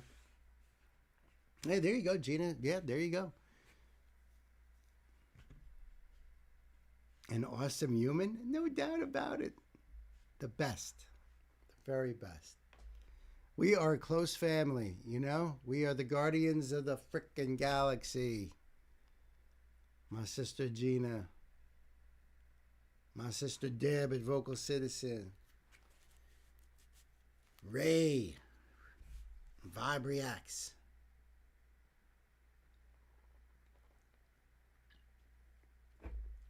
I don't think he's an Avenger, right? I think he's one of us. Hell yes, we are. That's right. So this is a donation request from my dear brother Sam. Sam, thanks for coming into the old record store with a classic. A classic here. This is Alice Cooper, the one and only, the man, Alice Cooper. The song is Poison, and what Sam says here is, nothing screams 80 more than this showman. I think Alice might go down as one of the greatest stage presence in history. He definitely is an icon of the hard rock heavy metal scene for sure. And let me tell you something. This man is such a great man. He's such a good guy, to the point where if you believe in balance, for everyone for the Alice Cooper that's out there, there's got to be the opposite, and that would be Axl Rose. Just saying. It's got to balance out. Alice is 77 now. And he's just such a gentleman. He's such a nice guy. Truly one of the best. I've never heard any bad things about him ever.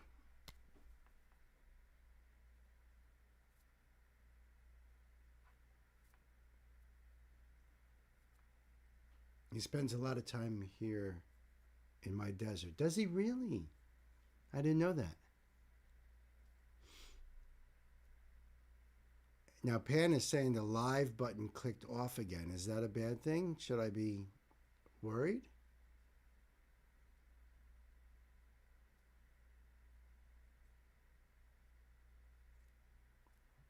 Because I don't know what that means. Let me just check my... Everything looks good on my end here. So hopefully that's nothing to worry about. I think he lives in Arizona. I thought I heard that Alice lives in Arizona. I do believe reading that somewhere. Oh, I get you, Pan. I'm sorry. Okay. It is definitely on Pan's side. Yep. Okay, so this is Alice Cooper. The song is Poison. I haven't heard it in ages. I don't know if I've seen the video. That I'm not sure about. I'll have to let you know as I go through. I believe so, though. I'm guessing this came out probably, what, 87? 86, 87.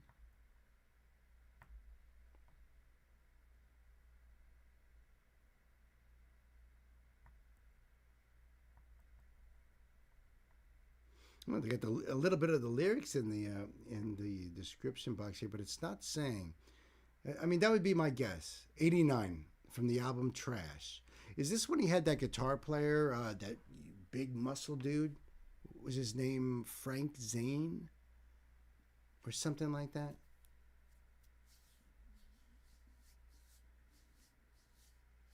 Seen him on numerous occasions here, and yes, he loves to play golf. I'm not surprised. I'm not surprised. He's such a cool dude. All right, so I'm going to leave the link down below for you guys. Go over there and check out Mr. Cooper on your own. And, maybe he'll play a round of golf with you. Who knows? Let's do it, kids, huh? Sam, you ready? Let's buckle up, put the pedal to the metal.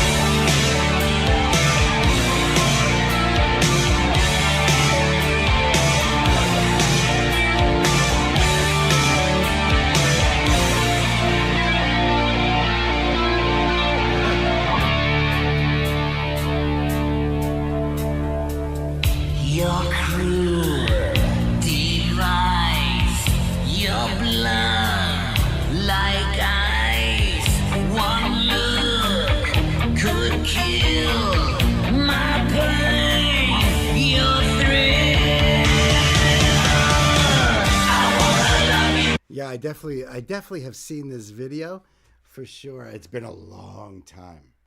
I didn't really remember the beginning of it, but yeah. What did I just see? Chris says that John McCurry is listed on guitar for this album. Well, I could tell you just by looking at them, I knew it wasn't that dude, because he had a guitar player with him that was just like a big bodybuilder dude.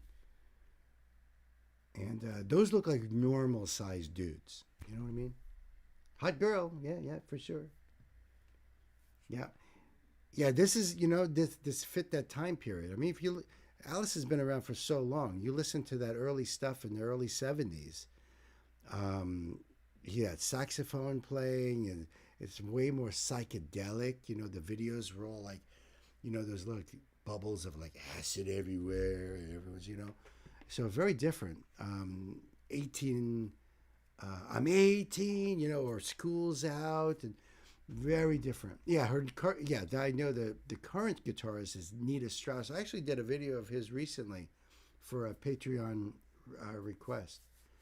And was she in that one? And also he's in Hollywood Vampires with Johnny Depp and Joe Perry. And I did one of those videos as well. Busy guy. But, this is kind of like in the middle of his career, if you think about it that way, 89.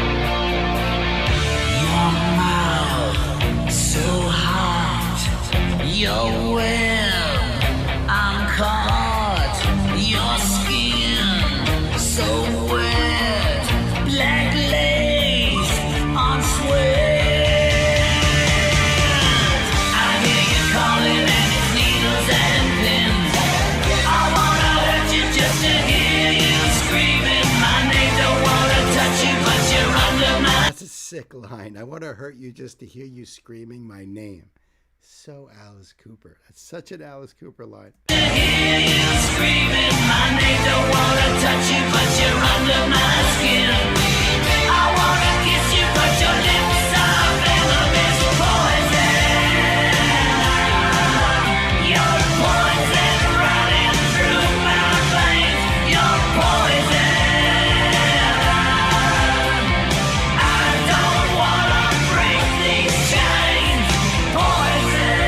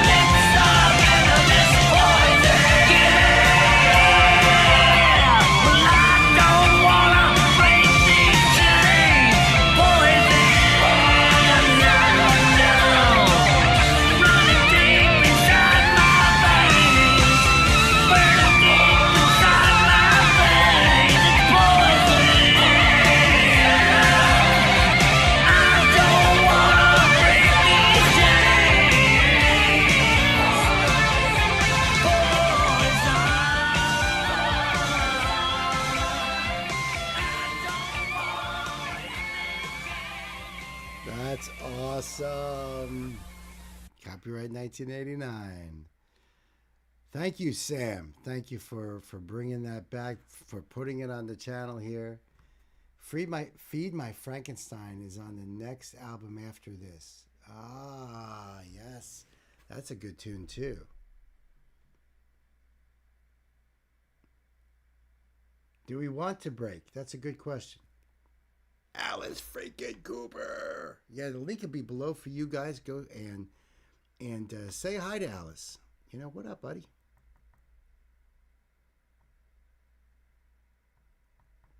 Still the best. Still the best. And, you know, back in the 70s, when I was a kid, it was like hearing the stories about him playing live.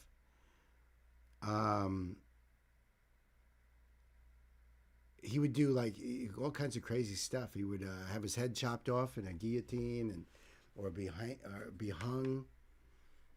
hanged. Sorry. Do we want to break?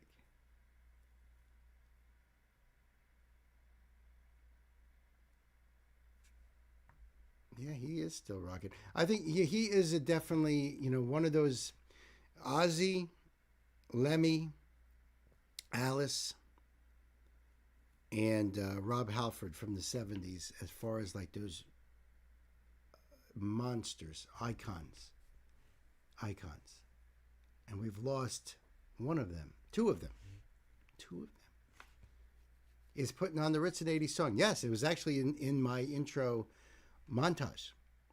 And no, it's not from the 80s originally. It's much older than that. But it became a hit in the 80s from a particular artist known as, does anybody remember?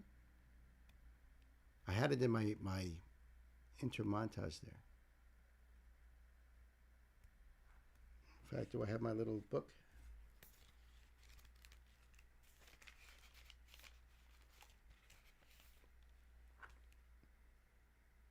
Yeah, the name of the Taco, dude. Falco, that's Rock Me Amadeus. Nope, Falco is Rock Me Amadeus. Taco is Putting on the Ritz. Weird, right? Who would have thought that? Because I had Falco's Rock Me Amadeus in that opening monologue too, montage. Do you guys want to take a break? I got to go get the doggy and what do I got? I'm not counting my songs at the end, right? I'm just doing 1, 2, 3, 4, 5. Even if I put my song in there, then that's 6. That should work.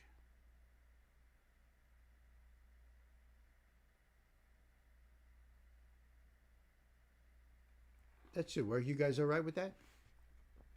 Yeah. Okie dokie, break is all right. 5 without mine, right.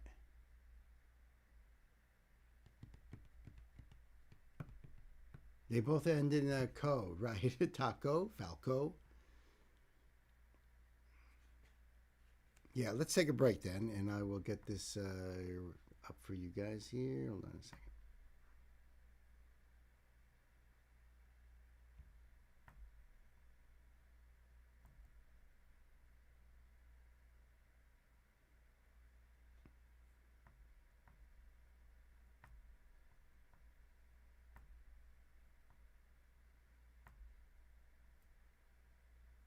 All right, I'll see you guys in a bit. Absolutely flavor, that's what's at. Cinnamon toasty, apple tasty, Kellogg's Applejack. Applejack. Here it comes, freshen up. A great refreshing taste sensation. Here it comes, freshen up. Make your breath a great temptation. Here it comes, freshen up. The gum that goes squirt. The gum that goes squirt. Freshen up. This boy is losing his bounce. Why can't he bounce back? He didn't fuel up with a good breakfast. Cheerio! Like this good, nutritious breakfast with toast, juice, milk, and tasty Cheerios, which has almost no sugar. When you fuel up in the morning with a Cheerios breakfast, it'll really keep you bouncing. Wow! Cheerios!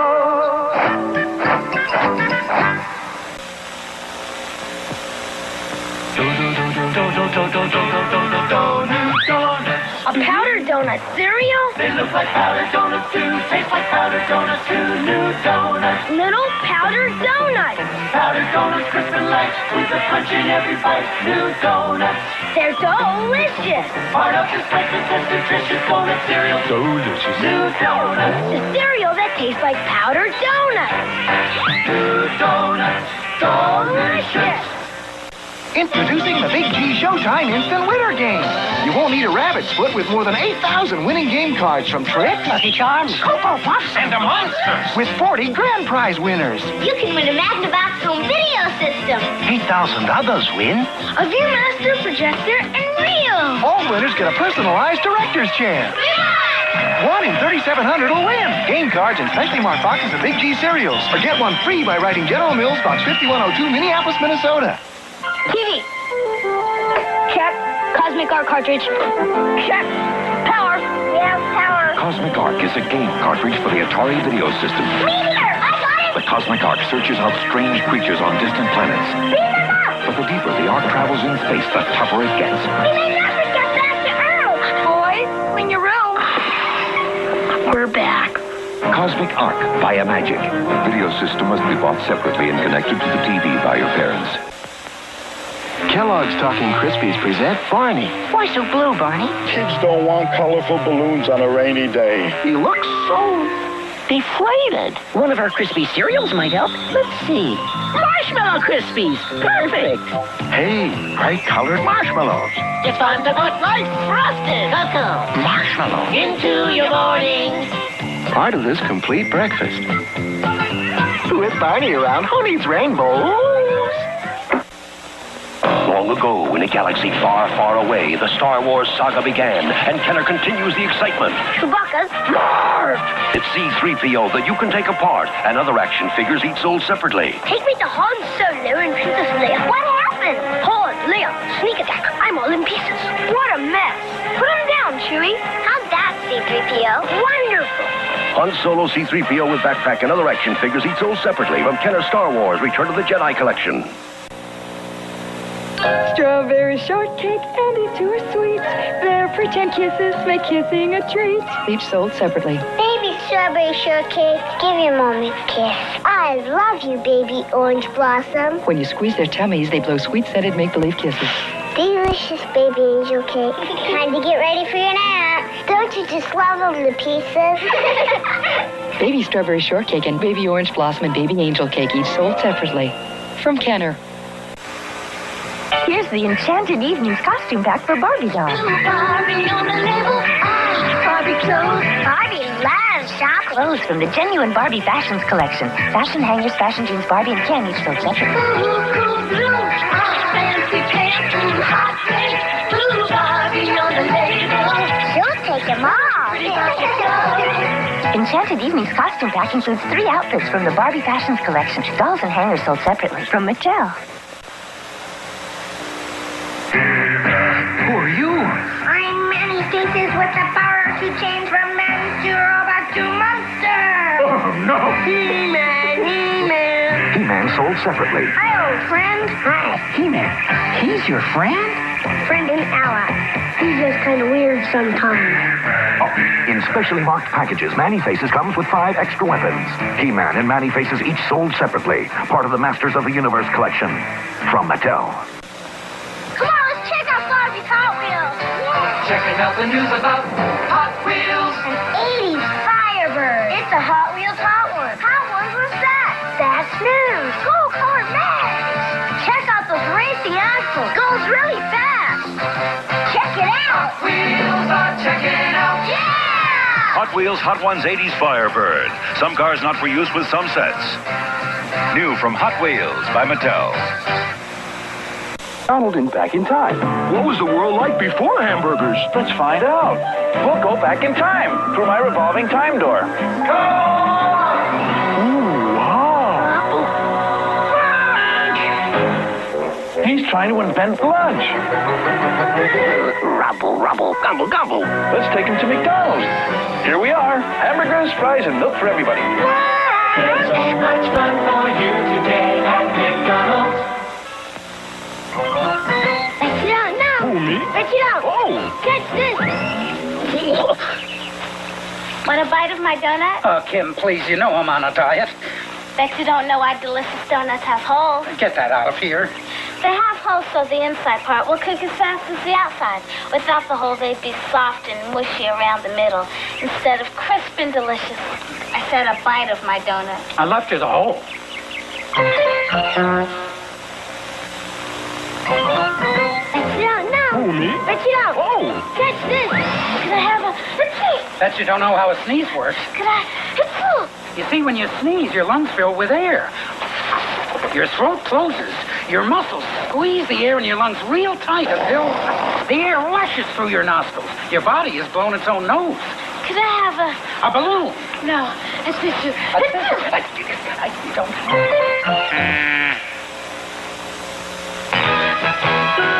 We'll return after these announcements. Boom, boom, boom, Nerf boomerang. Boom, boom, boom, Nerf boomerang. Nerf boomerang, Nerf boomerang. Easy throwing high or low. It comes back with each good throw. Boomerang, you can throw it by yourself or throw it with some friends. Nerf boomerang is safe, soft fun that never, never ends. Nerf boomerang. Nerf Boomerang from Parker Brothers. Alfie, look! The M's are missing from alphabet. Nasty McEvil's stealing letters again. Come on. Alfie, the alphabet serial wonder dog. You'll never catch me. Get him, Alfie!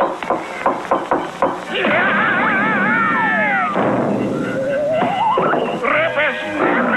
Thanks, Alfie. spell their names with post-alphabet cereal. Part of this nutritious breakfast. It's doggone good. Yes, I can. I can do it. Yes, I can. In the arts. Yes, I can. Help the Foundation for Exceptional Children find and recognize the achievements of young people with disabilities. In school. Yes, I can. I can do it. Yes, I can. On the job.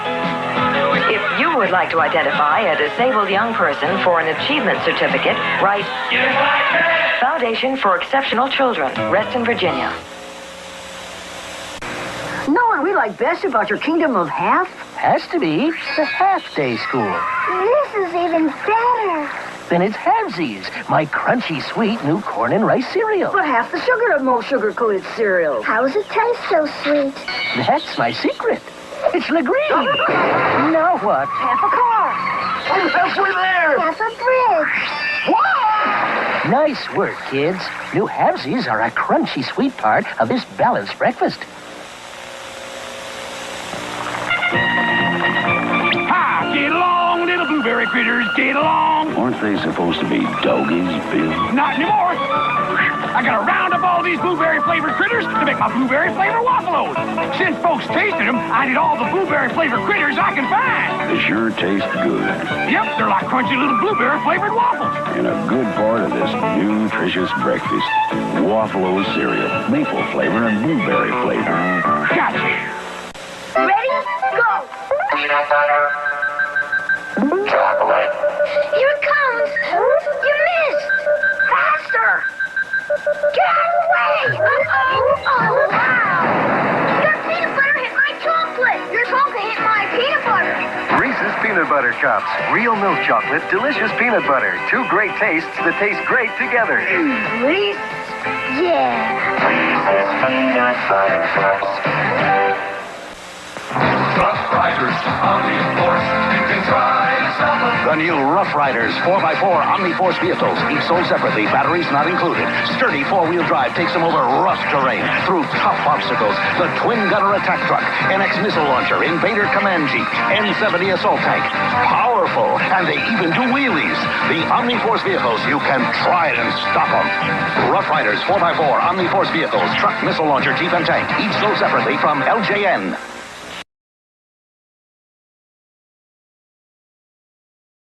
Or rather, hi.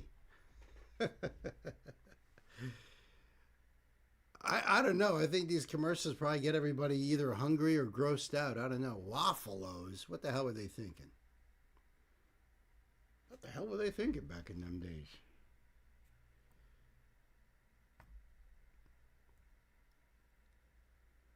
Saturday morning cartoons. That's what they're thinking. They're thinking of selling sugary stuff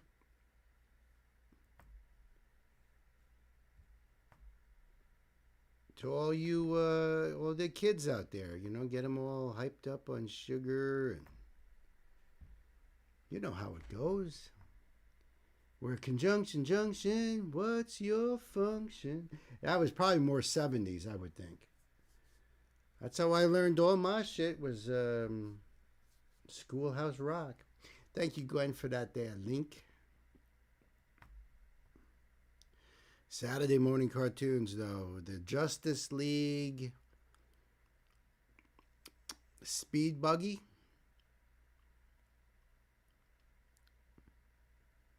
I remember there was a live action one called Bigfoot and Wild Boy.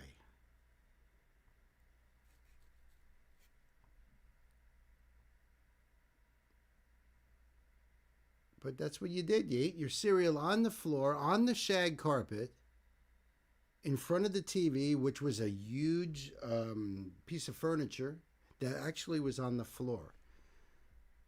The concept of that today is just so bizarre, but that's how it was. You know, you'd have a TV built into a console.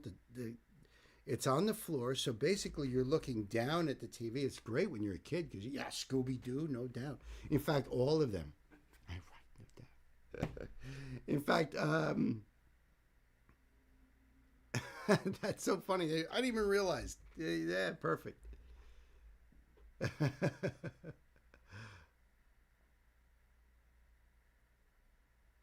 Schoolhouse Rock, yeah. I lost my train of thought there, but what those? Oh, that's what it was. Was the Scooby Doo, the Hanna-Barbera cartoons, all of them, whether it was Huckleberry Hound and Quick Draw McGraw. Console TVs, you remember, right, Chris? Yeah, that's what it was. Console TV, yes. That you're sitting on the floor. It was great for kids because you're right there on the floor. But those things, and they were heavy as hell. I mean, it's a freaking TV in a piece of furniture. My family still had a big old box TV when I was a kid since I grew up in my grandma's house. I remember my grandma's house very clearly, and I could picture everything in that living room. The big furry brown couch that she had that was so comfy. She had a matador that was probably about yay high, and on the top, I don't know if it was on his head or something, it was an ashtray. It was like a big statue, and all it was an ashtray. They didn't even smoke, so I don't even know why they even had that. We had one in our living room. Yeah. There's another weird thing about those old-time TV things is that sometimes you'd have a smaller TV that was on a rolling cart, and people would literally roll it out when they were, watch TV, and then when they were done, they'd roll it back away.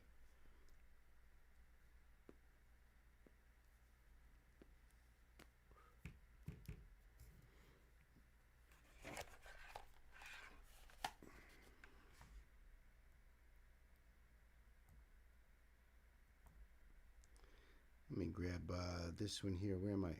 This is yours, Gwen. Okay. Okay. Fight fire with fire.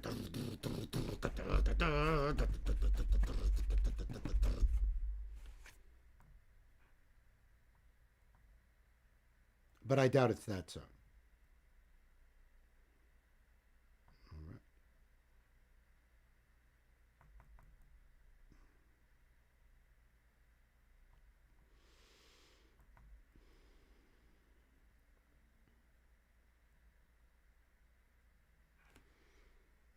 All right, kids.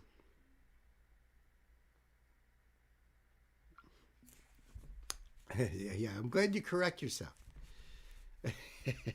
Kansas covering Metallica's Fight Fire with Fire. It could happen.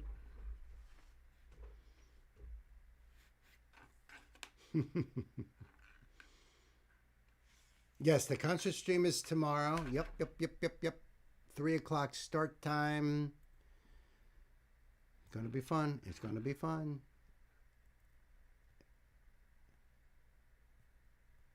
Yeah.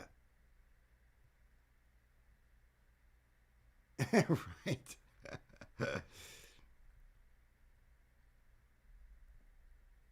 Yeah, so 3 o'clock from my time would be, See, the reason why I'm doing it early is because of some of our friends across the pond there, because of the time difference. So they get at least a little bit of a chance to hang out with us. Not to mention the fact that Aryan himself, because I sent him an email and he sent me his blessings to, go at it. It's 0029 here.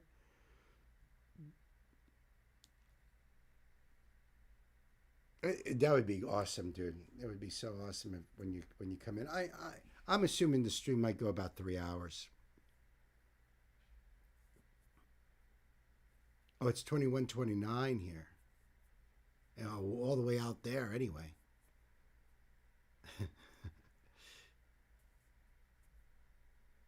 Everybody got this straight now? Where Chris is at, it's 0029, but where Gwen it's at, it's 21:29.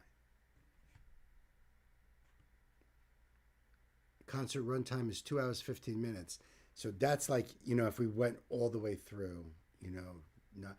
So I'm guessing with breaks and I'll maybe, I don't know, maybe 1 or 2 breaks. I don't know.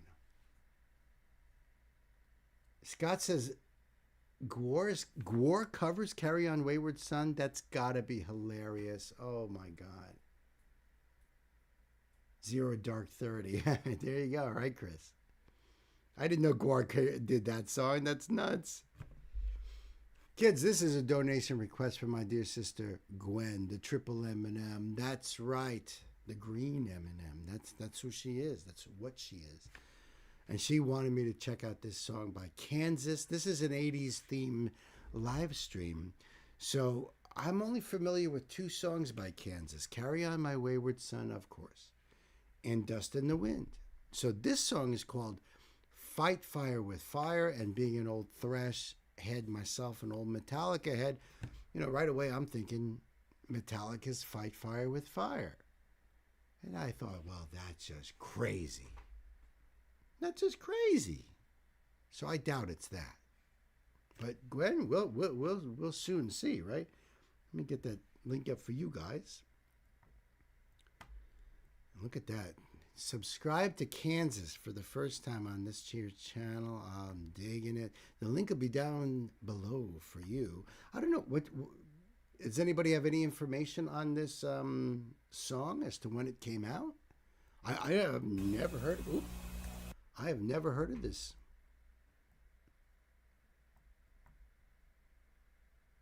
I like Kansas, though. They're a really, really good band. Carry On My Wayward Son is practically the quintessential 70s song.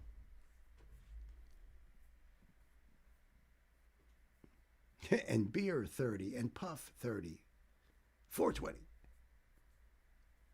It's an 83 release. Thank you, Knight. 1983. Excellent. Excellent. So, my first time ever hearing this. Thank you, my sister. Kids, time to buckle up, put the pedal to the metal.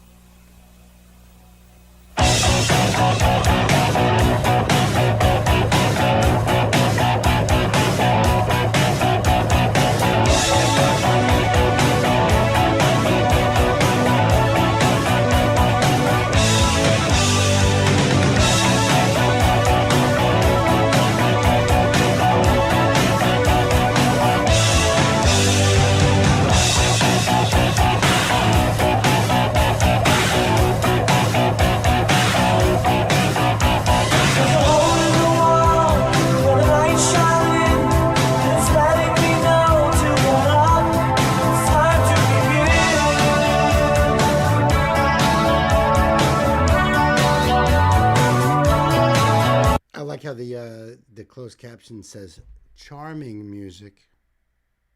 This is charming. The music is so charming. I've never heard this. This is heavy.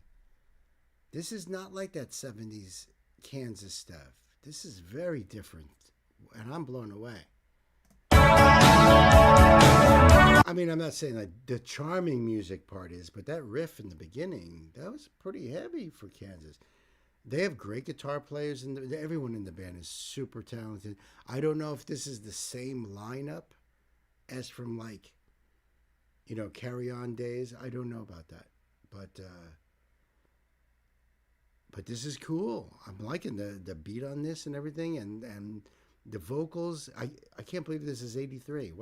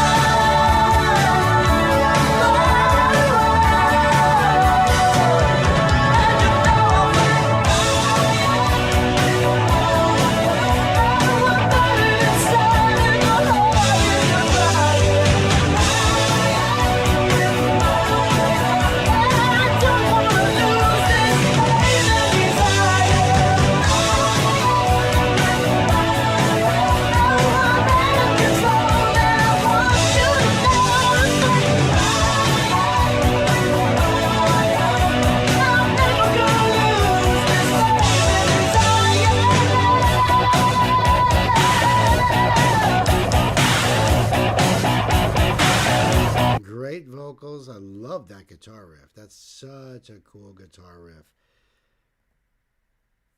Yeah, this is a cool tune. This is a really cool tune.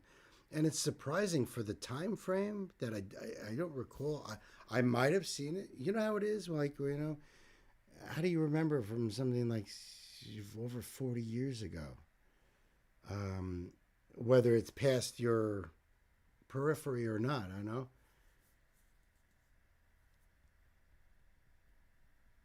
Oh, that's awesome, Scotty. Thank you for putting that link over there. Too cool. Too cool. I'm going to check it out. I'm not going to do a reaction to that. I'll check that one out. Usually I don't touch those links and for the love of music because I don't know if I'm going to be reacting to anything. So you might, maybe I'll give you the horns, but I generally don't. I sequester myself. But for Gwar, for that, yeah, I'm going to check that out. Thank you, Scotty.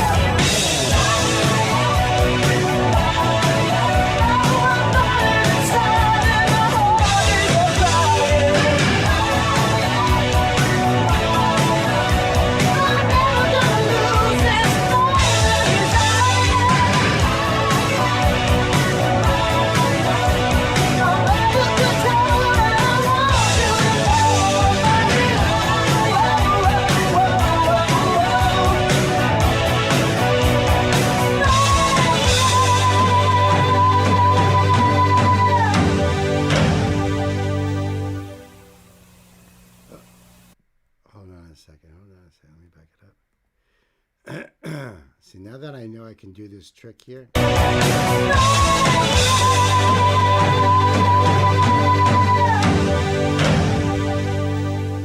that's the band there. Awesome.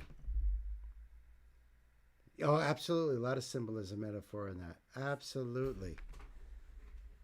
I don't know. I don't know what the whole song is about necessarily.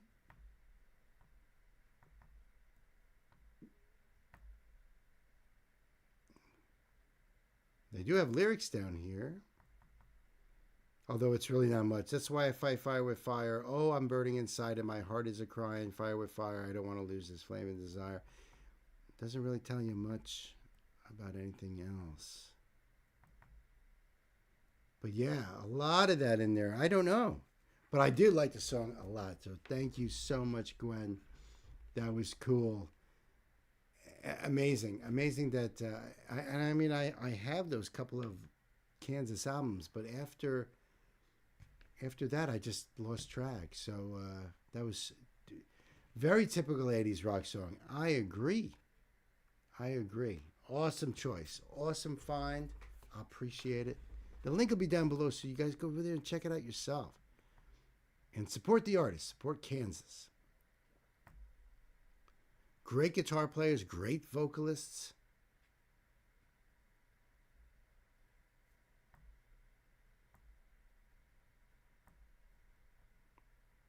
Ooh, this opening thumbnail looks pretty intense, pretty cool. Did you like that one, Gina? That was cool. Have you heard that before, Nance? I never heard that before. Oh, I'm sure you are falling asleep. It's getting late, kids. But we're going to keep rocking out. We've got just a few more left, and they are some cool ones here. Let me tell you. Oh, my goodness. Oh, my goodness.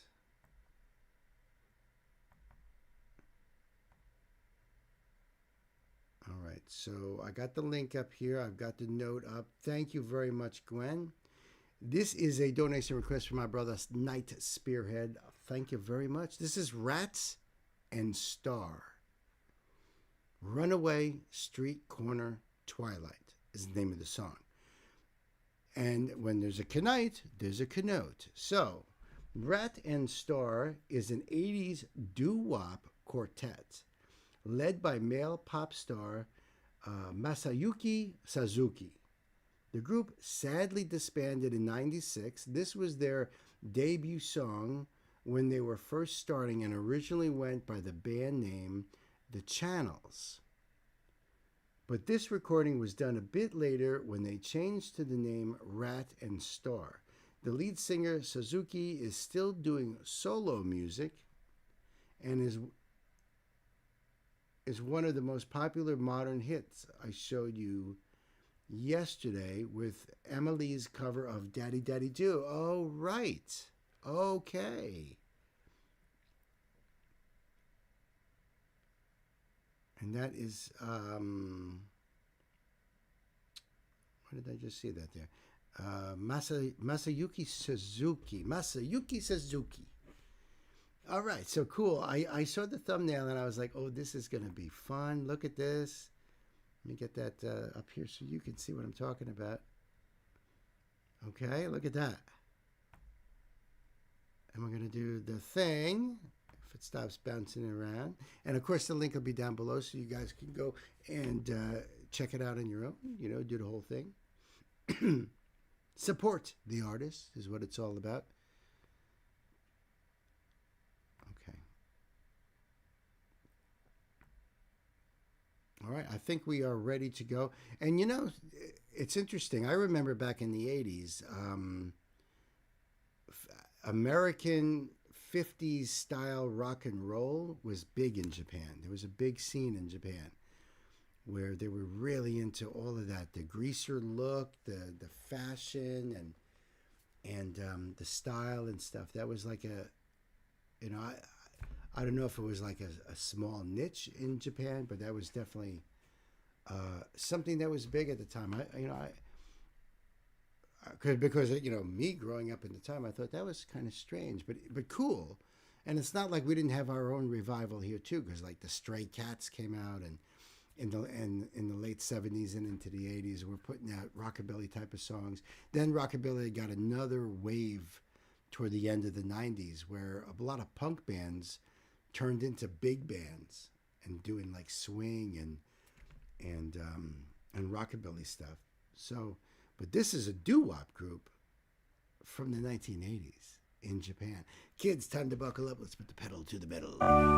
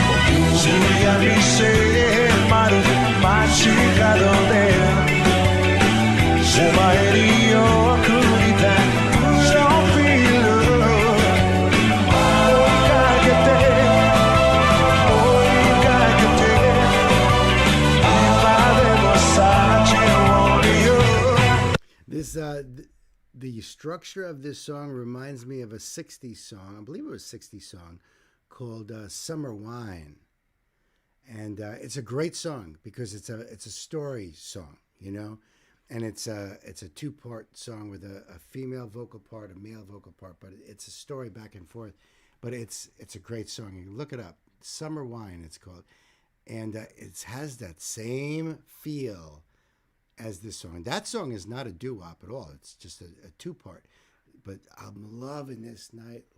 Loving this. This is so cool.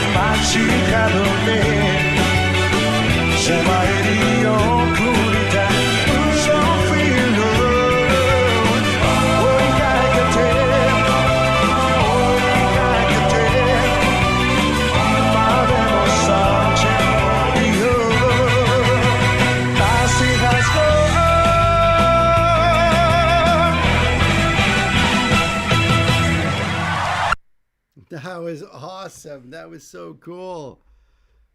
See, doo-wop group in the 80s. They had the moves. I love the suits and the sunglasses. Cool. And even the white gloves going on. They had the moves. It was so awesome. Thank you, Knight, for introducing me to these artists and this adventure. This has been awesome. I'm going to leave the link below for you guys to go over there and do the support thing. Rats and Stars. Very awesome. This came out, this was published 15 years ago. Got 17 million views. Very popular. Hey, Noah. And did I see my sister Gwen is out? Good night, sister. Love you. Thank you so much for everything. Appreciate you. Hard-working M&Ms, I tell you. The best. The best.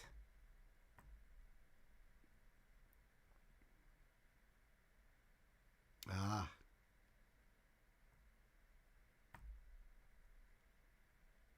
Oh. Okay.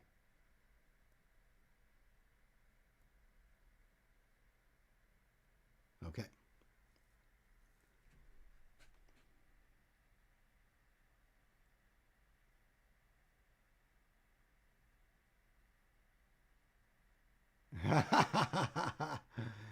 Yes. Nancy, are you referring to the last song we did with the doo-wop or the one we're about to do? The one I'm about to pull up here.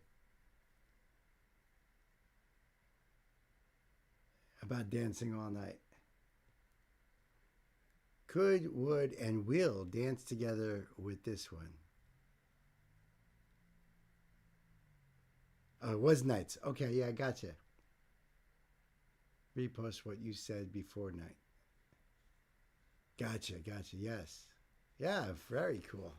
Yes, the last song. Yes, I agree. I'm down for that. I was trying to catch some of their moves, you know? That was a great song. Great song.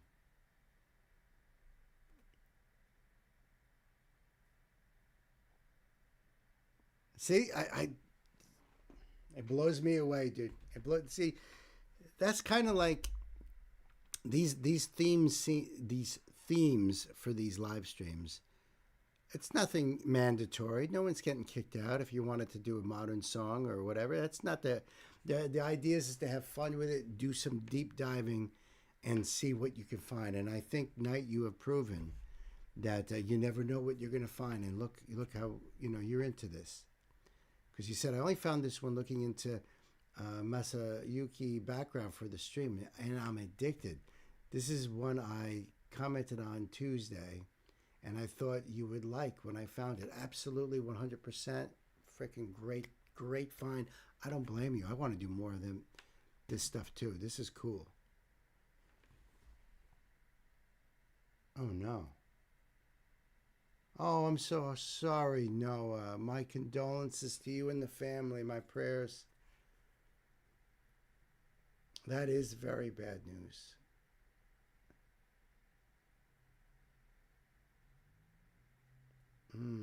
So sorry to hear that. That just... No matter how long of a life and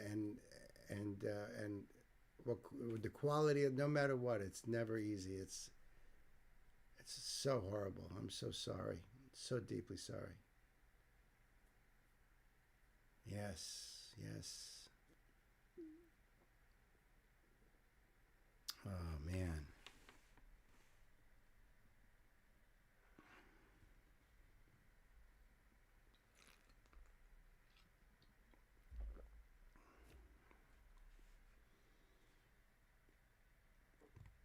Yes, a new rabbit hole for us. That's absolutely a new rabbit hole for him, a new rabbit hole for us. Very possibly, absolutely. I do hope I agree with Pan, what Pan just said there. I hope the music brightens your day.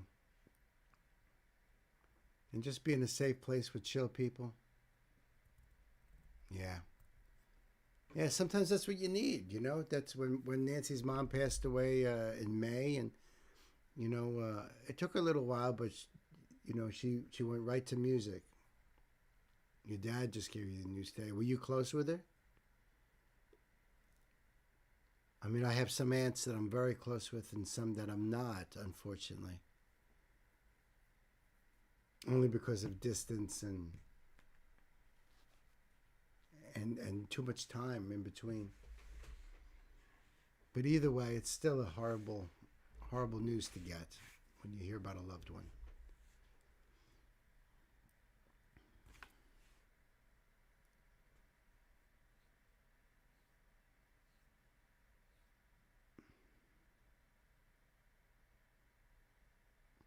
All right, let me get into this one here as the time be a running. So this is a donation request from my sister Ashley. Ashley, thank you so much. More Dan Vask. This is Sweet Child of Mine.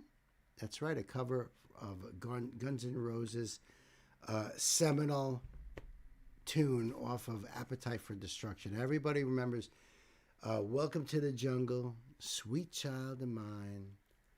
Were two of the biggest ones. I loved Mr. Brownstone personally, was one of my faves. But what an incredible album. So full of incredible big hits. Great to hear Dan, doing a Guns N' Roses song. I've done so many Dan Vass songs. But I don't think I've heard him do any Guns N' Roses. So thank you so much, Ashley. I appreciate you. I will leave the link down below so you guys can go over there and say, yo, what up, Dan? Obrigado. That's what you say, because he speaks Portuguese. Brazilian. Obrigado. And I'm going to say that to you, Ashley. Obrigado. I appreciate you. Let's buckle up. Put the pedal to the metal. Dan Vask.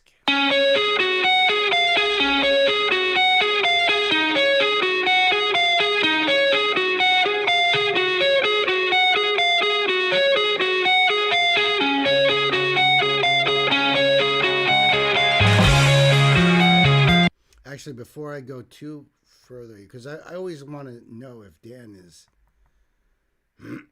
working with one of his buddies. This is my vocal cover.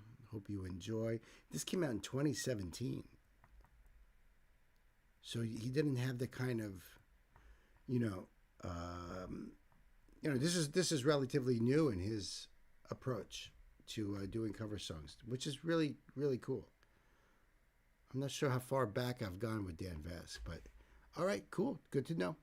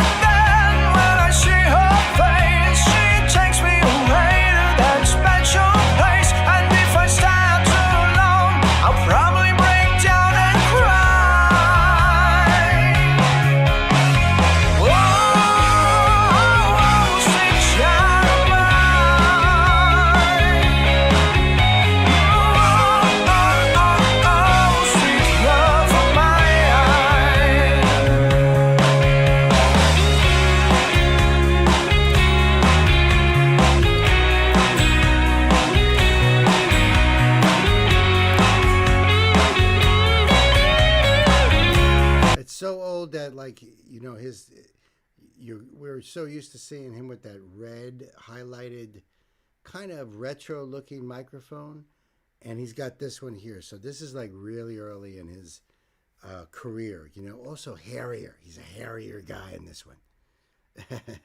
Sounds fantastic though. Wow.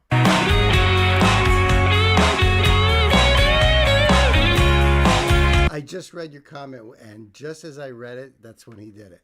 Pan. I just read that. He amuses me greatly. I just read that, and he did it.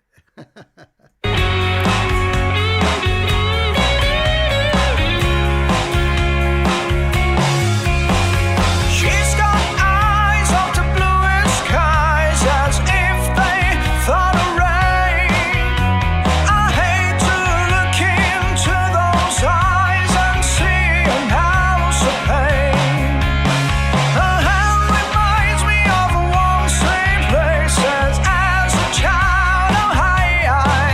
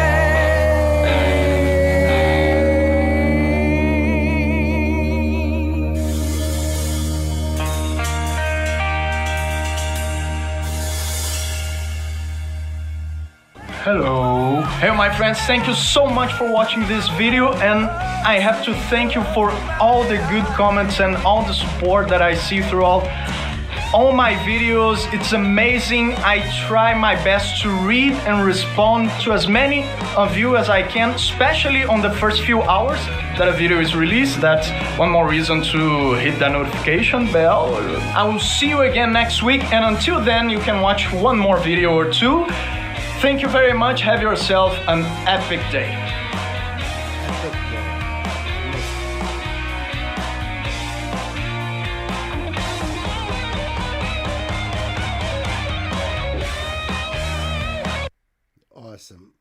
Awesome pick, Ashley. Thank you so much.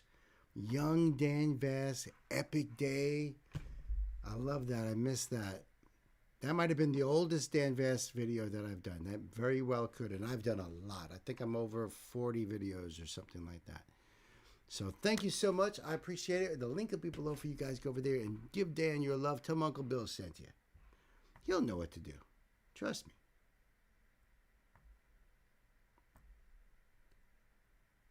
Noah, is there a song I could do for you, buddy? You know, something that'll either make you happy or something connected to your aunt? You know, I'd be more than happy to. Just let the, you know, one of the mods, with the blue wrenches, let them know what you want to do, and I'd be more than happy to hook you up.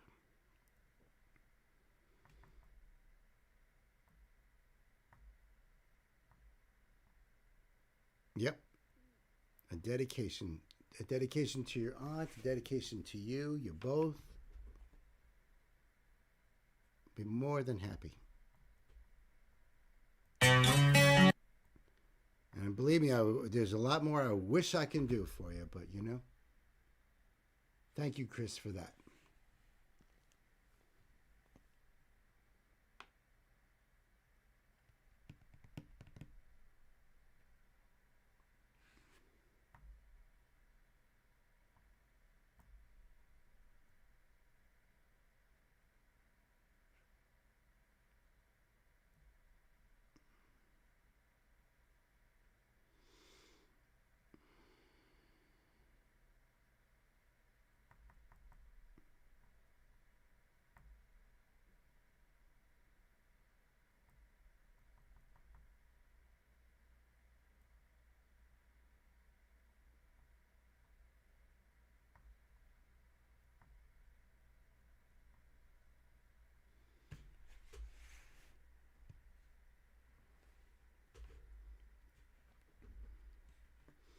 All right, I think I'm just going to get into this one here.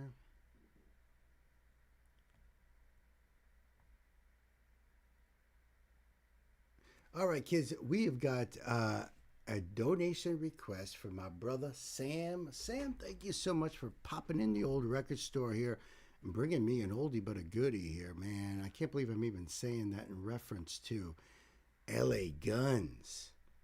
Now, LA Guns was never on my radar because I was on the other side of the coin. I was on the thrash metal, underground metal side. So LA Guns was not one of those bands that I knew and back in the day we would jokingly refer to as chick metal versus dick metal because, let's face it, thrash metal shows back in the day was way more of a sausage party than... You know, if you wanted to go pick up a girl, that would be going to the Poison concert or the LA Guns concert. That's where all the hotties were. But so I never really knew any of their songs unless it was like something really big on the radio. This is called The Ballad of Jane. And I don't believe I've ever heard it before. I don't believe I have. I don't know exactly when it came out either. But this is an 80s live stream, which is why Sam is bringing it to my attention here. And yeah, I mean, like Chris is saying, they're Def Leppard, Bon Jovi, for sure. Especially the later years of Def Leppard, but definitely Bon Jovi. You know, so Ballad of Jane, yeah, like I said, I've never heard the song, but then I could be surprised. you know, when I listen to it. We'll soon see. I'm going to leave the link below, though, for you guys so you can support LA Guns Official. This is their channel on YouTube. And I think we're all ready to go. Chris is saying that this came out in 1989. Man, we have done so many songs tonight that took place in 1989. Isn't that weird? It could almost have been a 1989 themed live stream because so many of these songs have come out in 89. Which is strange, which is really strange. But coincidence, we have a lot of weird things line up on our live streams anyway. Themes develop all on their own organically. So it's weird. But kids, Sam, it's time to buckle up. Let's put the pedal to the metal, LA Guns.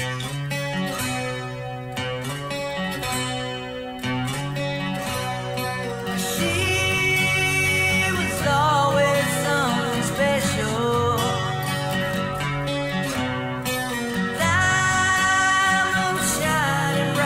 I've heard this song before, but I don't think I ever knew it was LA Guns. But I don't know where I've heard this song. But I know I've heard this. Well, it might change as it goes into the chorus, but so far it's definitely not the video, but the music itself rings a big bell.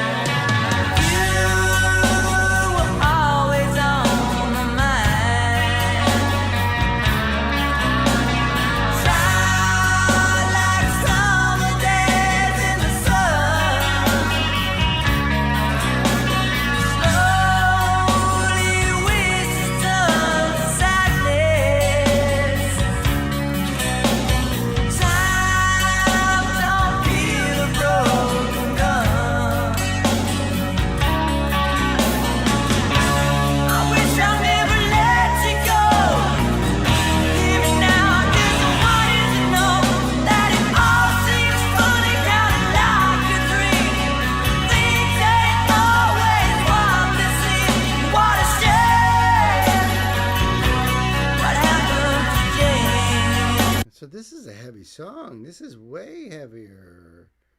You know? Wow. I never, and like I said, I'm familiar, but you know, passing. So, but now listening to the lyrics, even the symbolism in the video, those red drapes that are going through things, you know, red is always a very important color, and showing the roses too. But like some of these lines here, shame what happened to Jane. What happened to Jane?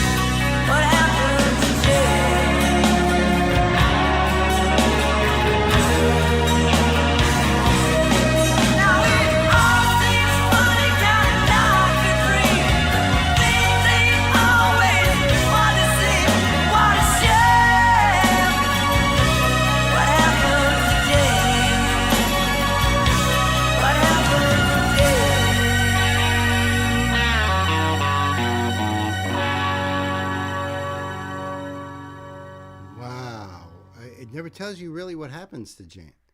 It's just in your imagination. Sam says this song has a special spot for me. Reminds me of a friend from grade school.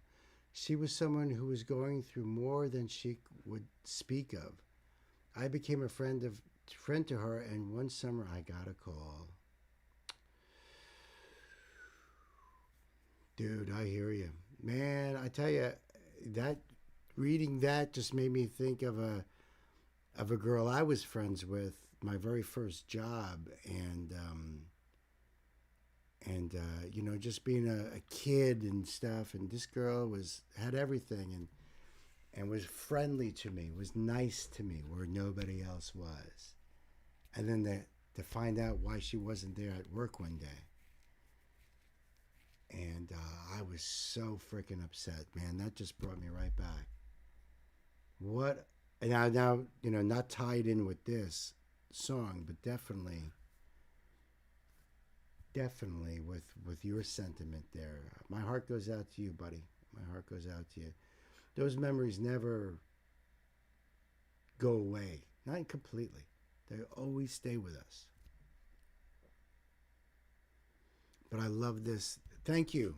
Thank you for bringing LA Guns back into my life. I thought that was just a great song, actually. I think Pan said, I really dig the whole aesthetic of this. I agree. I don't personally think that aged too bad after all this time.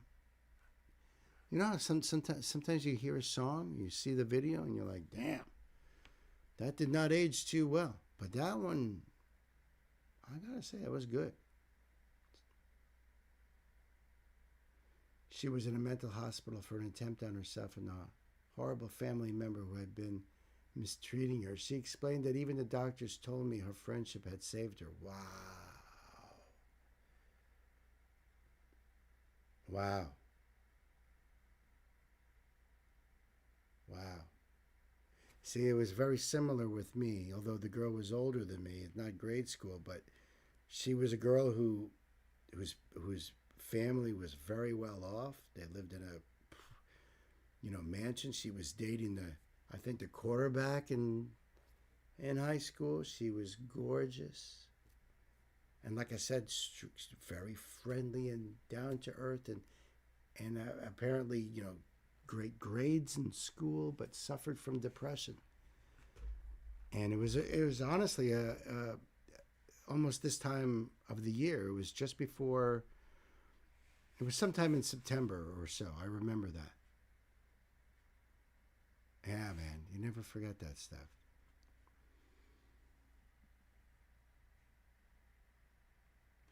You liked the video a lot. You would wear some of the leather. When you said about the leather was when you made the comment about the leather before, I thought it was like too much. Then I was like, oh man, wait till he sees some old Judas Priest. She needed a friend, and I was glad I had been one for her, but I was just 15. She moved later, and I last heard she was expecting a child from the mistreatment. Oh my goodness. Oh my goodness. That is so sad, dude. Truly. Wow. Wow. I know, right? You're 15, right? And it's like, you think you know everything at 15. Well, we don't know shit. Let's face it.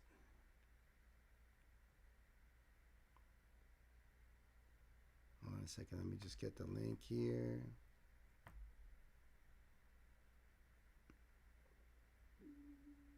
Okay. Let's see about this. Okay. Thank you, Chris. I got the link and the note.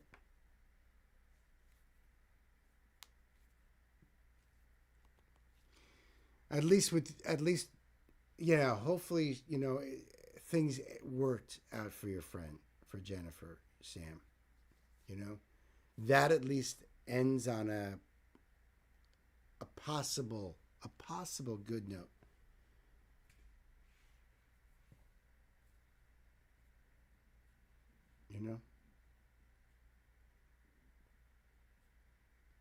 Let me do this here.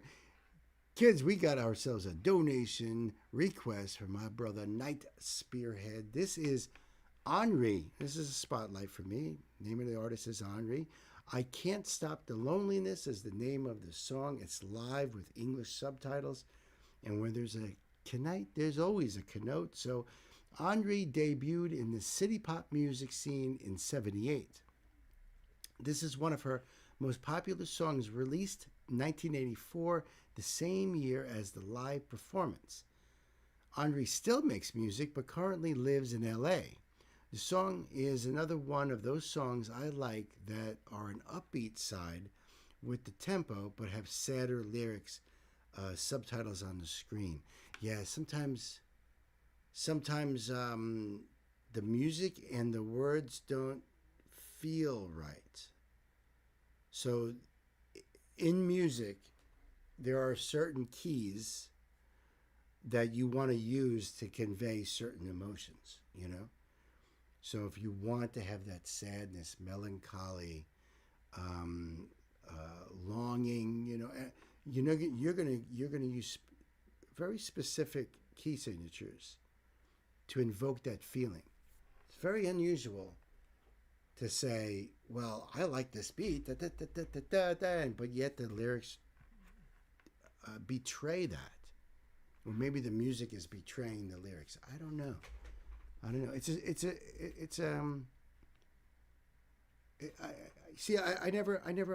I'd love to sit down with the artist and say, why did you make that sacrifice? Why did you use that in a major key when maybe if it was in a minor key? I mean, because you could still have a quick tempo and still have that feeling. Or why did you have a quick tempo when these lyrics mean like this? I always wanted to ask, you know? I get a lot of that in my indie and electronica where the song is upbeat, but the lyrics are dark or depressing. You know, they're out there. A lot of it is out there. And sometimes you'll have a band like The Cure where you can feel that depression. It's like a heavy blanket over your shoulder and you can feel it, you know. Make people feel happy but still express what they're thinking. That's a possibility. It's a possibility. Like I said, I don't know what goes through the mind. If I had these lyrics that I'm like really like, you know, expressing my soul here and like my, you know, my deep emotions and stuff like that, I don't know if I would want people to also feel happy. But I don't know. You might be right. You don't know what the songwriters are going for. So let's see here. I'm going to put this link up for you guys, you know, in the description box, so you can go over there and support Henri. This is not her channel, but if they support the artist, then we support them. All right, now we are ready to go, so let's buckle up with the pedal to the metal. Henri, I Can't Stop the Love.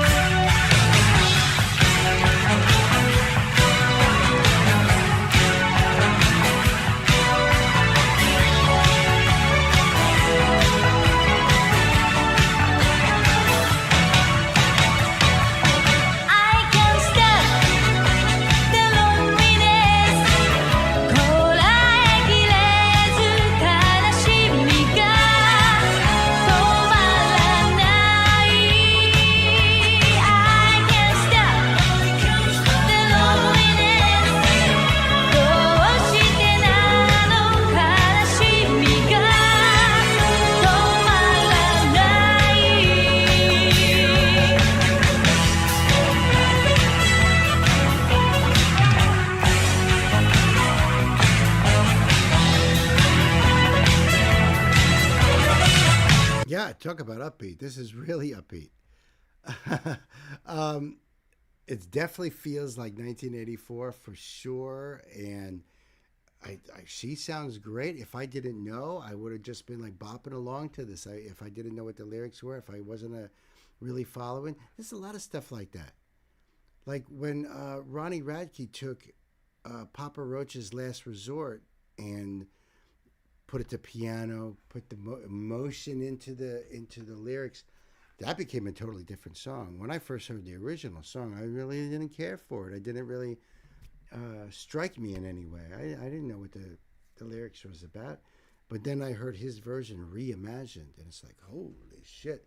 Puts the lyrics up front, and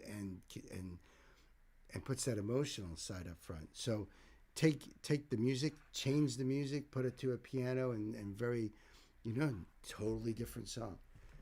But in a concert, everybody's clapping along. She's smiling. She's having a good time. Sometimes that's the best way. Sometimes that's the best way. So I'll listen to these lyrics a little bit more and see, like, if there's an aspect about it that they're doing something hopeful about it. There's something that's redeeming about it. That's what I'm looking for here.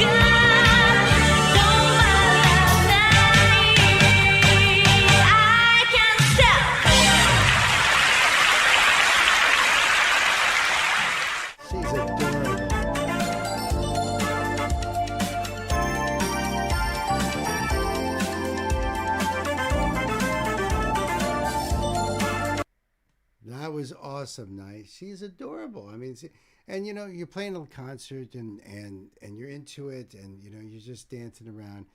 So I think it was really cool.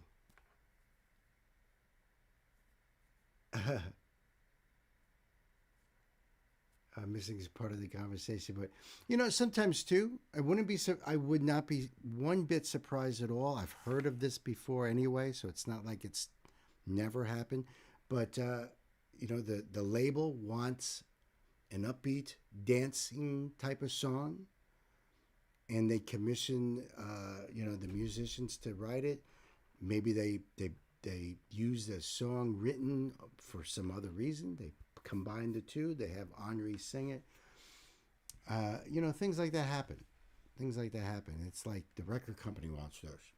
Sometimes the record company will force an artist to do a song for whatever reason, you know, and they will convince them. They put it in the contract or whatever. So, but I like the song a lot. I like the performance a lot. I think she's adorable. She's got a great voice for that kind of city pop voice. Fantastic choice, Knight. Great job. And I'll put the link down below so that way you can go over there and support Henri. And you know, it's weird, and I'm surprised Pan hasn't mentioned this too, is how similar the name Henri sounds to ennui. And ennui is loneliness. Isn't that weird? So I know it's just a little bit of a slight change in your pronunciation, but there's weird things that pop into my mind, usually throughout the day and sometimes evening, you know?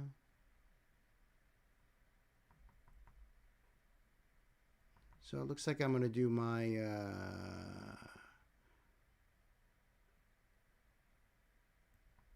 I'm just going to do one of these to end the night. Thank you, my friend. Chris has hooked me up right there. Now this one here, oops. This one here, friends. I haven't heard this in so long, but man, me and my buddies were so into this back in the day. Aiko Kawashima is her real name. Henri is her stage name. But it sounds like ennui.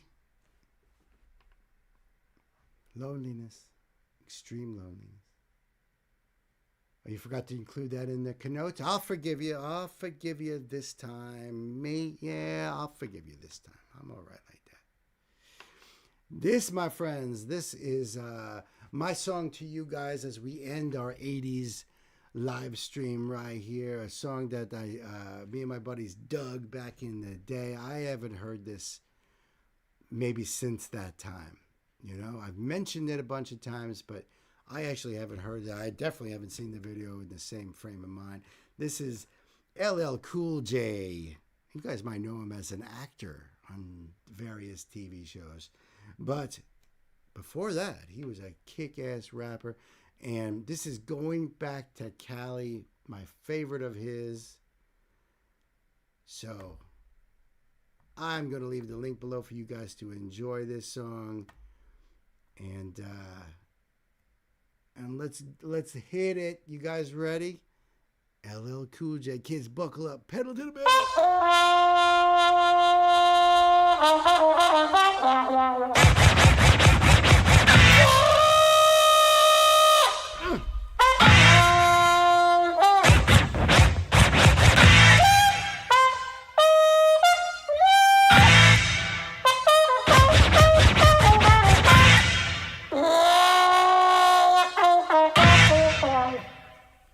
Now that's probably a trombone with a mute. It could even be a metal mute, but I think it doesn't sound like a metal one. It sounds like the end of a toilet plunger.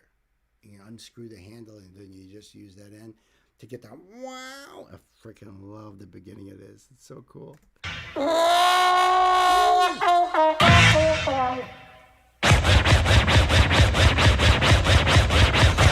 Back to Cali. I'm going back to Cali. I don't think so. I'm going back to Cali. I'm going back to Cali. I don't think so. Going back to Cali, styling, profiling, dialing and smiling, while in the sun. The top is down on the black Corvette, and it's fly girls are sitting on gates. Noisy steering wheel, plushed out, gold leaf phantom top, and 3 girls waiting. The chrome is shining, passing all the cars on the way. Moving on the wind, back wheel spin, popping a cassette and push play. I'm going back to Cali, Cali, Cali. Yeah, y'all, I don't think so. I'm going back to Cali, Cali, Cali. I'm going back to Cali, shaking them, baking them, taking them to spots they never before hung. Place on Sunset, it's a trip where the AC's cold, but the girl still stripped. The wicked skip, but this girl kept dancing, prancing, grinding, grinning, romancing. I asked her to move on so we could hit the hay. I wanna do this Brutus, but I don't wanna pay. I'm going back to Cali, Cali, Cali, Cali. Man, I don't think so. Cali, Cali, back to Cali.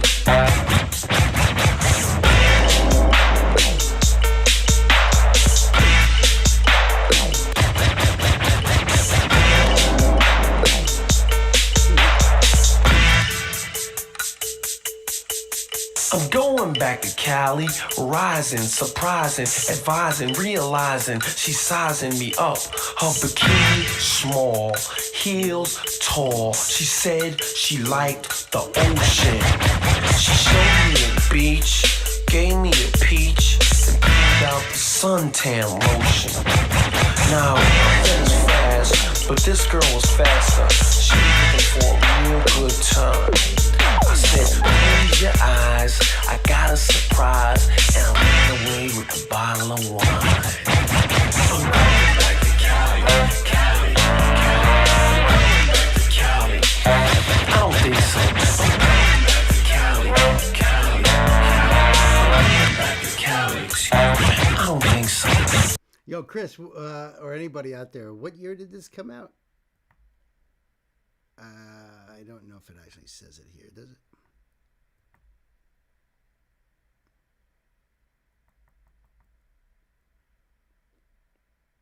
Yeah, it doesn't say it there. I don't see anything.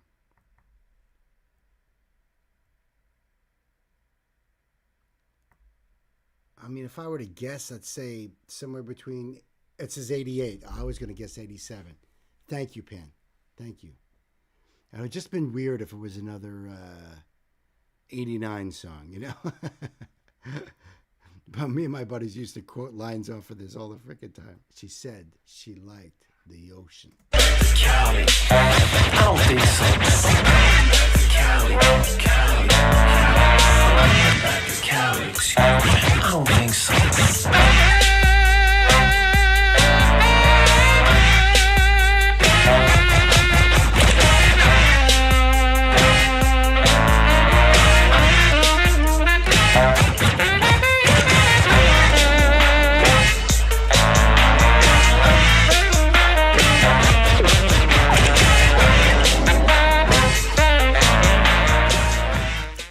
Oh, yeah. Good old. Let's keep dancing, right? I don't think so. Recorded in 87, released in 88. Thank you, Knight. From the Less Than Zero soundtrack. Really? I like the groove on that song a lot. There's like a sinisterness to it. There's a coolness to it. It's got a jazz cool because of the horns in there. I just dig that. I dig it. And it's so subtle. It's just so subtle. He's not spitting. He's not, it's nothing complicated. Even like in the video, he almost looks like, I don't think so. It just, that's the whole vibe on that. Just so awesome. So I think that we are, well done. Yeah, I'm going to leave the link down below over there for you guys so you can check out LL Cool J all on your onesies there. It has been an incredible stream, my friends. Incredible 80s theme. I really appreciate you guys for hanging out. Here's the thing, though, for Chris and John, I'm really surprised. No Misfits, no Danzig. Those are the two that really stuck out to me, those two. Since this was an 80s stream, do not click on this link.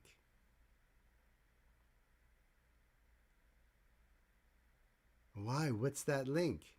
I want to know. I'm going to click on it. I'm doing it. I'm doing it. What is that link?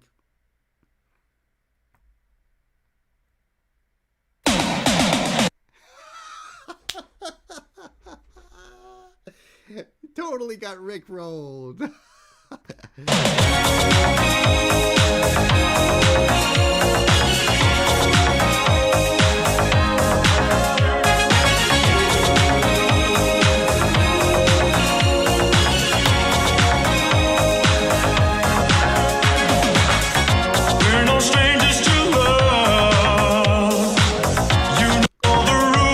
I'm dedicating this to my brother Chris O.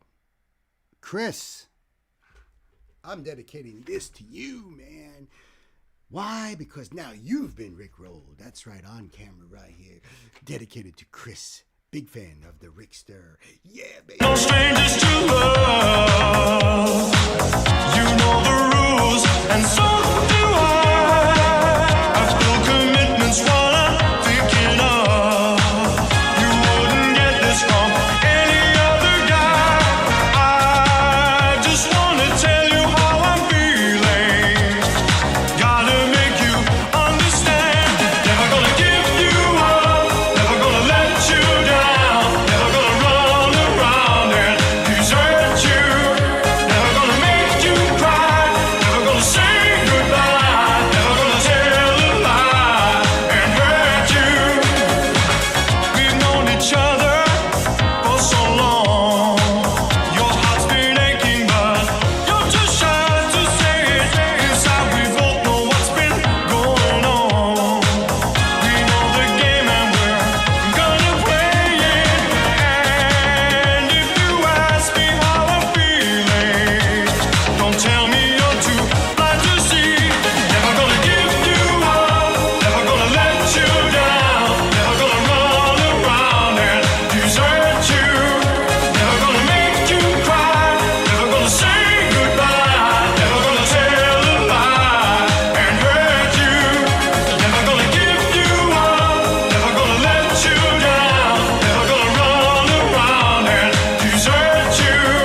Never gonna make you cry. Never gonna say goodbye. Never gonna tell a lie and hurt you. This is my favorite part. This is my favorite part. This is my jam. This is my jam right here. This is my favorite part.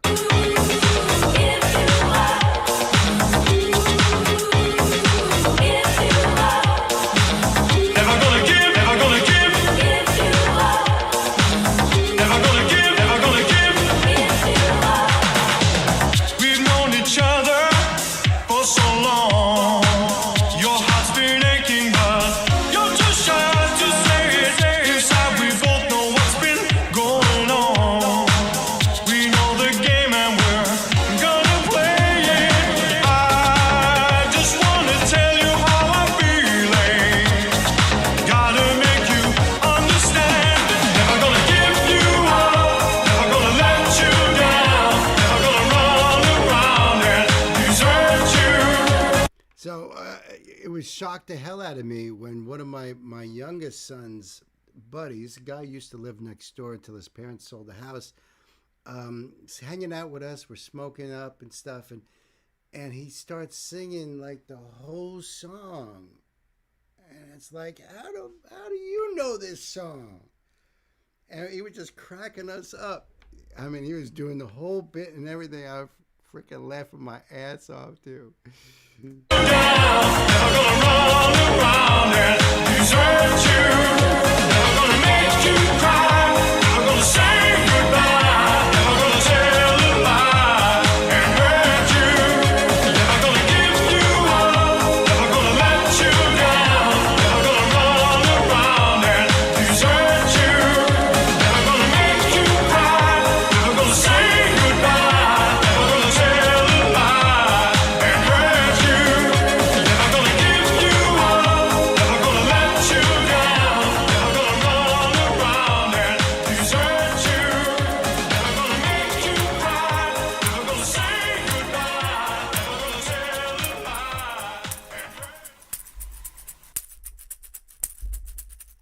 over? Oh, I was just getting into it. That was awesome, Chris. And that was perfect, too, 1987. And you know who got, who Rick rolled Rick was Ren. When his album debuted at #1 and beat Rick Astley's comeback album. The dude had a comeback album. And Ren took it from him. Rick rolled. That was brilliant. Loved it. So now, kids, where are we here?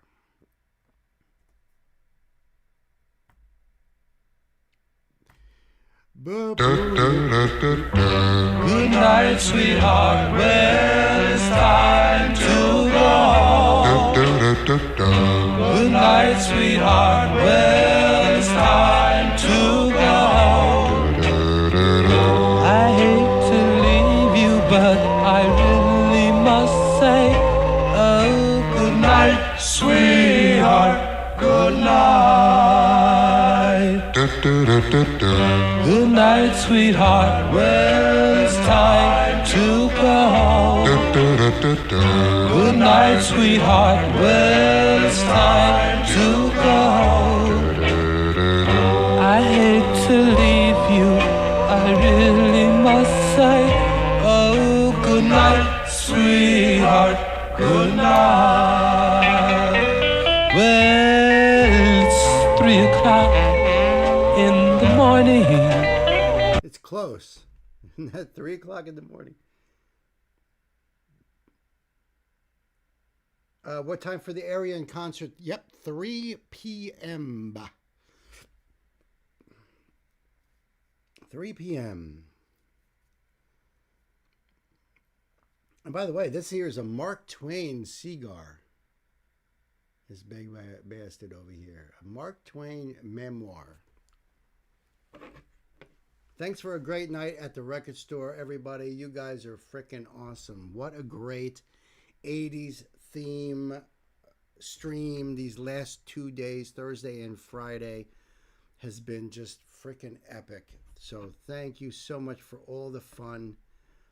The Mighty Mods, my love to you guys. Thank you, everybody. The soul survivors here, Chris and Pan. I'm almost surprised Ingo didn't wake up at the end. Maybe he did and turned it on and saw Rick Astley and was like, oh, forgot about it. I don't know.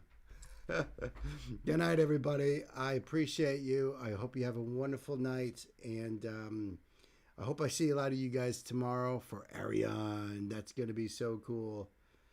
See ya.